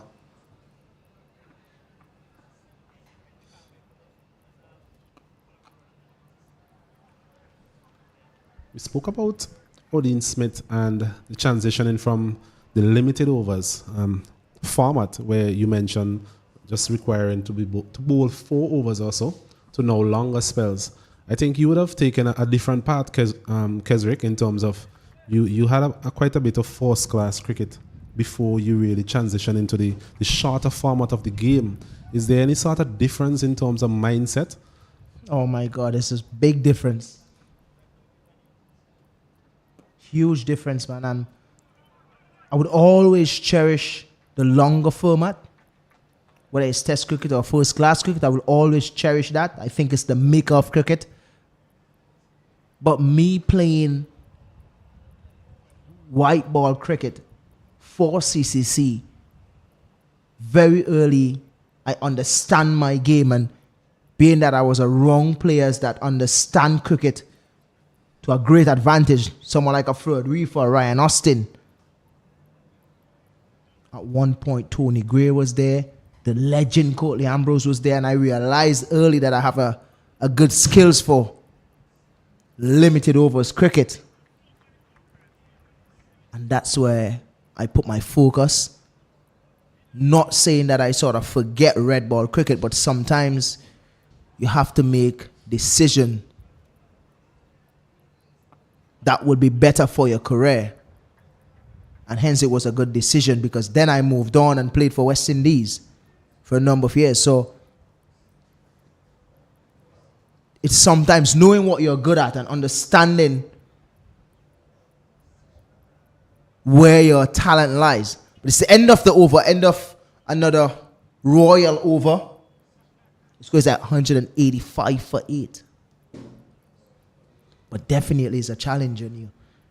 But kudos to Odin Smith, because sometimes when you make that transition, playing red ball cricket or change of format going into that T20 and T10 cricket, you also have to remember that most T20s and T10 cricket is played in the night when it's cooler.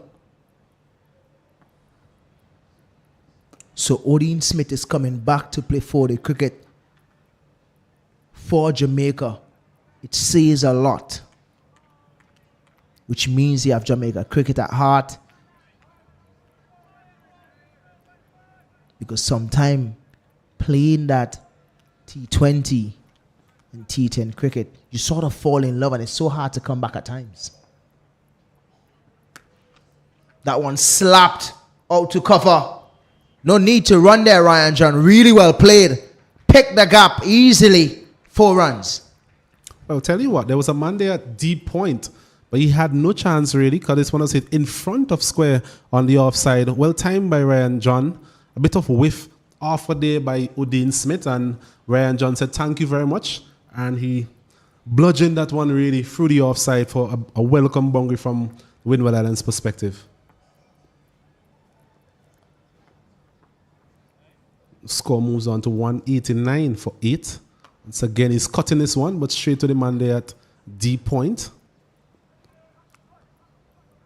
He's slightly disappointed with that. It was there again for a similar shot. Just offering him a bit of room, Odin Smith. Score moves on to 190. Interesting also that he actually offers this strike at this time to Tyson, something that he was reluctant to do in the previous over. So 3 deliveries remaining in this over.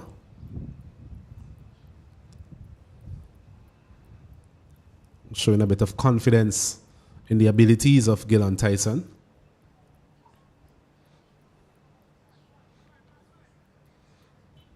Let's looking at the Jamaican team, they've gone a bit flat as well. This partnership would have really derailed their buoyancy. So there's a good Yorker, well dug out by Tyson. Odin Smith looking to end things here for the Jamaican team, looking to get this breakthrough.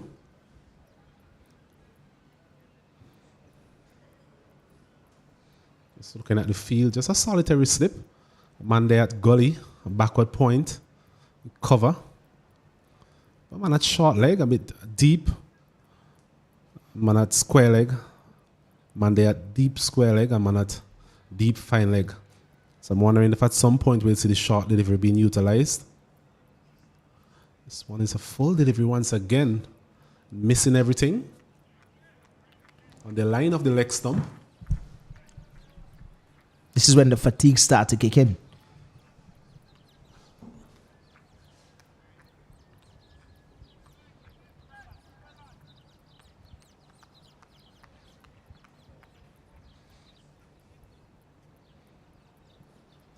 Not the longest of run-ups, but could get it to you quickly.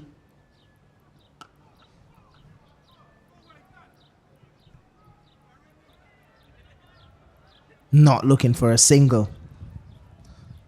I don't think Ryan John was moving at all from his crease. It's the end of another over from Odin Smith. At the end of it, Windward Island Volcanoes 190 for the loss of 8. Tyson is there on 7. Ryan John holding this lower order together. He's there on 40.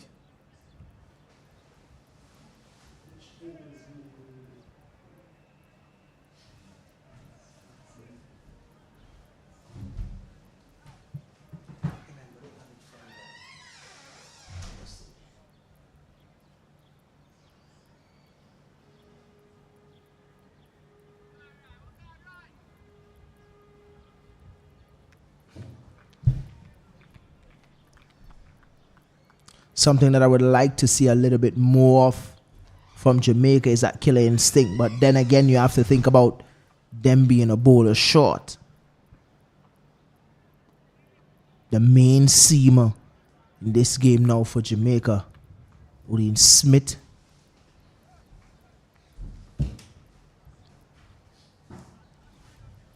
And your main bowler is someone who haven't really played first class cricket in a while.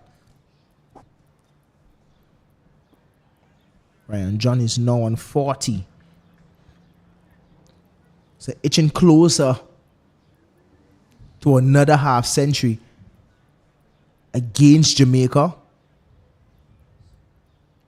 As I mentioned to Kato earlier, I think he likes the ackee and saltfish, because you always score runs against Jamaica. So every time he meets Jamaica, it's always just a level of confidence that's building. Still have Blackwood to bowl a few overs. Will not be surprised if I see someone like a John Campbell bowling a few as well. He can bowl off spin. Well, while we're on the topic of favourites in terms of teams, I just want to ask you if you had any favourite opposition or unfavoured opposition at the same time. Had a few. Playing against Afghanistan, I used to destroy Afghanistan and Bangladesh. But then someone will still look at your oppositions. But at the end of the day, playing international cricket, you, as a player, you can't choose who you want to play the next series against, innit? You have an opponent, you play that opponent, and you do well. This one is powered down to long on for a single. So Ryan John again taking the strike for the next over. At the end of it, 191 for 8, 56 overs completed. The Netherlands continue to march on here, frustrating the Jamaicans to some extent. Still a lot of work to be done if they are to get anywhere close to that Jamaican total. Still trailed by 146 runs. I think if they're able to get that below 100, even with this partnership still going, they'll really see that as some sort of progress. Still a long distance away though.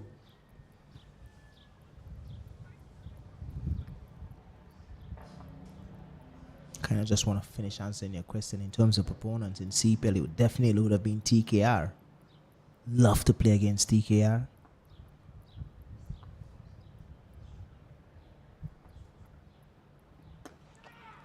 Officially, not really the shot that you want to play at this time. Playing over that shot. Didn't really get on the bounce to really play it underground. Just playing it straight to cover. Brad Barnes didn't have to move. Easy catch. Didn't get on top of it enough to go down on the ground. Ryan John is gone. Another wicket for Odin Smith. Well, a bit of a commentator's course there to some extent, Keswick. We were just speaking about getting that that number of runs required below 100, and on that occasion, looking to punch that one off the back foot. In the last over, though, he had a couple of short deliveries, but I think those were a bit wider outside the off stump, so he was able to make connection and have a bit more control over those deliveries. This one, perhaps holding up in the pitch to some extent, playing it with a straight bat, and in the end, picking out the man there at cover for an easy catch in the end. Disappointment there from Ryan John. He was really playing a very good innings, holding this innings together for the Windward Islands. He has to go though, and at the end of it, 191 for the loss of 9. Last man coming in.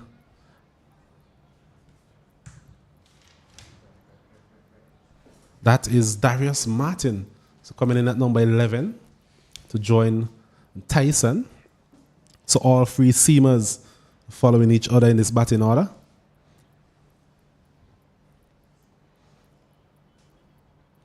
But what we'll do as the players get some refreshments, we'll take a short break and rejoin you with coverage in about 2 minutes' time.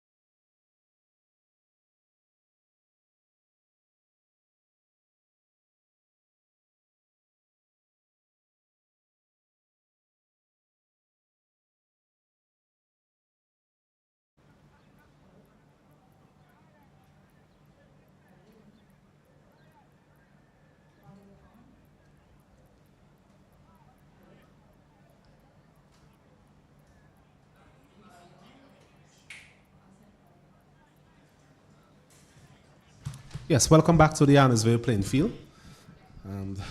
Action here in the Cricket West Indies 4-day championship. Game played between Windward Island Volcanoes and the Jamaica Scorpions. Windward Island Volcanoes responding to 337 made by the Jamaica Scorpions. They are now 191 for 9. Last man coming in, Darius Martin. As he's hitting this one nicely over square leg into the fence for 4. A very good start there from Darius Martin. Just the type of delivery he was looking for. First delivery facing Odin Smith and just walked it nicely, nonchalantly in the end for his first boundary. 195 for 9. Really nicely played. You can hear the players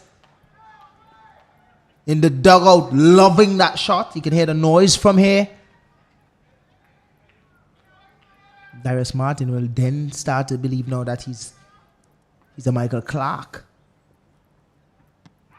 This look close. It could be close. A bit too high. Darius Martin is a tall lad.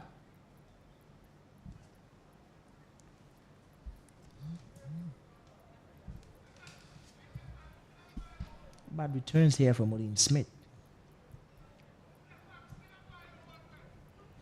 Jamaica in full control of this game.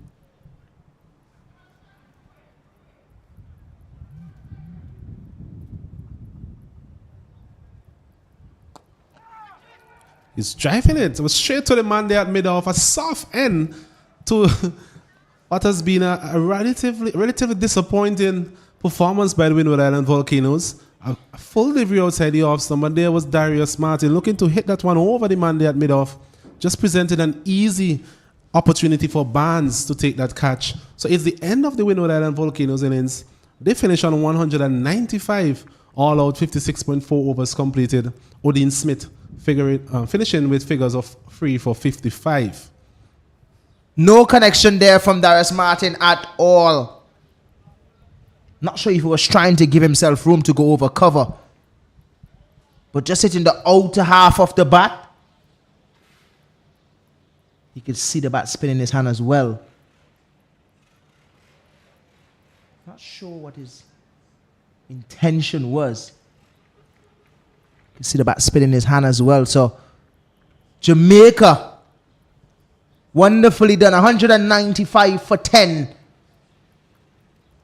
Windward Islands Volcanoes, not really impressive with the bat. They have some work to do. Jamaica in full control. As we take a little break here, and we'll be back to give you more coverage here at the Annisville Cricket Stadium. Windward Islands versus the Jamaica Scorpions.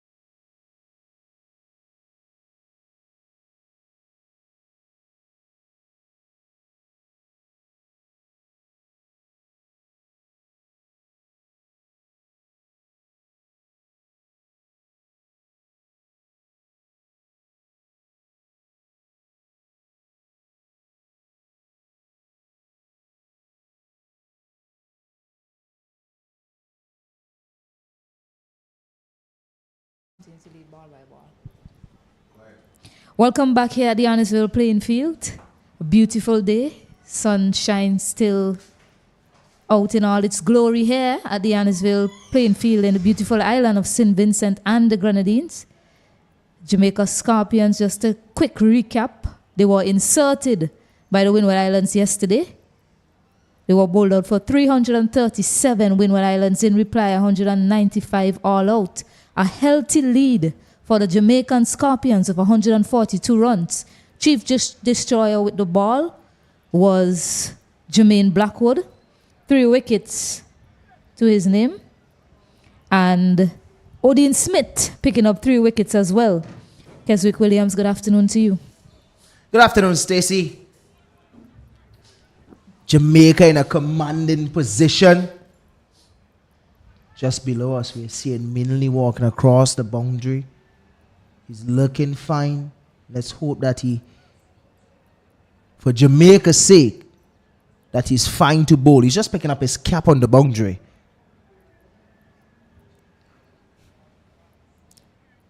Have his shoulders all strapped up, but definitely Jamaica in a fine position. Not really a lot to sign off on in terms of the batting for Windward. Ryan John with 41. Yeah. Stefan Pascal making 30. Good start. Suyan Lambris 20 and Shadrach 34. All 4 batters got a start. Just a transition to get to 50 or even more. But Jamaica is back in the middle.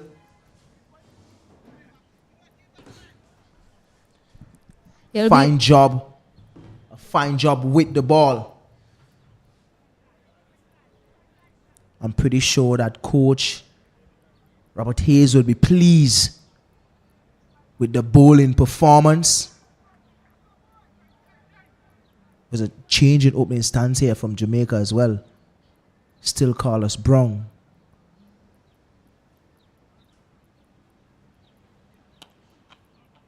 Nicely played out to the point boundary. Just trying to find out who the other batter is at the end. It's a Kurt McKenzie, that is. Starting at the top for Jamaica in the second innings. Yeah, rather interesting from a Jamaican perspective. 2 things to keep your eyes on at the back end of today and tomorrow. How, one, the lengths and lines that the Windward Islands employ here in this second innings. And 2, how quickly Jamaica look to score to build their lead.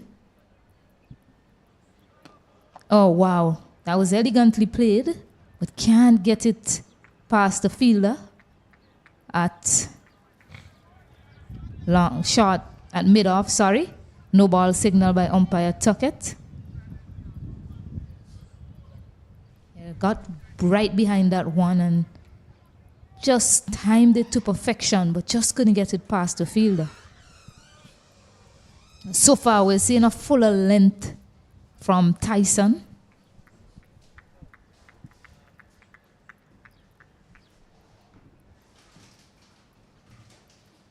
Just about 19 overs or so left in the day's play. I kind of like the move in terms of bringing Kurt McKenzie at the top. The fact that he didn't score much in the first innings, he really has nothing to lose. They're on top now. So you give him that license to play freely. Pretty sure that John Campbell is going to come in at 3 or so. So that in its sense will sort of lengthen the batting for Jamaica. So with 19 overs or so remaining in the day's play, if they can finish today, Jamaica, without losing a wicket, well, for me, they have already won most of the sessions throughout the day. But they would want to finish the day well. Kurt McKenzie and Carlos Brown would like to go back and start tomorrow again. if they can finish today's play, even scoring just over 35 or 40 or so, that will definitely be good for them coming back tomorrow.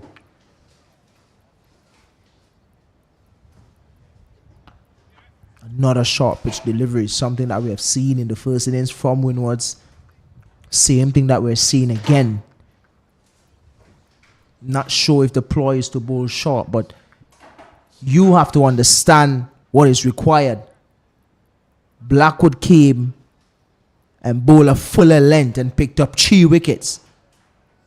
Someone who's not an out-and-out fast bowler. I don't want to call him a makeshift bowler because I would not hear the end of it. So I would like to say he's a medium fast bowler. He came in and he showed his experience. Not a short delivery.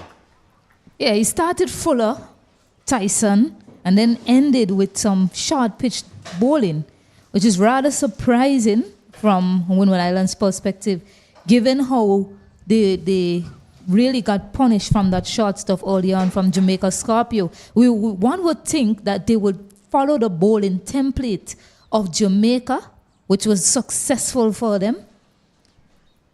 Bowling at fuller line and length as long as possible.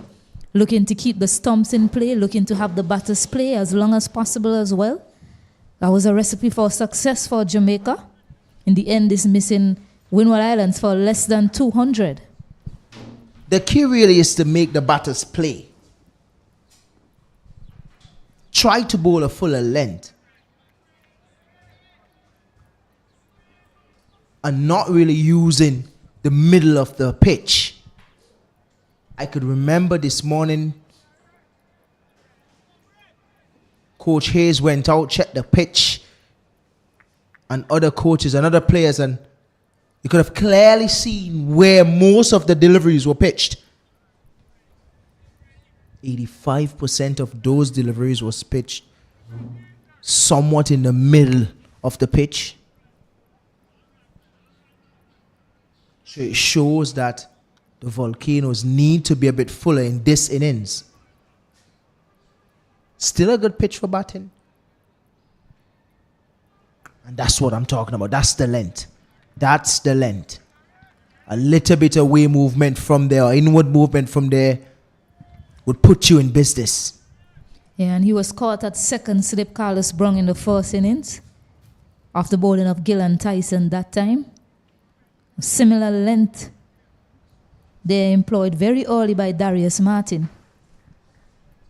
Just to give you a quick update in the other games in this 4-day championship, Guyana Happy Eagles, they are currently 244 for 3 after Barbados Pride were dismissed for 346.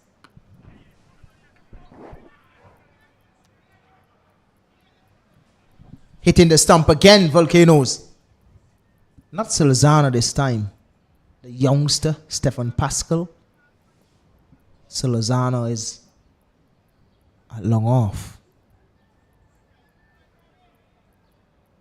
So they're a good feeling team. We recognize that. I could remember a couple years ago, Windwards played the 4-day tournament. That's when another fellow Barbadian was there.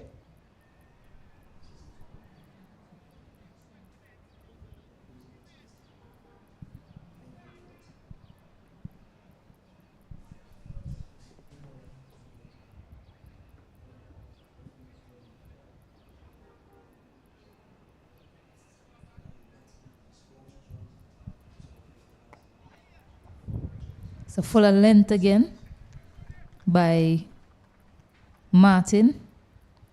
So there's better bowling here from Martin. In fact, he was the main fast bowler that looked to bowl that fuller length to the batters yesterday before he started to bowl the short stuff. He did that as well early this morning. It's good to see that he has decided to continue with that fuller length. Try to keep the stumps in play, get the slip fielders in action as well. And that's what they need to do. That's the plan that they had a couple of years ago. Hence the reason why they finished second. They had a plan in terms of their bowling, just eased out to cover. Want to get 4 though. Good looking shot from Kurt McKenzie. Was trying to remember the name. Justin Graves. Did a fine job for them with the ball. They had a plan. And the plan was always to test batter skill just outside the line of 4th and 3rd stump. Let's see how long, or let's see how good their patience is. Work that channel outside the line of 4th stump. Around that time, most of these wickets was caught behind, especially in slips. We're seeing a difference. We're seeing a difference in this year's tournament. It's still pretty early, but they're mostly on the shorter side. Still missing one of their main bowlers. Well, few of their main bowlers in Kavim Hodge and Shamar Springer. Alec bowl a few as well. Shamar Springer should be available for at least a 3rd round. Nursing an injury presently.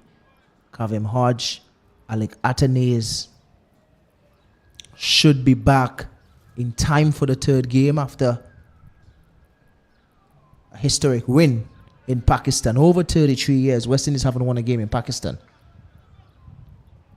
But it's the end of the over. The score is 6 without loss.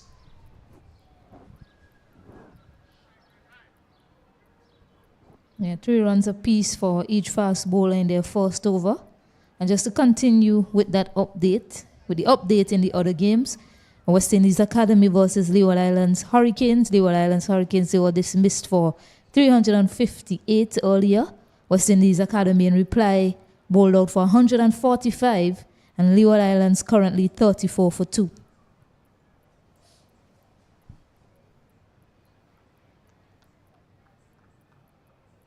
In that game, Trinidad and Tobago versus combined campuses and colleges. I'll give you the updates after this delivery from Tyson.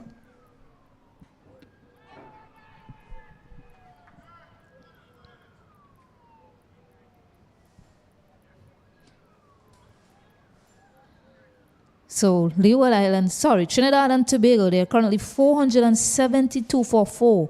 A mammoth total that was built off the back of double centurions. Jed Cooley, 121, and Jason Mohammed, currently not out of with 154. That man, Jason Mohammed, have been a stalwart for Trinidad for over the years. Congrats to him. Still doing a fine job with the bat for Trinidad and Tobago. And that is what you want from your experienced players who understand their game, understand how to score.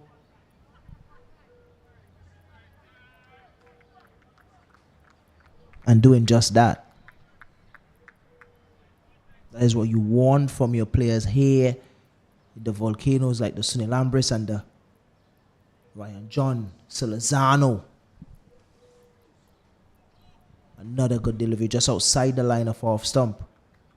We mentioned yesterday that Kurt McKenzie is one of those type of players that early in his innings, he's pretty loose outside the line of the off stump, especially deliveries going across him. Tend to get caught in the slip very often.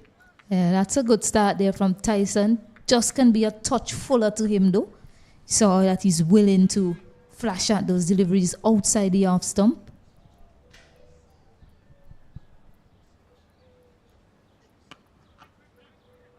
Another delivery, shortish, just punch out to cover. Want to get to the boundary.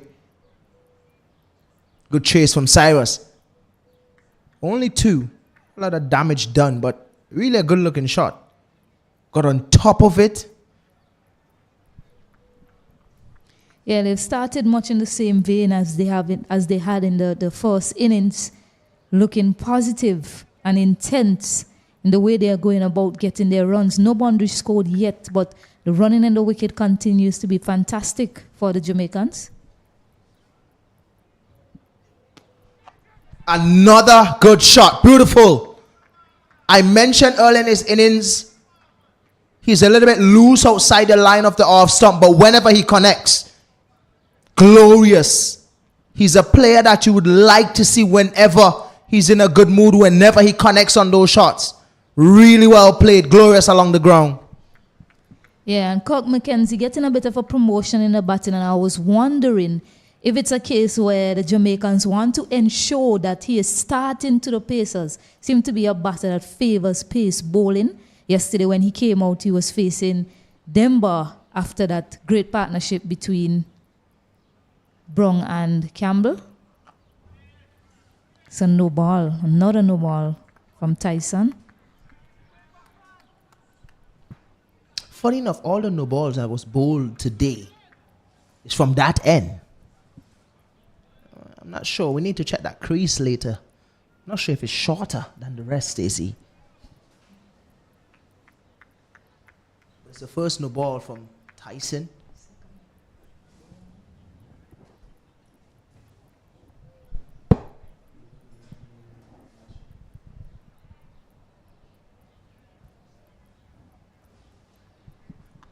He decides to go short this time to Cork McKenzie to end the over there.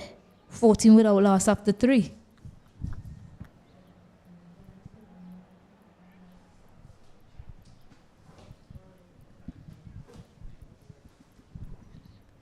appears as if the Windward Islands bowlers, they don't like to be driven. But when you're trying to lure the batters into some sort of injudicious stroke play, you have to be prepared to be driven if you're going to bowl that fuller length. Seems as if, after Cork McKenzie drove Tyson through the gap for 4, he's decided he's going to go on a shorter length. Speaking of length, I have a joke for you, Stacey. I hope it's funny, Kesrick. It is funny. Really well bowled by Martin. That's a length that he needs to hit. I could remember West Indies A team was playing in Sri Lanka. And I don't know if you remember this fast bowler by the name of Leverage. I think it's Renard Leverage out of Jamaica. Burst onto the scene, bowling pretty fast. I was selected for the one-day game. Myself, Chadwick Fletcher, Dylan Johnson was on that team from St. Vincent. And we went to the nets the day after we landed. The coach at that time asked Leverage to bowl to us in the nets. And Leverage came into the nets bowling like if he's actually in a game. Barrage of bumpers. And the coach came around and just told Leverage, he said, the guys just came off a flight. At least just bowl it a little fuller so that they could get their eyes in. He turned to the coach and he said, Coach, whenever I pitch them up, they're not jet lagged. Only when I bowl bumpers, they're jet lagged. And everybody laughed because his bumpers were so quick. He put a lot of energy into his bumpers. But he didn't care about pitching it up. Good one from Darius Martin. That's the line that you need to bowl, that channel. Yeah, that's the area right there. Now, if he can hit that spot with great regularity, the Windward Islands will probably soon be in business. This is an area that's been creating some uncertainty for a number of the batters on both sides. But the Windward Islands, the difference is they haven't been able to consistently bowl in that area. And that's it. That's the truth. A lot of fast bowlers don't like to be driven.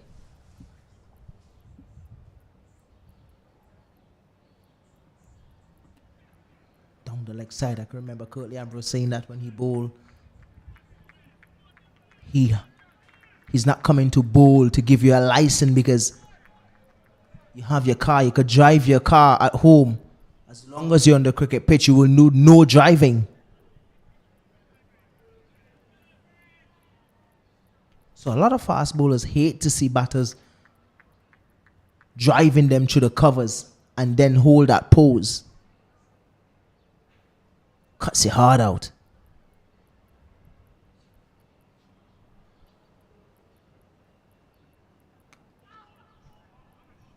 Yeah, but it's pretty early in the game. It's a new pill in your hand. You're hoping that you'll get some sort of assistance with a swing. We haven't seen a lot of swing on offer in this match so far. If you get some sort of sea movement off the surface, you know, the driving ball could potentially be a wicket delivery. Over pitching it is a different, it's different altogether.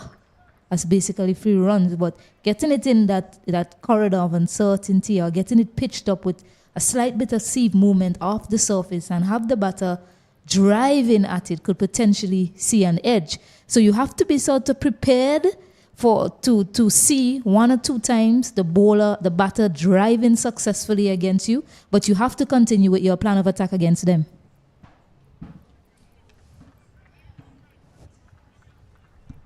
Just wondering if it's getting contagious now.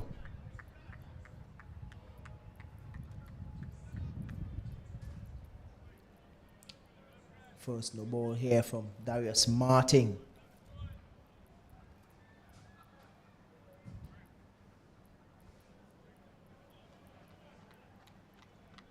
Probably one of the fitter players in this setup.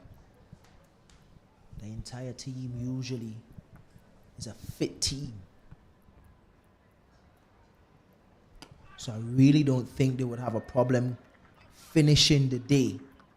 While a lot of teams may have issues going into the last hour of play, these guys may not have that sort of issue. But it's the end of another over. The score is 17 without loss.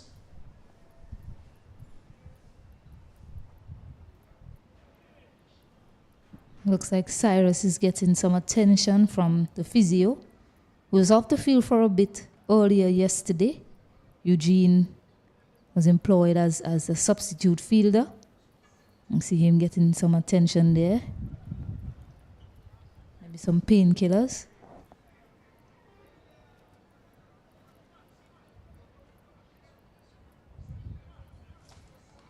A change of strategy as well that we didn't point out is Ryan John, who started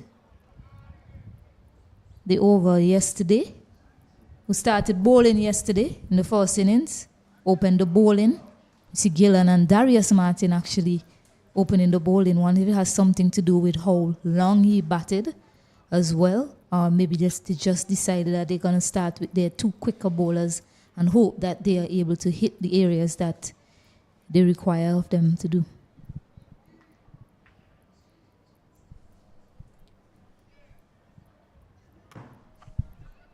You'll definitely want your fast bowlers to use the pitch. Not sure what happened there. What happened there was that fielder, actually, Sunil Ambris and Ryan John, they thought that he should have made a better effort to catch the ball. Just landed in front of him, one bounce to him, in fact. I'm being honest with you, Stacey. I think the bowler get away with that. Should have been 4. They have been predominantly short. And at this level, you're not going to get away with many short deliveries. Yes, you need to use the pitch. But you need to, as a bowler, hit good areas, present that opportunity for a wicket, for your skipper. So yes, I think he got away with that. Should have been 4. Yeah, Brownlow on strike. He hasn't really had a lot of the strike in this inning so far. Just facing 7 deliveries to Mackenzie's 21.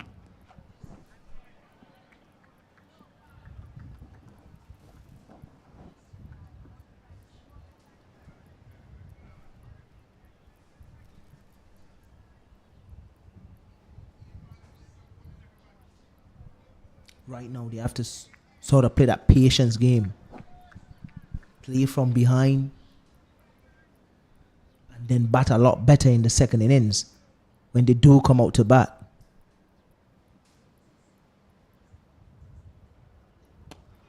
Jiving nicely. Carlos Brown wouldn't get to the boundary. But it's the position that he got himself in on connection.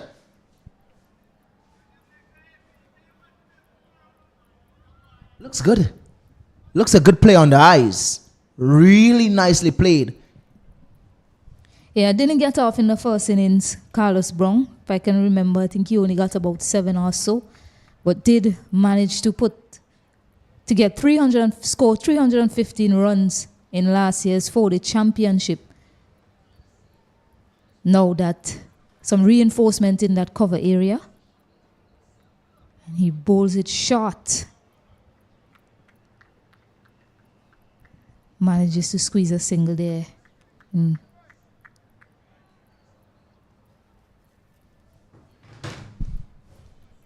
Yes, it seems like every time he's been driven, Tyson, he follows it up with a shorter pitch delivery.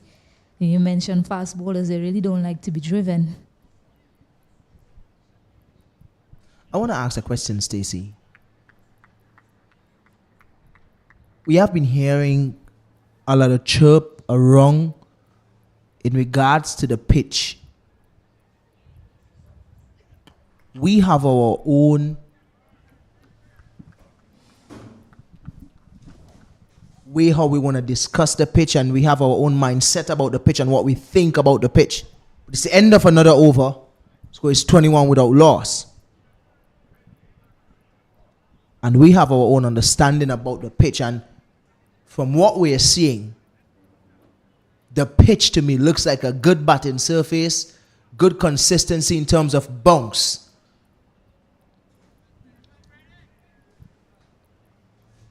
But we hear things around that the pitch is flat. But my understanding about cricket is if you're bowling on a flat deck, why bowl in the middle of the pitch? I'm thinking a flat deck, you should be able to work those areas, pitch up the ball, look to seam the ball around, and that's a really good shot. Nothing is wrong with that shot. Everything is perfect in that shot. The only thing that's wrong with that shot, he didn't stay in the post. Take out your cameras because Carlos Brown is looking really good this evening, Stacey. Yeah, that was met with aplomb and elegance from Carlos Brown and finding the gap to perfection as well. Exceptional timing off the blade of Carlos Brown. And indeed, he's looking up for the task in the second innings. Definitely. It brings me back to saying, now if you're saying that the pitch is flat, you know as a bowler have to learn to hit those areas consistently. But being in the middle of the pitch more often than not, it's not going to do a lot for you. We haven't seen any short pitch ball that have troubled any batter for the entire game. So if it's flat, please find a line, find that length that would cause some problems, that will present an opportunity for your skipper to get a wicket.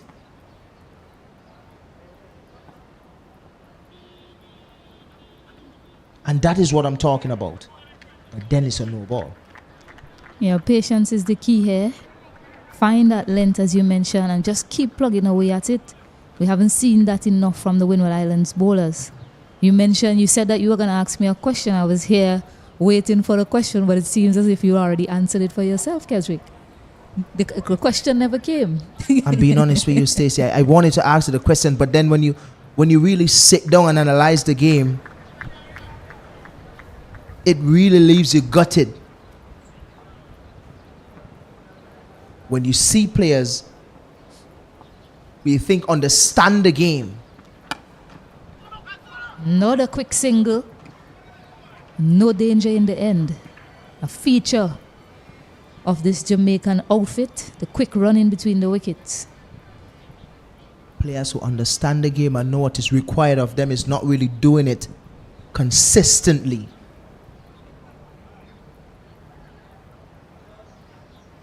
Yeah, you said that there are conversations about the pitch being flat. I mean, the other team was shut out for 195 runs. Where is this conversation being held, Kesrick? You would want to walk around a little bit more, Stacey. Think after the games, you just pack your bags and go. It's good to sit around and have conversations with the spectators. That's true. And sometimes when you have to get to class, you have no choice but to go. So one is walked out to the cover point area and get an easy single, basically walking it.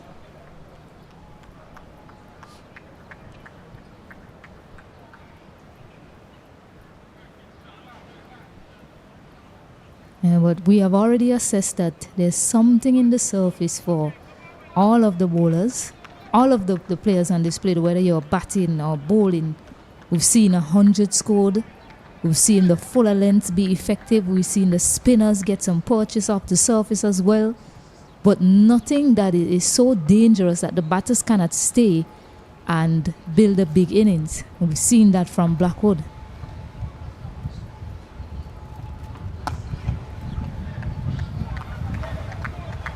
Signal there from the bowler. The batter looked to signal that it kept a bit low in the way he followed through there in his defense.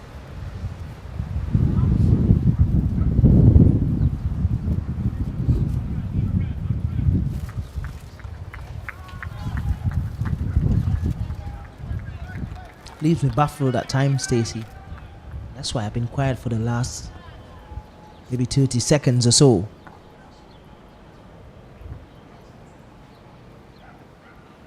That's the kind of length that you need to be bowling on this surface consistently. You cannot get bored doing it.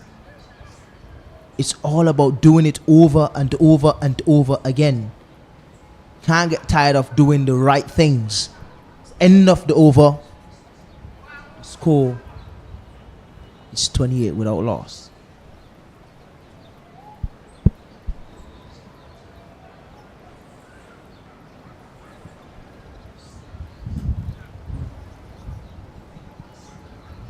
Scoring at a good rate. Importantly, they haven't lost a wicket.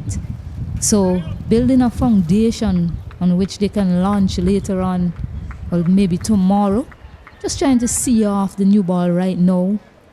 Put away the loose deliveries, pick up the singles where they can, and just keep as many wickets in hand. So tomorrow they can launch an attack on the Windward Islands. That's what I believe the Jamaica plans would be. This one is whipped a bit into the onside. Won't have the legs to get to the boundary, but they'll hustle back for 3 runs.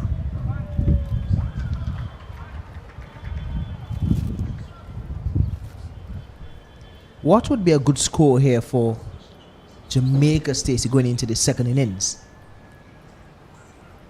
Well, I think the Jamaicans will keep in the back of their mind the fitness of Makino Mindley. So they'll want to bat the Windward Islands out of this game as far as possible. So they'll be looking to get somewhere upwards of 350, even 400 if they can push that envelope tomorrow and send Windward Islands back into bat late tomorrow. That is, of course, unless the Windward Islands are able to quick run in here, manage to get through once more.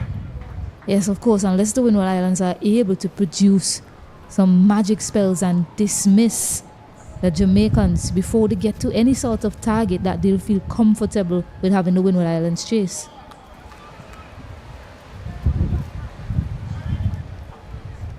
It's very important that they finish the day on a high, Jamaica.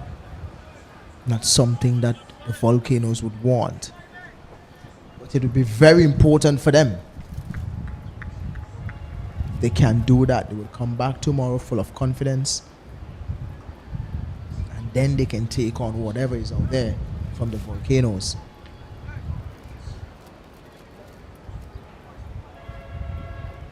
Not sure what's happening, but Sunil Ambrose is calling his troops, skipper, Seems as if to have a small discussion. the physio is running on for one of the Jamaican players. And this is good from Sunil Ambrose, showing his leadership skills, just calling his players in, just telling them, come on, we have got to liven this up. Because he knows that getting wickets and getting them in quick succession is the only way that they are going to get back into this game. They are 174 runs behind at this point in time. Jamaica with that massive lead.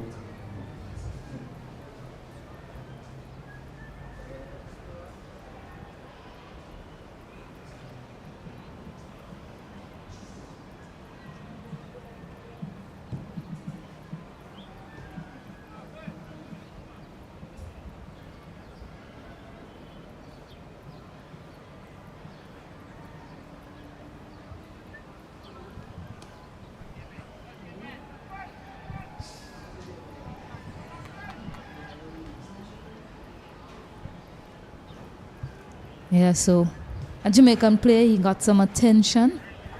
Seems to be all good now. So Tyson to continue. 4 runs off his 2 deliveries so far. Kirk McKenzie on strike. And left-handed Kirk McKenzie was looked good so far. He was dismissed for 3 runs, I believe, in the first innings. It's 15 off 24 so far.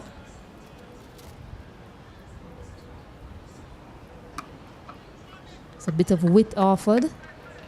And that man at deep point is employed to cut off, keep it to a single.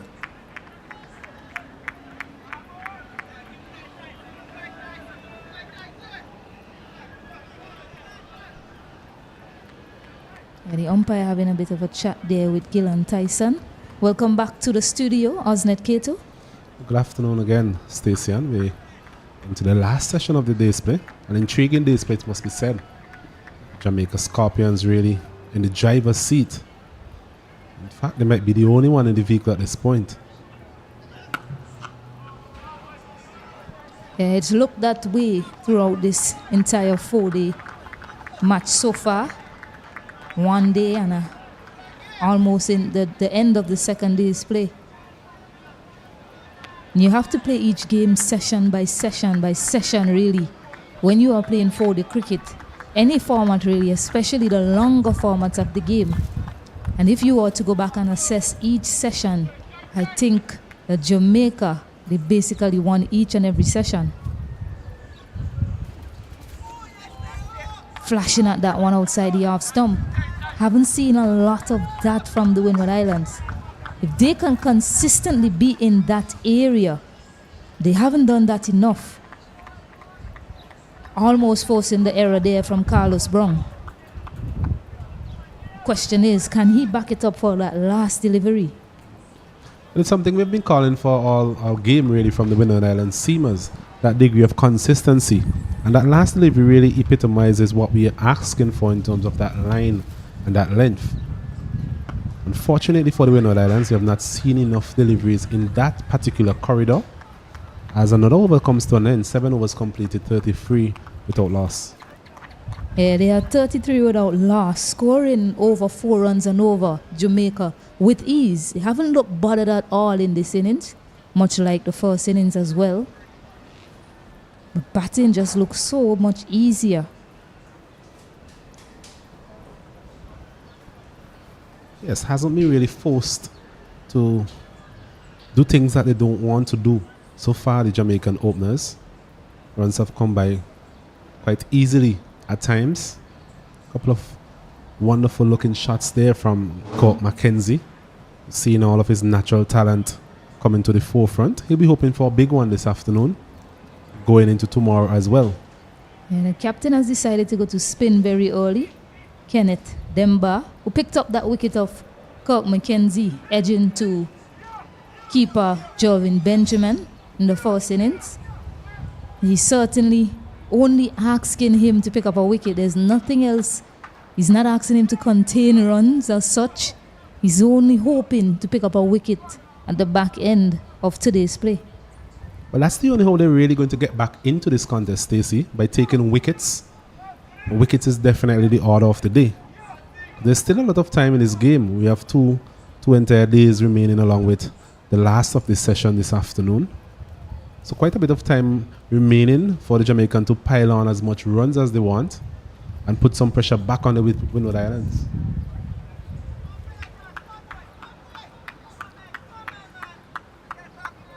We spoke about Cork Mackenzie and his promotion. I'm thinking if it was a case of the Jamaican management trying to give him some confidence, really. We spoke about his lack of runs in recent times. But is it a case of giving him some confidence, having that lead of 142 runs in this particular game? Be interesting to find out that after the game, perhaps. Yeah, certainly. I mentioned the importance of starting to the Pacers as well. It seems like that's a preference of his. Start against the Pacers, coming in at number 3. Now he has a spinner. He already has a start, Cork Mackenzie. Just needs to be a touch fuller there, Kenneth Demba. I think by his own admission, he would admit that he didn't have the best of days yesterday in terms of his bowling effort. Was really taken to the cleaners as well from John Campbell. Really put pressure on him earlier on in his spell.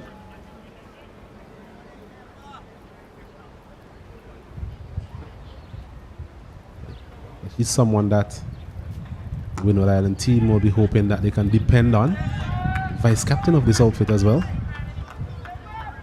And he is a dependable member of this team, isn't it? Yesterday he went for 50 runs off his 19 overs, picking up that 1 wicket of Cork Mackenzie. Almost to Sunil Ambrose there at extra cover. It's something I spoke about in the first innings as well, having seen a bit of Mackenzie, especially at the international level. He has been caught in the cover region on a couple of occasions. He tends to hit the ball in the air through that region. Even one of the earlier boundaries he hit, it was actually in the air, but to the left of the man at cover. So it's always an area that you can actually target him at.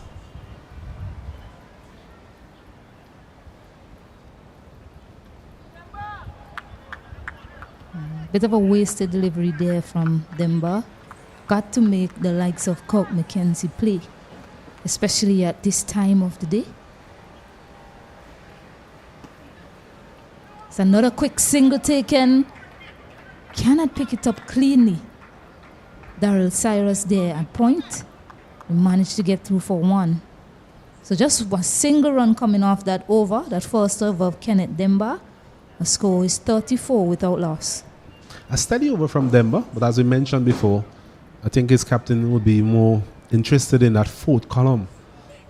It's good to have maidens and tight overs, both tight overs, but the order of the day will be wickets really to bring Windward Islands back into this contest. But a good start from him. I will give him some confidence moving into his spell.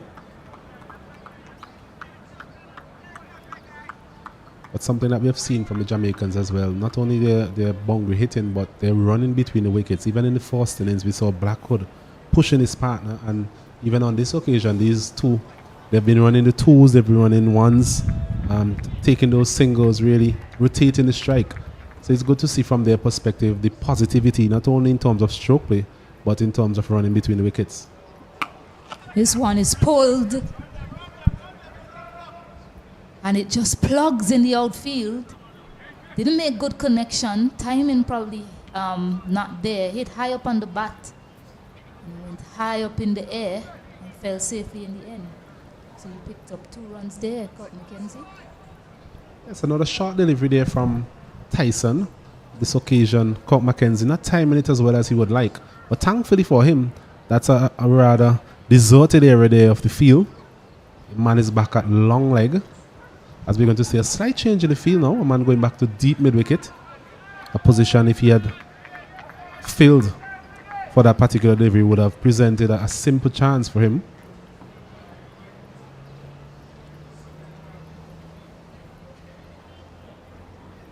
He's going short, Tyson. So I guess that pull shot that wasn't well controlled by Mackenzie has encouraged him to bowl shorter to him. But it's a length that he has actually favored throughout the match, Tyson. At times a bit too much. On this occasion, just giving it his all at the end of the day. Captain Ambrose will be relatively pleased with his pace. Still up to some extent.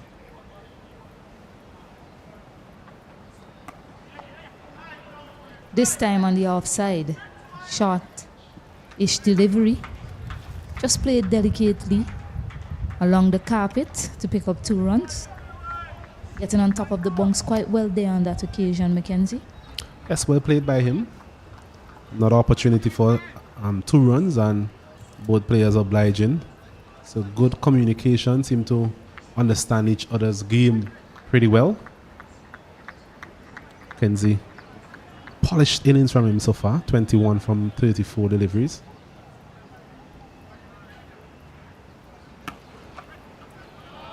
This time he's played it exquisitely through the cover area. Another boundary here for Mackenzie. He's looking dangerous. Yes, a very good time off the cricket ball caught Mackenzie on that occasion again, just standing tall and pouring that one through the offside. Timing that delivery well. And he's looking rather ominous here this afternoon as the Jamaica Scorpions, they continue in their quest for some runs this afternoon. 42 without loss at a reasonable scoring rate of 4.85.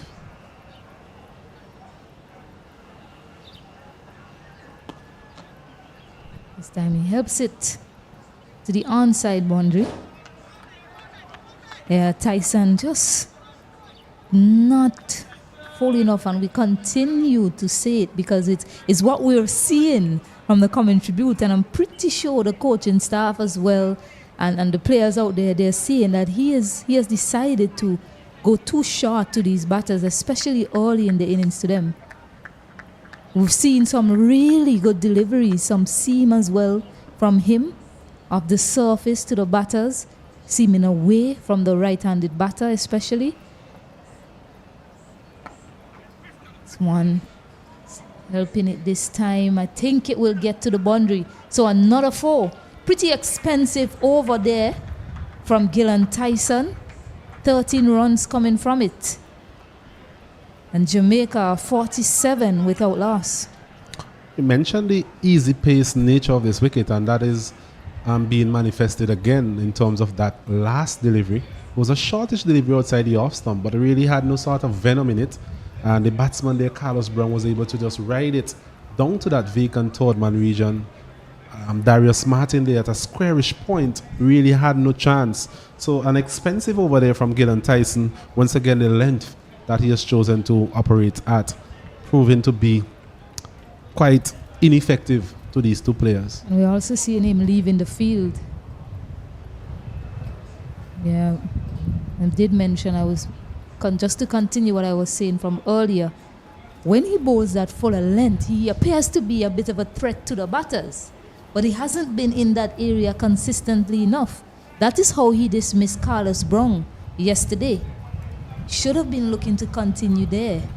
We saw Carlos Brown once again today playing and missing maybe 2 or so deliveries that he got in that area, but again lacking consistency.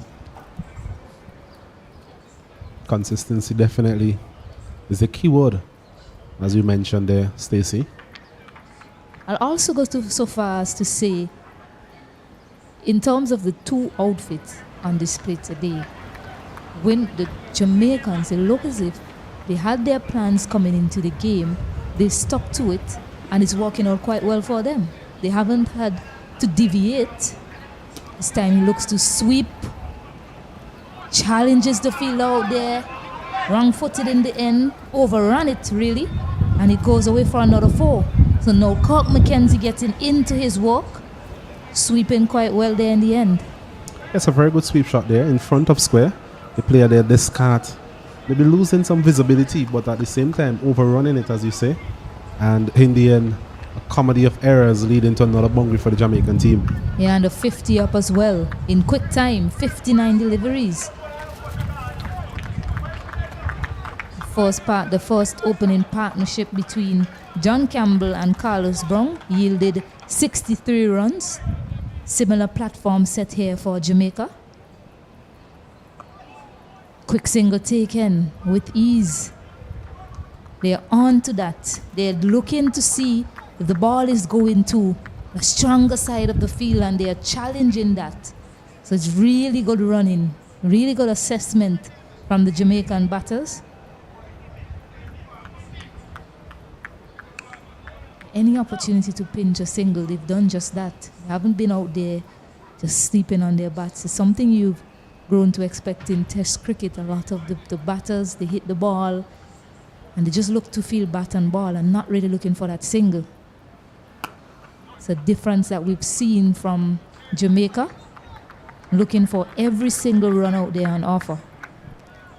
This was always on the cards in terms of the mode of operation for the Jamaican team. It's something that the Windwards really should have expected, having conceded 142 runs to the Jamaicans. It was always going to be a case that the Jamaicans will come and be positive, both in their stroke play as well as running between the wickets, and we have seen that evident so far in this innings.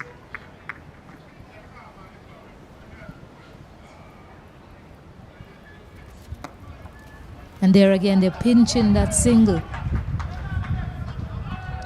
It would be very frustrating for the bowler here, Demba, especially with that right and left hand combination, something we spoke about in our earlier broadcast. Would always put pressure on the fielder, the fielding team that is, and more so the bowler. Gets one to beat the right-handed batter. Closest delivery to getting any batter out today for the Jamaica Scorpions. The end the over, the 10th over ball, 54 without loss, scoring at a healthy rate, the Jamaica Scorpions. A healthy rate indeed, 5.4 runs per over.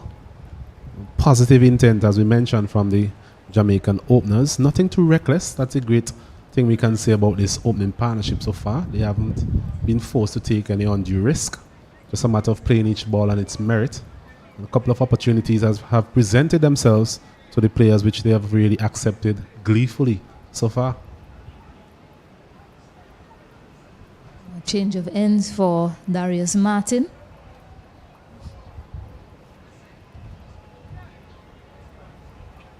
Healthy lead of 196 runs.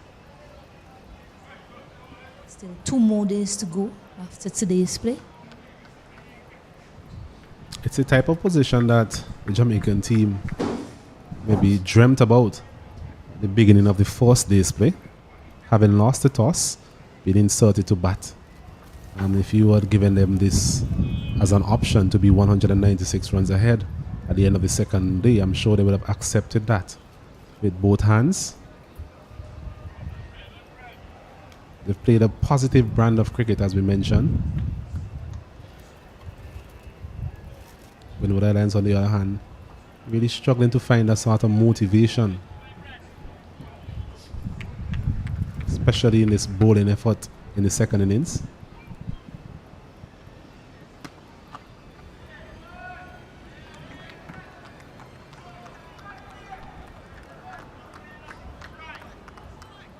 I haven't seen Ryan John so far.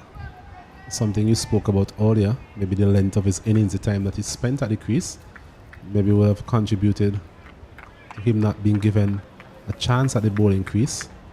Not seeing him on the field as well. Yeah, I was just about to say I'm not seeing him in the field, so and 2 New Islands players who have gone off the field as well. Gillan Tyson left earlier.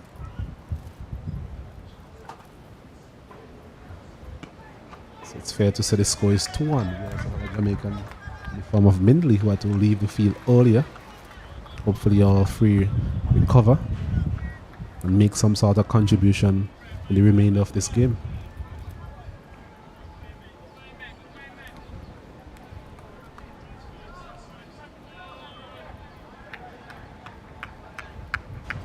Just looking at the field, Stacey, and what do you think are the bowling plans here for the Windward Island team?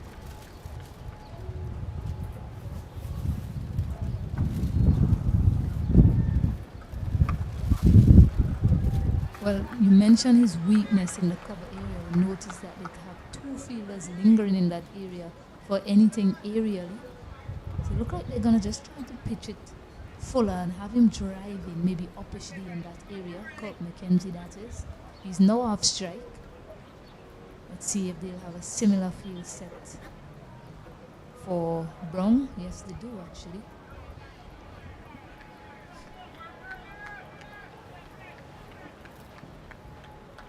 Two fielders out, a man at deep point and sort of a deep fine area.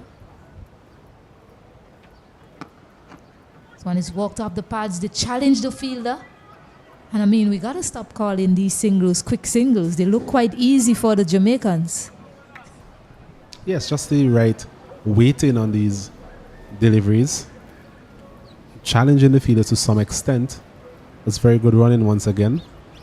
These two seem to have a very good understanding among themselves, between themselves. It's good to see.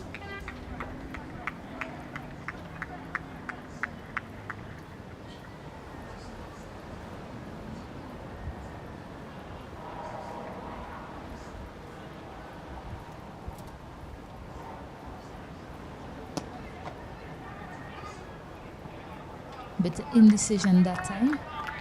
But no harm done. Both batters sent back. It's good to see that they're looking to score.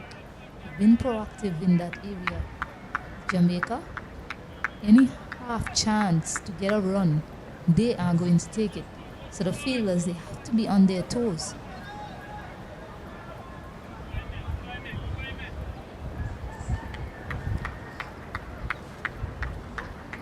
Seeing the shadows making their way across the ground. It's a loud appeal, a huge appeal from Martin. That one may have been a bit too high. I like to see the replay on that show. It's an animated appeal from everyone around the bat. Reaching outside leg and certainly a bit too high. A bit caught on the crease there. You saw his reaction, Colt McKenzie, after missing that. Just berating himself, maybe saying to himself, no, come on, gotta get bat on ball as much as possible. Up to 33 runs now. 33 easy runs, I must say. Hasn't looked troubled at all in the middle. Looks as if he's having a net, rather. Such has been the ease at which he has scored his runs.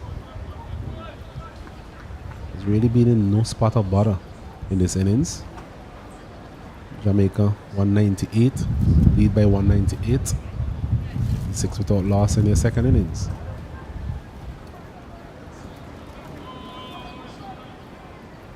Just need some sort of inspiration here, the Windward Island team. Somebody to really put their hand up and be counted. Looks to go down the ground, goes up and over the cover area and picks up another boundary. This time off the bat of Carlos Brown. I don't think it's in the region where he was initially aiming to. Sorted in a lot. It looks as if he was aiming to go down the ground. Got a bit of an edge. A healthy edge there that flew over the cover area.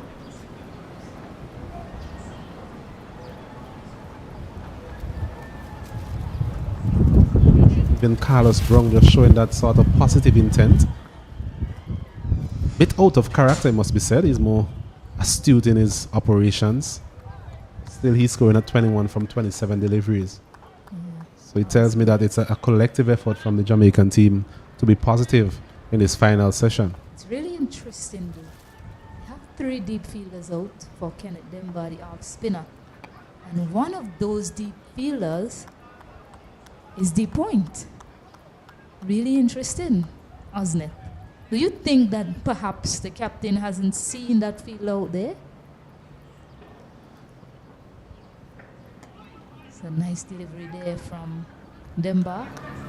Good comeback from him. It's very interesting. It really shows any sort of off spinners bowling plans out of the window. The delivery is coming back into the right hander. We would like to think that that deep point is not really necessary to take a very short delivery outside the off stump to really bring that fielder into effect. Yeah, you saw the field set that the Jamaicans had for Brian Barnes when he operated a well-stacked onside field to his off-spin bowler, and that deep point area, that point area in general was left open.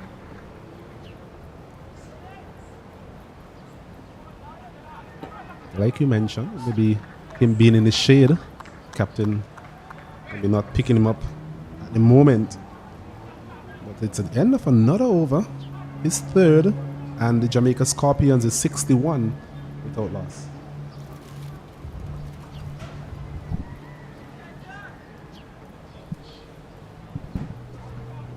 Yeah, the Windward Islands, they've got to figure out some sort of way, strategize properly to get one of these batters out before the end of the day's play. Try and pick up a wicket out too, just so that they can feel good heading into the third day. And so far, it's been Jamaica's day. 203 is their lead at the moment.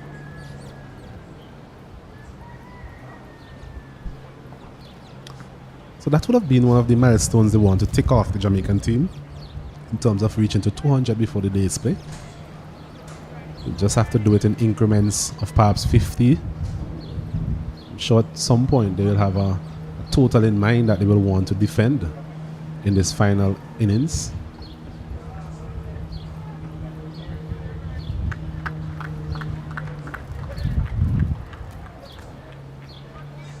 As you mentioned, Stacey, and the Windward Islands just need something to cheer them up, really, something to bring back some sort of encouragement. Where they're going to get it from, I'm not sure. They'll be hoping that Darius Martin can provide that sort of spark. Yeah, you're not hearing any sort of chirp around the bat as well.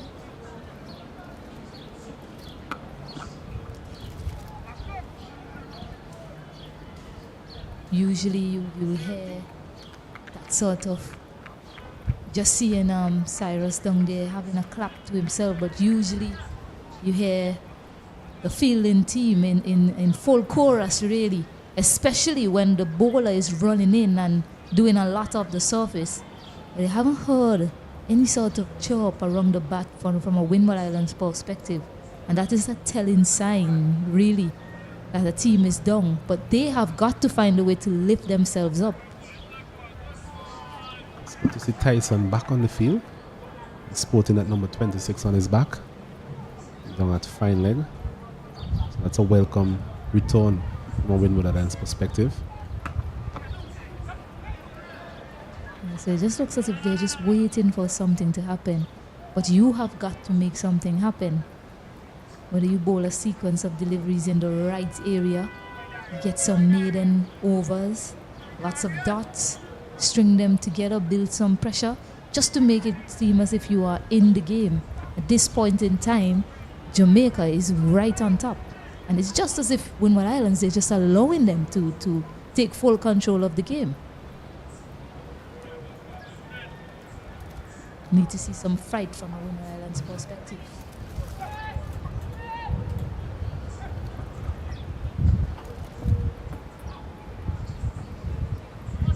Second time in the over, Martin is missing his run up.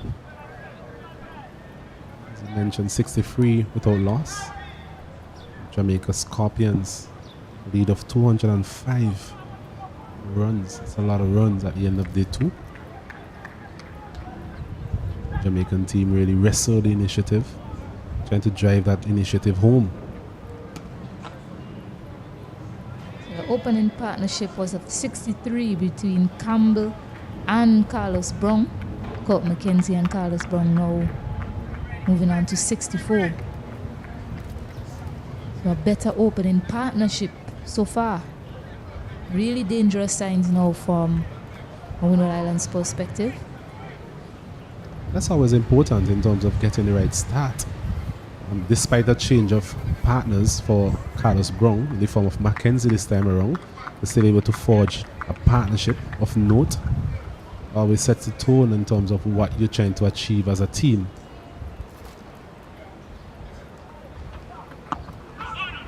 That's been one of the differences between the two teams so far in terms of the partnership, the number of partnerships we've seen. Windward Islands really found it difficult to forge any significant partnerships for their innings and hence conceding that 142 runs. Yeah, the best partnership was that of 46 for the opening pair of Pascal and Salazano. After that, they weren't really able to string anything else together. I think the next best perhaps would have been that one with Shadrach and Gian Benjamin, but still nothing to really shout home about from the Windward Islands. This one is driven, but straight to Demba there at cover. I think that's a very good line, and we've mentioned this on a number of occasions, that fuller length, not too full though, but just on and about the off stump, that delivery, you can see Mackenzie reaching for that delivery, and at times that can actually be his downfall, is playing away from the body. And as I mentioned to you before, Stacey, that man at cover, the shortish cover is always in the game. I think Captain Ambrose has heard our pleas. Seeing two men in the cover region, cover and an extra cover, and there's also a man there, deep point. So he has fortified that offside field. Just need to find the right length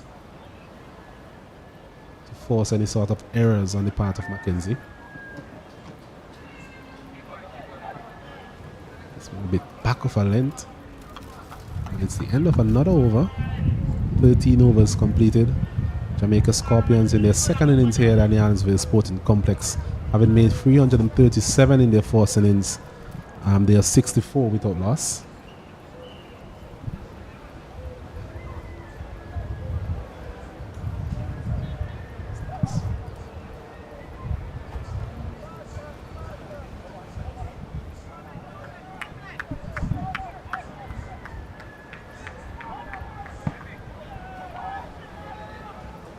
.64 without loss. Current run rate of 4.92. So not only they have been able to not lose a wicket, but their scoring rate has been commendable as well from the Jamaicans. It's Demba it is. Once again, Brown goes back, plays it out to the man there at short leg. There's no run. So both of these batsmen are we thinking about tomorrow. Too long to go before close of play. As they see the shadows really make their way further onto the playing surface. Wondering if at some point we'll see Cyrus before the day's play. Actually see him warming up there in the back. This one is Still have that deep point fielder though. It's really interesting.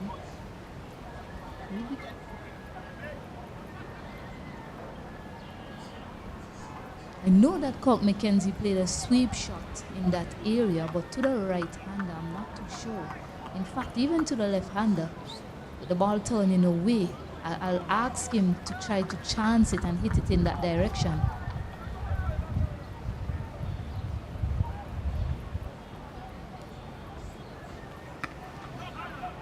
short of a length and punches it out to the man that points, Cyrus. We mentioned we might see being introduced to the bowling attack pretty soon. It's getting loose a while ago. Bowled quite well in the first inning, Cyrus. Figures of 2 for 26.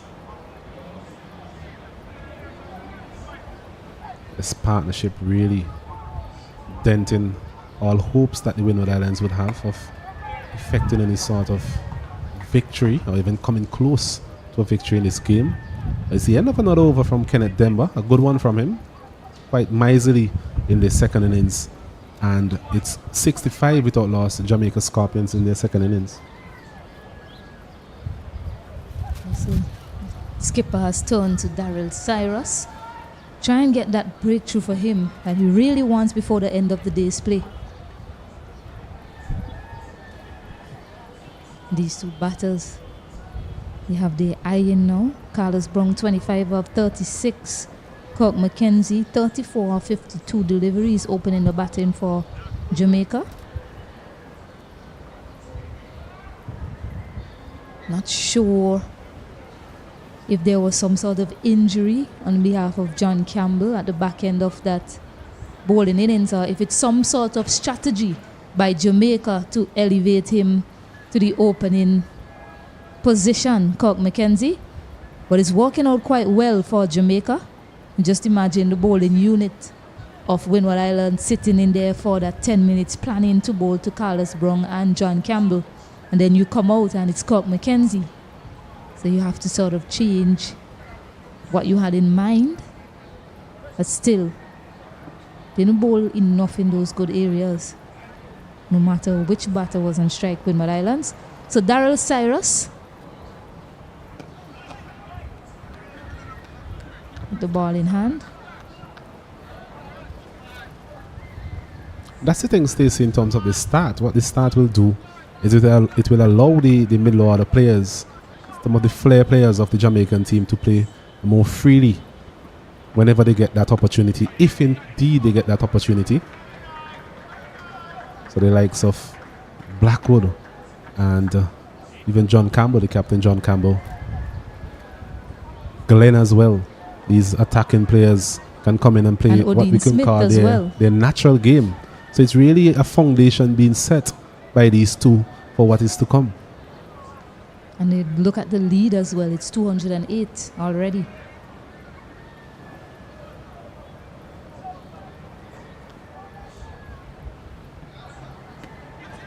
Drives it, but not convincingly. Gets it. And the outer half of the bat, a bit of an edge there that flies over to the onside, but in a vacant area. A bit loose there from Kirk McKenzie. A flighted delivery turning back into him. Looking to play against the spin. Getting the inner portion of the bat, but thankfully for him, just evading the fielders in the circle. Gets another single. Moves on to 35. Total up to 67 without loss.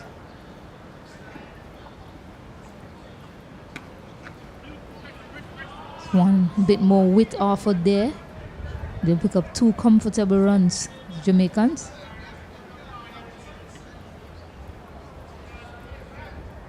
Run scoring becoming easier at the end of the day's play for the Jamaican team.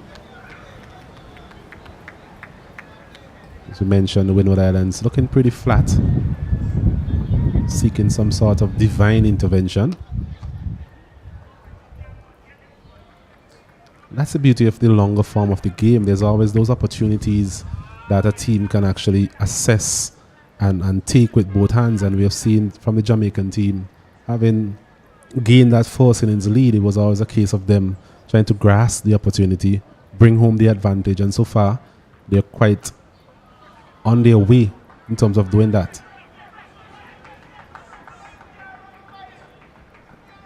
Yeah, brilliant running again from the Jamaicans. Saw an opportunity for 2 and got it quite easily. 6 runs coming from his first over, Daryl Cyrus. Jamaica 71 without loss after 15 overs. They continue to move along, march along, I must say, the Jamaican team. The second innings scoring quite comfortably about 4 runs per over. In the context of this game, that's very good. They're able to move along so quickly. Lead is up to 213. As that lead grows and grows, so will the hopes of the Windward Islands team subside.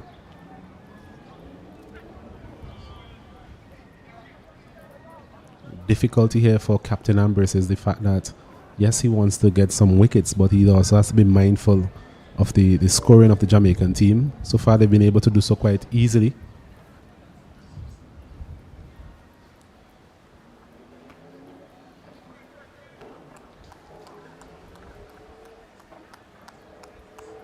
Demba it is to continue from the Beckwith end into his 5th over. Kenneth Demba, much better returns in terms of his economy rate in this particular innings. This one is walked nicely off his pads. Kirk McKenzie, good player to look at, as we mentioned, when he's in full flow. Yeah, he did start well also in the first innings, Kenneth Demba, but John Campbell took a liking to him. spoiled his figures.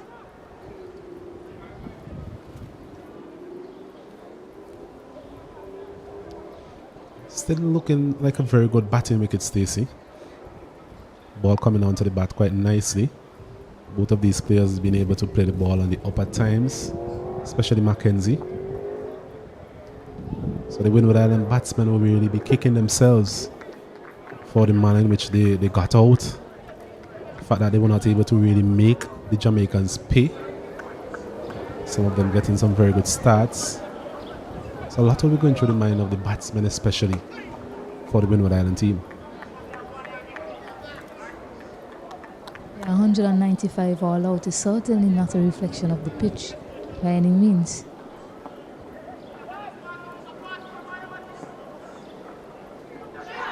It's an appeal for stumping, appeal for caught behind actually, and he's been given out. So finally, the Windward Islands break through. A delivery that was a bit heading down the leg side, got a faint edge onto it, and a really good take there by Benjamin to get the first breakthrough for the Windward Islands. They toiled hard for that one, wasn't it? Well, we were wondering where the inspiration is going to come from, as we see it's the end of the day's play actually. So disappointment there for Carlos Brown. He basically raced to 30 in the grand scheme of things, but was dismissed there by Demba, delivering the line of the leg stump, as you mentioned. In the replay you can see Brown signaling to the umpire that perhaps it brushed his pad, but in the eyes of umpire Butler, he will adjudicated that would have taken some form of the bat. And a very good catch, as you mentioned, from Benjamin. So a good end to the day for the Windward Island team, but it must be said that Jamaica Scorpions, they're still in a very comfortable position. Yeah, something to take into the third day for the Windward Islands, picking up that wicket at the end of the day's play. But certainly a long way behind this game. Jamaica Scorpions on top.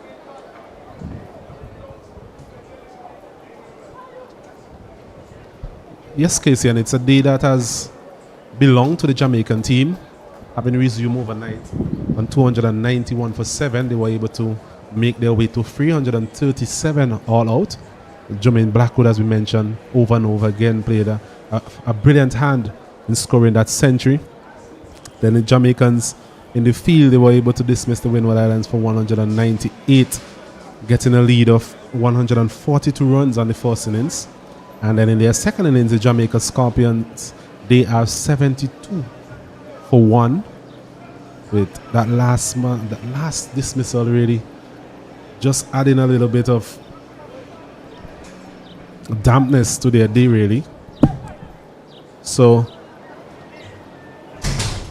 it's the end of the day's play here. Day 2 completed at the Arnesville playing field, a match between the Jamaica Scorpions and Windward Island Volcanoes here in the Cricket West Indies for the championship.